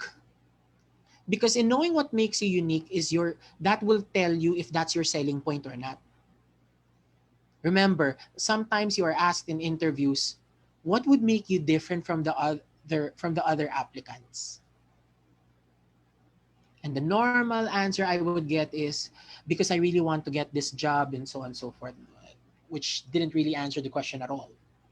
What would make you unique? Again, this is where you have to know yourself. You know your character, you know your personality, because that could be something that will really catapult you to getting your job. Okay? So you can answer, well, what makes me unique is the fact that I love talking to people and my passion really is to helping people out. Kahit alam mong blasé ang dating niya, you know, that is something that you can still use. Okay? What would make people want you over the others? Okay? So these are ways for you to test your authenticity. Tip number 5 is developing your own collateral and network. In marketing and in advertising, we have what we call collaterals. Ito yung billboard, yung poster, yung brochure. Ultimo yung nakikita nyo sa Facebook na mga posters, mga clickbaits. These are collaterals. Videos, these are collaterals. And that is something that you can use your personal branding in order to catch the attention of your prospect. For example, if you were an architect, you would need to have a good portfolio in order for you to get hired. And in some cases, minsan may mga drawing tests pa yan. On the spot, pinagdo-drawing ka ng kung anong perspective. Okay? So you have to know how to develop your collaterals. The first major collateral that you need to know how to do is your resume. So sinabi na yan kanina ni Sir Kim, how to create your e-resume using jobs180.com. Now, if you want to, some companies, they might ask you for something that is more traditional. So you have to know how to use or how to create your resume.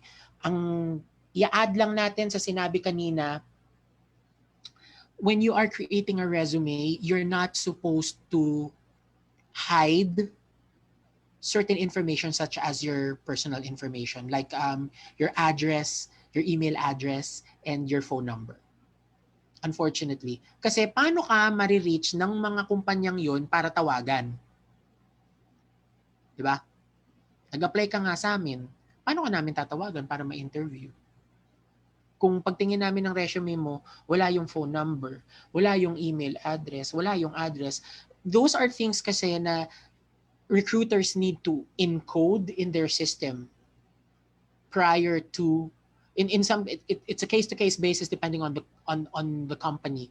But for some companies, they need those information right away before they even contact the applicant for an interview. Okay? So try to make sure that your resume is very comprehensive, complete. If you're talking about a resume, it's only supposed to be 1 page to 2 pages. So make sure to maximize that. One thing, and this is just a tip from me, huwag nyo lang lagyan ng objective. Kasi lahat naman iisang objective para makakuha ng trabaho. Kaya ka nga nag-apply, kaya ka nagpapasa ng resume. But the reason why I discourage people from writing that space, kasi one, some recruiters, especially recruiters who are doing a lot of bulk processing, like for example, in the case of Concentrix, on a daily basis, libo ang mga nakukuha naming job applications. In fact, I just turned in a report yesterday from one of our partner LGUs. They sent in 4,888 job applications to us. So can you imagine, lahat ba yan babasahin pa namin yung objective? The answer there is no.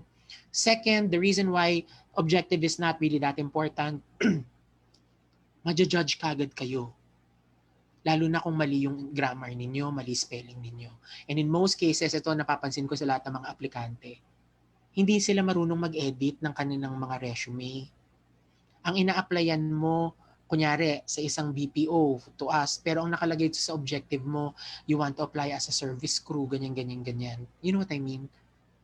Not unless you're a stickler to details, by all means, ilagay nyo yan.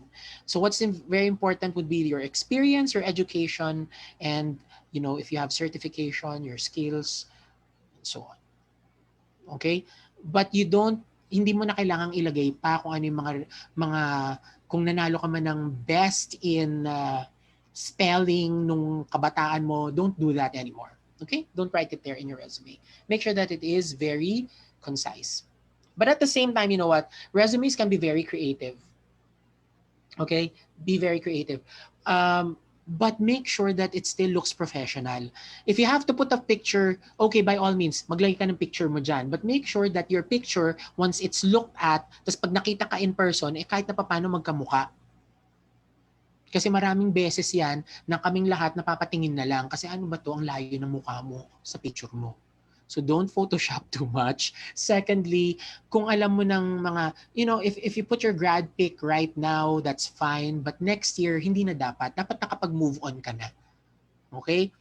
Kasi alam natin yan na minsan ang grad pic natin, sobrang kapal lang nilagay na makeup, hindi mo nakamukha eh. Okay? So make sure that it's, medyo, kamukha mo. If you're putting up a business, come up with a company profile and any other documentation. And make sure that it's very, like for example, if you're going to look here, this is our company profile. It's not your typical company profile. Pag nakakita na kayo ng mga company profile na binibigay ng mga, lalo yung mga nag-OJT na, ganyan. Yung company profile ng iba parang puro text lang, ganyan-ganyan. Sa amin hindi. May ganito kami. May pa-chart kami, meron kami picture, and so on. So, for people, especially if you're marketing, especially if you're putting up a business, mabilis magkakaroon ng dating, mabilis na magkakaroon ng recall. Kaya nga, di ba kanina dun sa game natin, logo pa lang alam nyo na. A video introduction can be something that you can do. And thank God for sorry, Sir Kim, Jobs 180, they can also do a video introduction. Okay?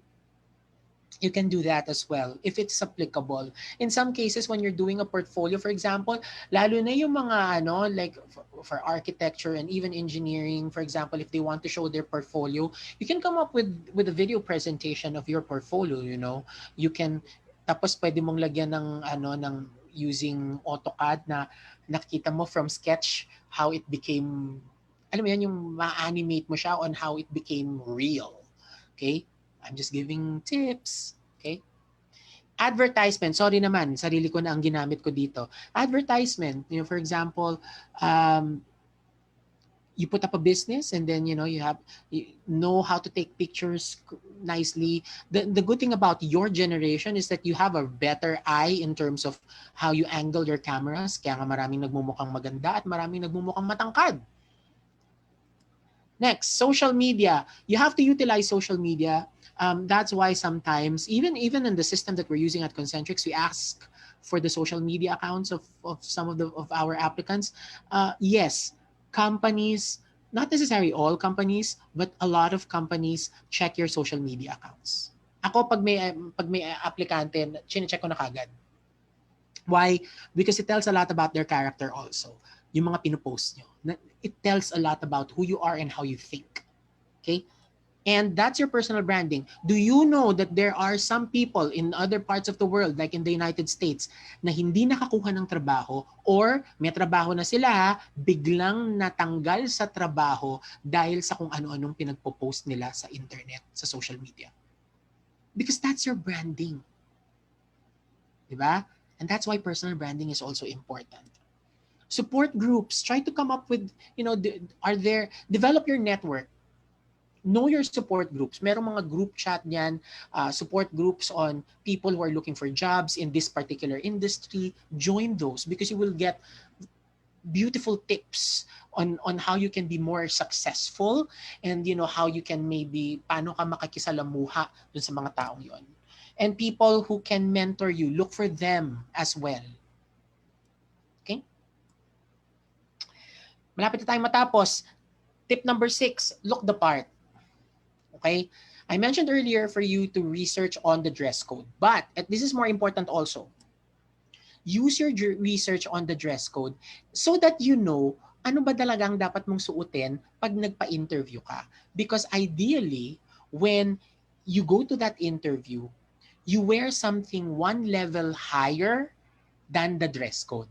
So kung nakita mo na sa dress code nila naka-jeans lang sila at naka-polo, pumunta ka ng naka-slacks at naka-long sleeves. Huwag naman yung nakasuit ka agad. Kung nakita mo na hindi sila nagsusuit, huwag kang mag-suit. Baka sabihin ka nila, saan ang debo? Diba? But wear one level higher. In other words, look or dress according to your goal. Not just your short-term goal, ha? I-level up mo na siya. Dress according to, if you want to be a supervisor or a manager. Okay? Hygiene. Ito, na-mention dito kanina ni Sir Kim. Kung virtual ang processing, walang problema kung hindi ka nagsipilyo. Pero magsuklay ka naman. Tanggalin mo naman ang muta sa mata mo. 'Di ba? Ahit naman ng very, very light. Okay? Kung balak mo nga pala magsuot ng lumang damit, siguruduhin mo naman na walang mansya yung kilikili, yung ganun, kasi And the thing is, nowadays with everything that's so virtual, I'm just gonna say the kind of system that we use at Concentrix, we're now incorporating artificial intelligence in our recruitment process. For the interview, you're not being interviewed by a recruiter anymore. You are interviewed by artificial intelligence. So it records your voice and your face. Okay? Tapos nakalagay, pag ni-report na sa amin yung resulta, nakalagay pa doon, ilang beses kang kumurap sa tanong na to, ilang beses mong pinaling sa kanan yung mata mo. Because those are even the things that recruiters are observing when we are interviewing people. To know if they're lying, exaggerate ba yung sinasabi mo, mema ba yan, ganon. Okay? Dress according to your personality, but learn to edit and conform. So this is a good thing, good topic. When we say dress according to your personality, if you're a very bubbly person, if you have a very bubbly personality, by all means, huwag kang mag-itim. Kung ayaw mo naging itim, di huwag kang mag-itim. Di naman sinabing dapat nakaitim. Diba? I'm a good example. I love wearing printed shirts. So if you saw me earlier before I hid my video, before I stopped my video, I'm wearing a flamingo printed shirt. Kahit na itim yan, at least may pop of pink para masaya.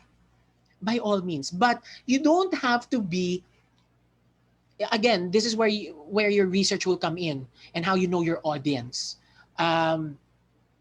Kung alam mo na hindi sila mahilig sa borloloys, magdi isang bracelet lang, wag mong punuin yung buong arm mo. Kasi may mga ganun tao, yung parang kulang na lang kumanta sila ng jingle bells habang naglalakad kasi sobrang dami ng bracelet. You know, baka isa lang muna, okay lang. You know, one major artist. And this is something that I talk about even for pageant girls. Hindi sa lahat ng panahon dapat nakadangling earrings ka. You know, learn how to edit your outfit and see if it's conforming, but at the same time, you're still being edgy and so on. For virtual interviews, your space can set the mood also. So make sure that you are in a place in your house that's very quiet, no unnecessary noise. Kung gusto mong maglagay ng halaman-halaman, by all means, maglagay ka ng halaman-halaman just to make sure it's conducive for you. And more importantly, kausapin mo lahat ng tao dyan sa bahay mo na huwag kang gagambalain, huwag gagawa ng kahit na anong ingay if you're in a virtual application because that can affect your being hired as well. Okay? Number 7, talk the talk. Have a good mindset. What's the purpose of a job interview? Alam niyo ba ang purpose ng job interview, by the way? For a company like us or any company, the purpose is for us to find the right person for the job. And the right person doesn't necessarily mean that he has all the skills that we need. We just need the right person with the right mindset, the right personality. Because you're going to work with our staff. Kailangan makakatrabaho ka namin. At the same time, when you are a job applicant, your purpose, your mindset should be, when you're talking about the purpose of an interview, paano ko ibebenta ang sarili ko para tanggapin ako? Kasi, let's be realistic, ilan kayong gagraduate? Ilan kayong mag-a-apply na bagong graduate? Ang kakasabayan nyo pang mag-a-apply at magiging kakompetensya nyo ay yung mga nawalan ng trabaho. Mas may experience yun. At sa kagustuhan nila makakuha ng trabaho, willing yan na maging negotiable pagdating sa sweldo. So, anong edge nyo? Okay? So, always look at that when you create your personal branding. Focus on your character traits. It's okay to talk about anything negative about yourself, but always follow it up with an action plan. You will always be asked, what's your weakness? Kung talagang hindi ka magaling sa kunyari, Excel is a good example. Hindi ka magaling sa Excel, hindi ka magaling sa pagkuha ng notes, ng reports, follow it up with an action plan. I'm actually not as good as I thought I would be in Excel, but what I'm doing right now is I'm getting a lot of extra training in how to do that so I can have more accurate reports. See? It's a stronger answer. You don't have to lie. Walang taong perpekto. Okay? It's okay for you to say it. Be the star. Okay? When you are given when you're given a question, because nowadays interviews follow what we call the BBSI standard, behavioral-based structured interview. Okay? You're normally given a situation. But when you answer, focus on the situation. What was your task at hand? What was the action that you did? And what was the result? Be the star. Be honest. Huwag kayong magsinungaling. Kung talagang hindi nyo alam, di sabihin yung hindi nyo alam. But Know what to divulge and what not to divulge. Let me give you an example. I had an interview one time, and then the applicant told me, kasi my question was, how do you see yourself 2 years pa nga lang ang sinabi ko eh, 2 years from now. And he said, well, sir, really, to be honest with you, I just want to work here for 6 months, and then when my visa comes out, I want to leave. Now, that was being honest, and I have to thank him for being honest. But is that, if your purpose is to get a job, will you get a job with that kind of answer? The answer there is no. Because companies are actually investing on their people. It costs money for us to hire one person. In fact, in the BPO industry, in Concentrix, for example, we spend about $200 per person we hired. Magkano yun in Philippine peso? Mahal yun, di ba? So, that being said, would it be beneficial for any company to get someone na bigla na sasabihin sa may, actually magre-resign din ho ako bukas eh. Di ba? Know when to divulge or know when not to divulge as well.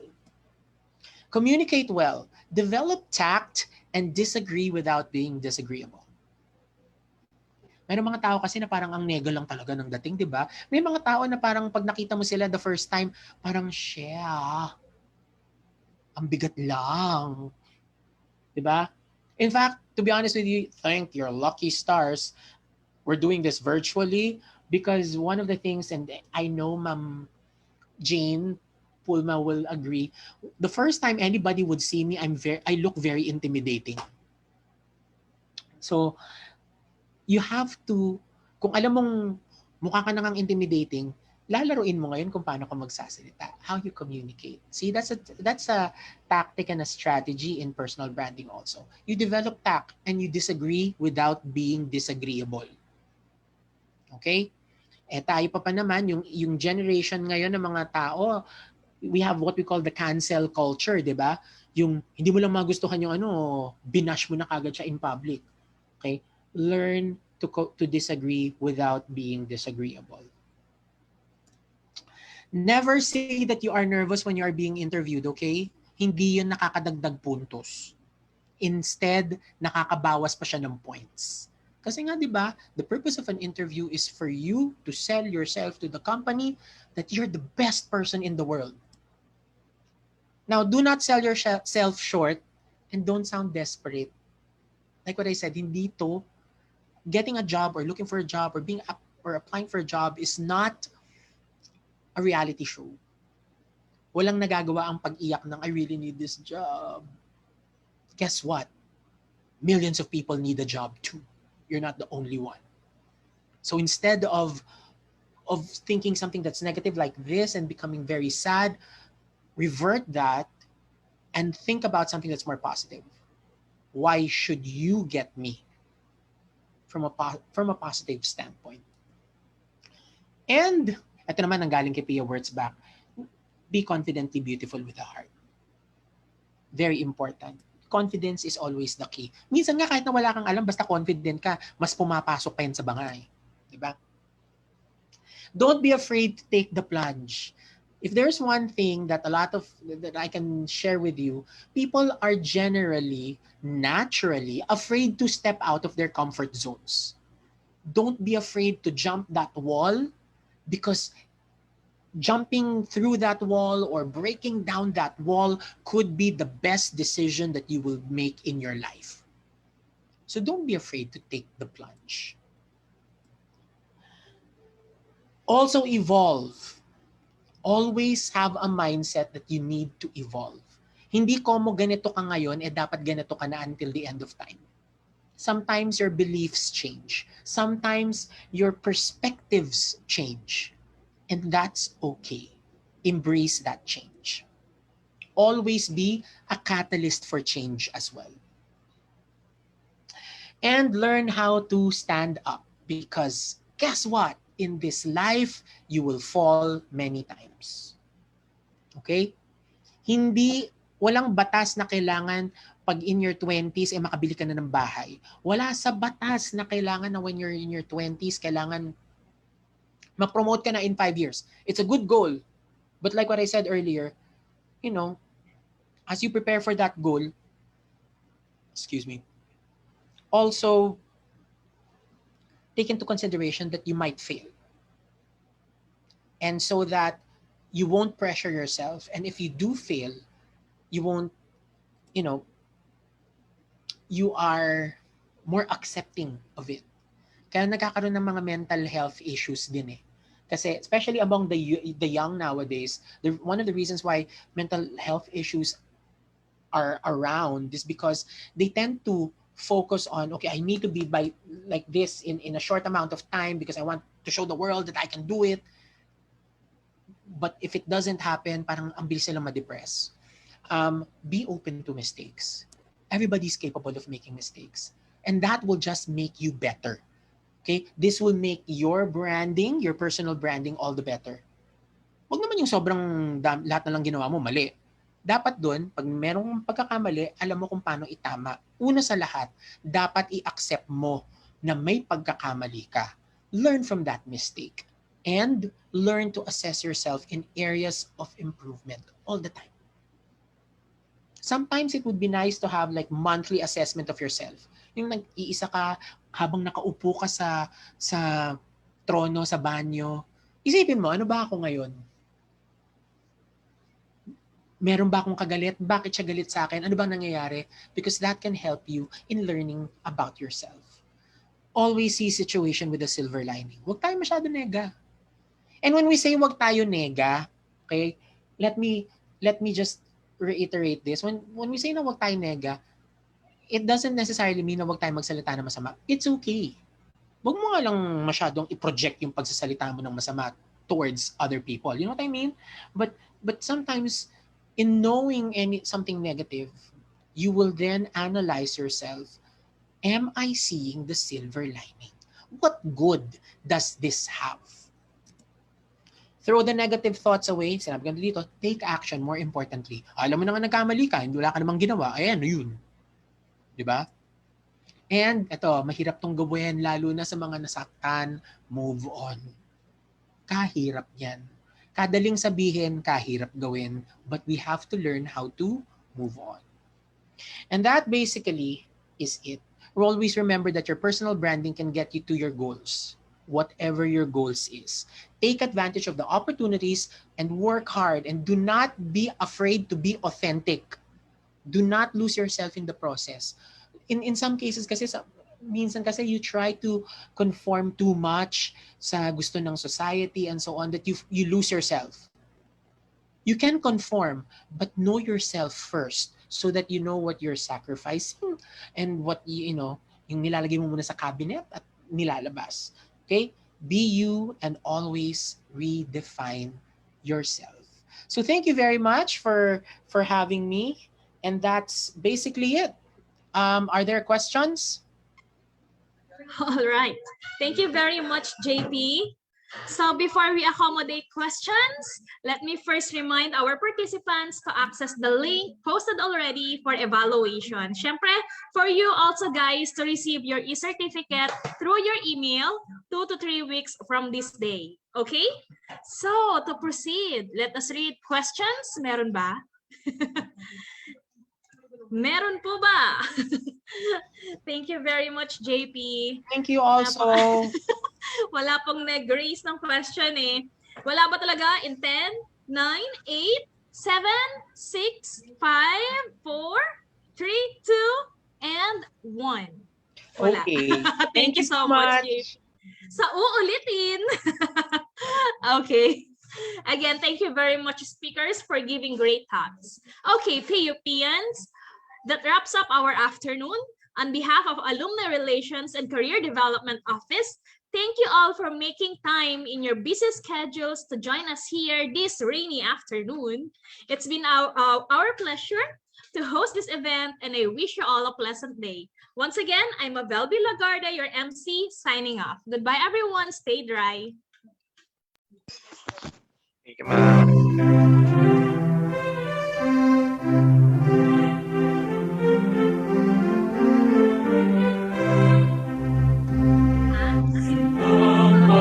Ang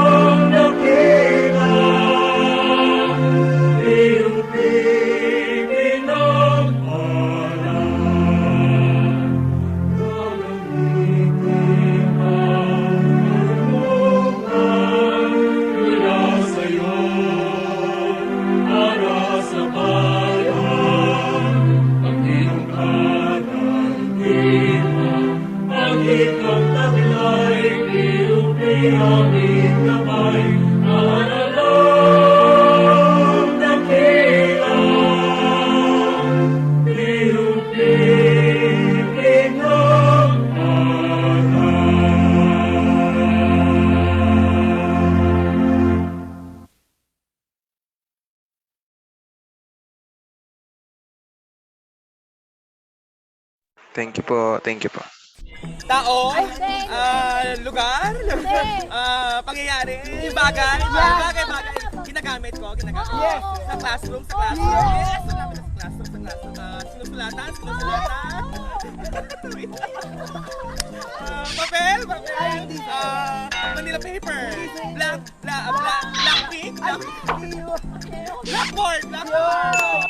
Welcome back, schoolmates! Maligayang pagbabalik sa muling pagsisimula ng klase. Kasabay ng pagbabalik ng eskwela ay nagbabalik din ang inyong online tambayan dito sa Pamantasan. Ako si Eric. At maghahatid ka naman ng everything you have to know. Ako si Yel. Tampok ang mga nakaka-proud at huwarang PUPians. Ako naman si Sir Dennis. At muli nyo kaming makakasama sa Back to School episode ng Pinakausap-usapan sa Pamantasan!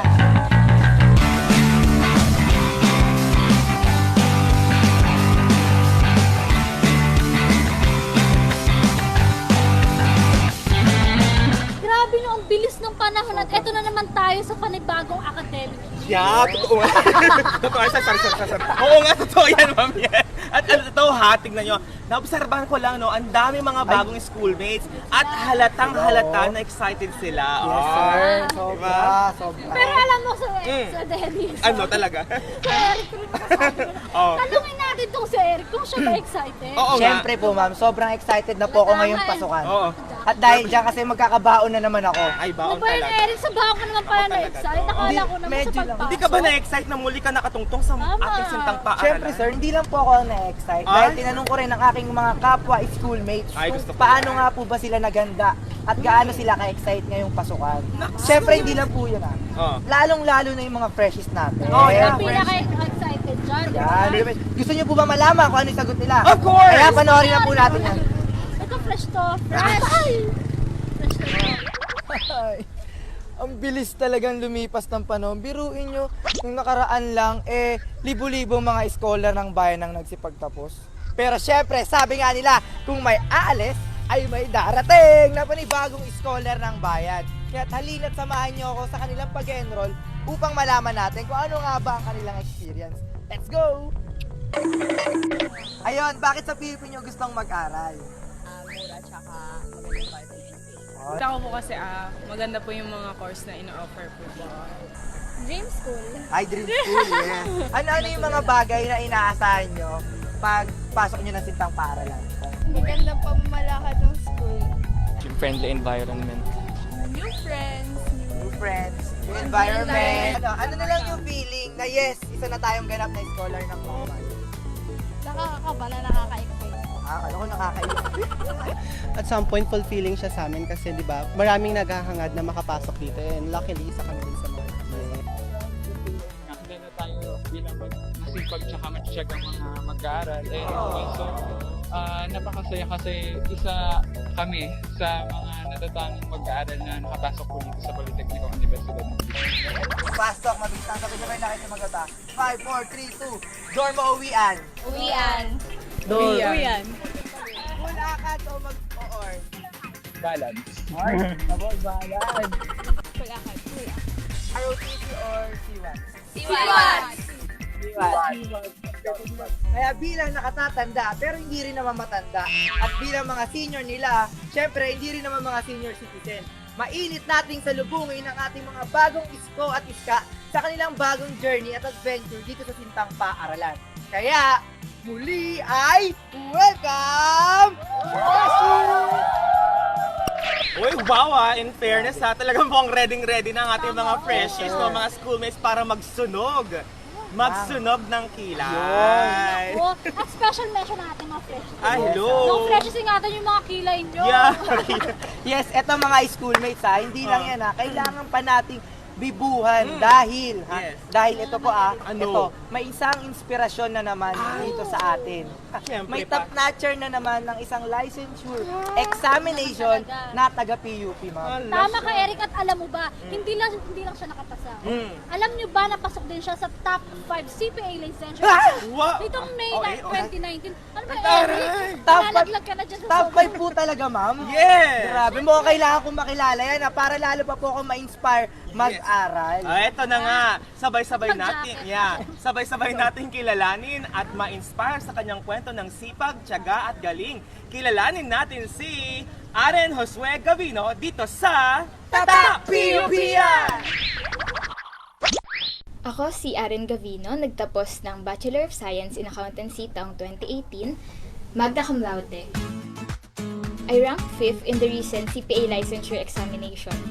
Wanting to become a CPA is my own personal choice. Nobody pushed me to lead this path but myself, and now I'm glad I made it. After the exam, I have no expectation to rank the board, but I'm sure I'll pass, hoping that the ones I'm not sure about will be correct. I felt very fulfilled and happy knowing that all my hard work paid off. Apat kami magkakapatid, 3 kaming sabay-sabay na nag-college. Yung 2 private. Ako naisip ko na kailangan kong tulungan yung mga magulang ko para mabawasan yung gastos. Ang tanging choice ko ay mag-aral sa PUP. Kaya kung hindi dahil sa PUP, hindi ako nakapagtapos. Hindi ako magiging isang ganap na CPA at lalong hindi ako magtatap sa board. During my first year and second year in this accountancy, I see to it that I studied 8 to 9 hours a day and increase it to 12 hours a day during exam weeks. I cut out something that doesn't help me, such as TV, K-dramas, doubts and anxieties, and thus is never my goal. My message to aspiring CPAs is to never give up, study hard because there is no other choice, and make no excuses. Minsan akala natin malayo pa, hawak kamay na natin pala. And yes, it really takes commitment of daily practice on yourself. I'm still in the process of choosing my career options. I'm still praying to God that I'll arrive at the best decision for me. CPA, claim, pay, and action. Claim, kasi if you can envision it, you can bring it into your reality. The first thing to do before anything else is to pay. For action, because nothing will change if you don't work for your dreams. Ako si Aren Gavino, ang most outstanding JPN in academics in NCR, batch 2018, magna cum laude batch 2018, ng Bachelor of Science in Accountancy, at top 5 ng May 2019 CPA Licensure Examination, Tatak PUP. Isang masigabong palakpakan para sa mga Sintang Paaralan. Correct ka dyan, Ma'am Yel, at talagang ipinagmamalaki namin kayo, no, mga schoolmates. And by the way, para naman sa mga hindi pinalad na makapasa, ay do not lose hope. Sabi nga nila, try and try until you succeed. Joke na. Yan, tama po yan, sir, no? At isa rin po yung pagkakataon para sa aming mga scholar ng bayan upang matuto at mapapalapit sa aming mga pangarap. Yan, di ba? Pero, Ma'am Yel, anong oras na po ba? Meron ka, di ba? 10 na, Eric. 10 na, malilate na po ako. Naku, mamaya ka nang malis na tapos na tayo. Ito nga, may klase ka pala. Anyway, sige na nga. At sana nga na-inspire kayo sa ating mga bagong episode dito sa ating paboritong online tambayan, di ba? Yes, tama, at para maging updated din ako sa usapan sa pamantasan, i-follow nyo kami sa aming mga social media. Kaya naman, hanapin lang ang PUP Creative sa Facebook at i-like ang aming page. At i-follow nyo rin kami sa Twitter at PUP Creative. Siyempre, bisitahin nyo rin ang aming YouTube channel at PUP Creative. Correct! And on that note, kita-kits mga schoolmates hanggang sa susunod nating mga pag-uusap dito sa inyong paboritong online tambayan dito sa ating Sintang Paaralan. Ito ang Pinausap-usapan sa Pamantasan!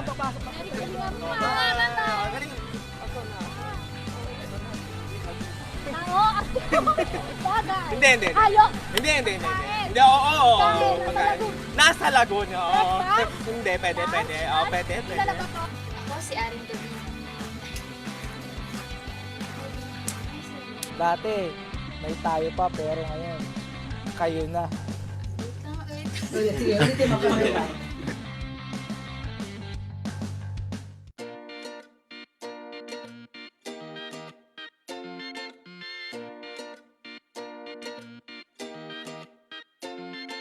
Emerson is a global technology and engineering leader. We operate in over 150 countries. We are 110,000 employees worldwide. And here in the Philippines, we have over 2,000 employees. My name is Nikki Florento. I'm from Dell Philippines. I'm handling the university relations and services hiring. Pagasa Steel supplies concrete reinforcing bars to the Philippines' booming construction industry. We have been the leading supplier of quality steel bars for the past 52 years. EGS is an Alorica company. It is one of the fastest growing BPO companies in the Philippines right now. I'm Cecil Venancio and I'm Branding and Communications Director of Sykes Asia.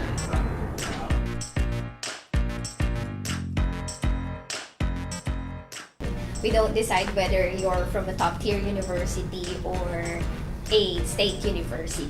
We decide based on our assessments that includes exams and interviews. Having said that, a lot of Dell's workforce in the Philippines are from PUP. 55 to 80 hires annually, those coming from PUP alone.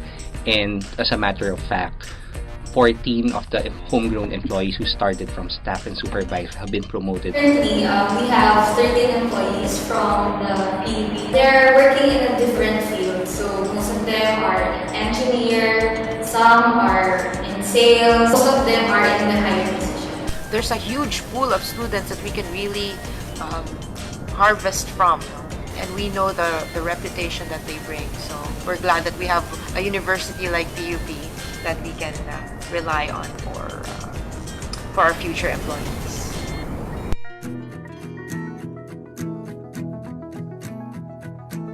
I love the graduates of PUP. They're not only fun to work with, but you can rely on them.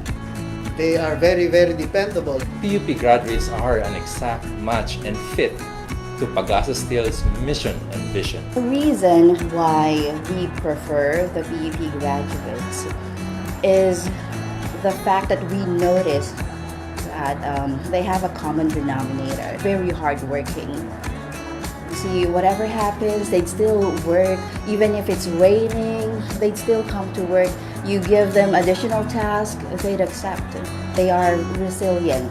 Very passionate, aside from being resilient, because we can see that they're very dedicated with their job. And we've seen a lot of PUP graduates, not just in one department. They turn out to adapt very well and adjust well to our company here in the Philippines. They're productive employees and they stay with us for a long time. Stand out sa PUP graduate is their loyalty sa company. Integrity and ethics, drive for results, intellectual capacity, and adaptability. So when we hire PUPians, they have this kind of competencies. Of course, they're very intelligent people, responsible in a sense because whenever we meet these graduates and we ask them what are their future plans, they would always come up with answers like helping out their family, or because I'm done with school, I'll help out another sibling. So you would know already that these kids, even before they actually embark on certain work, they already have goals in mind. They're not maarte, no? Whatever you give them, they know that if it's for the purpose of the job, they will do it. And so they have, they're the ones that survive the challenges of work. They don't shirk away from responsibilities. They're the type who, whatever the job requires, they're up for the challenge.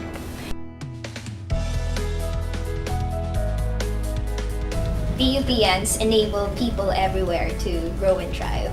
PUP is one of the pillars of the nation because it is an institution that provides good graduates, people who really contribute to the success of the community or to the success of the country.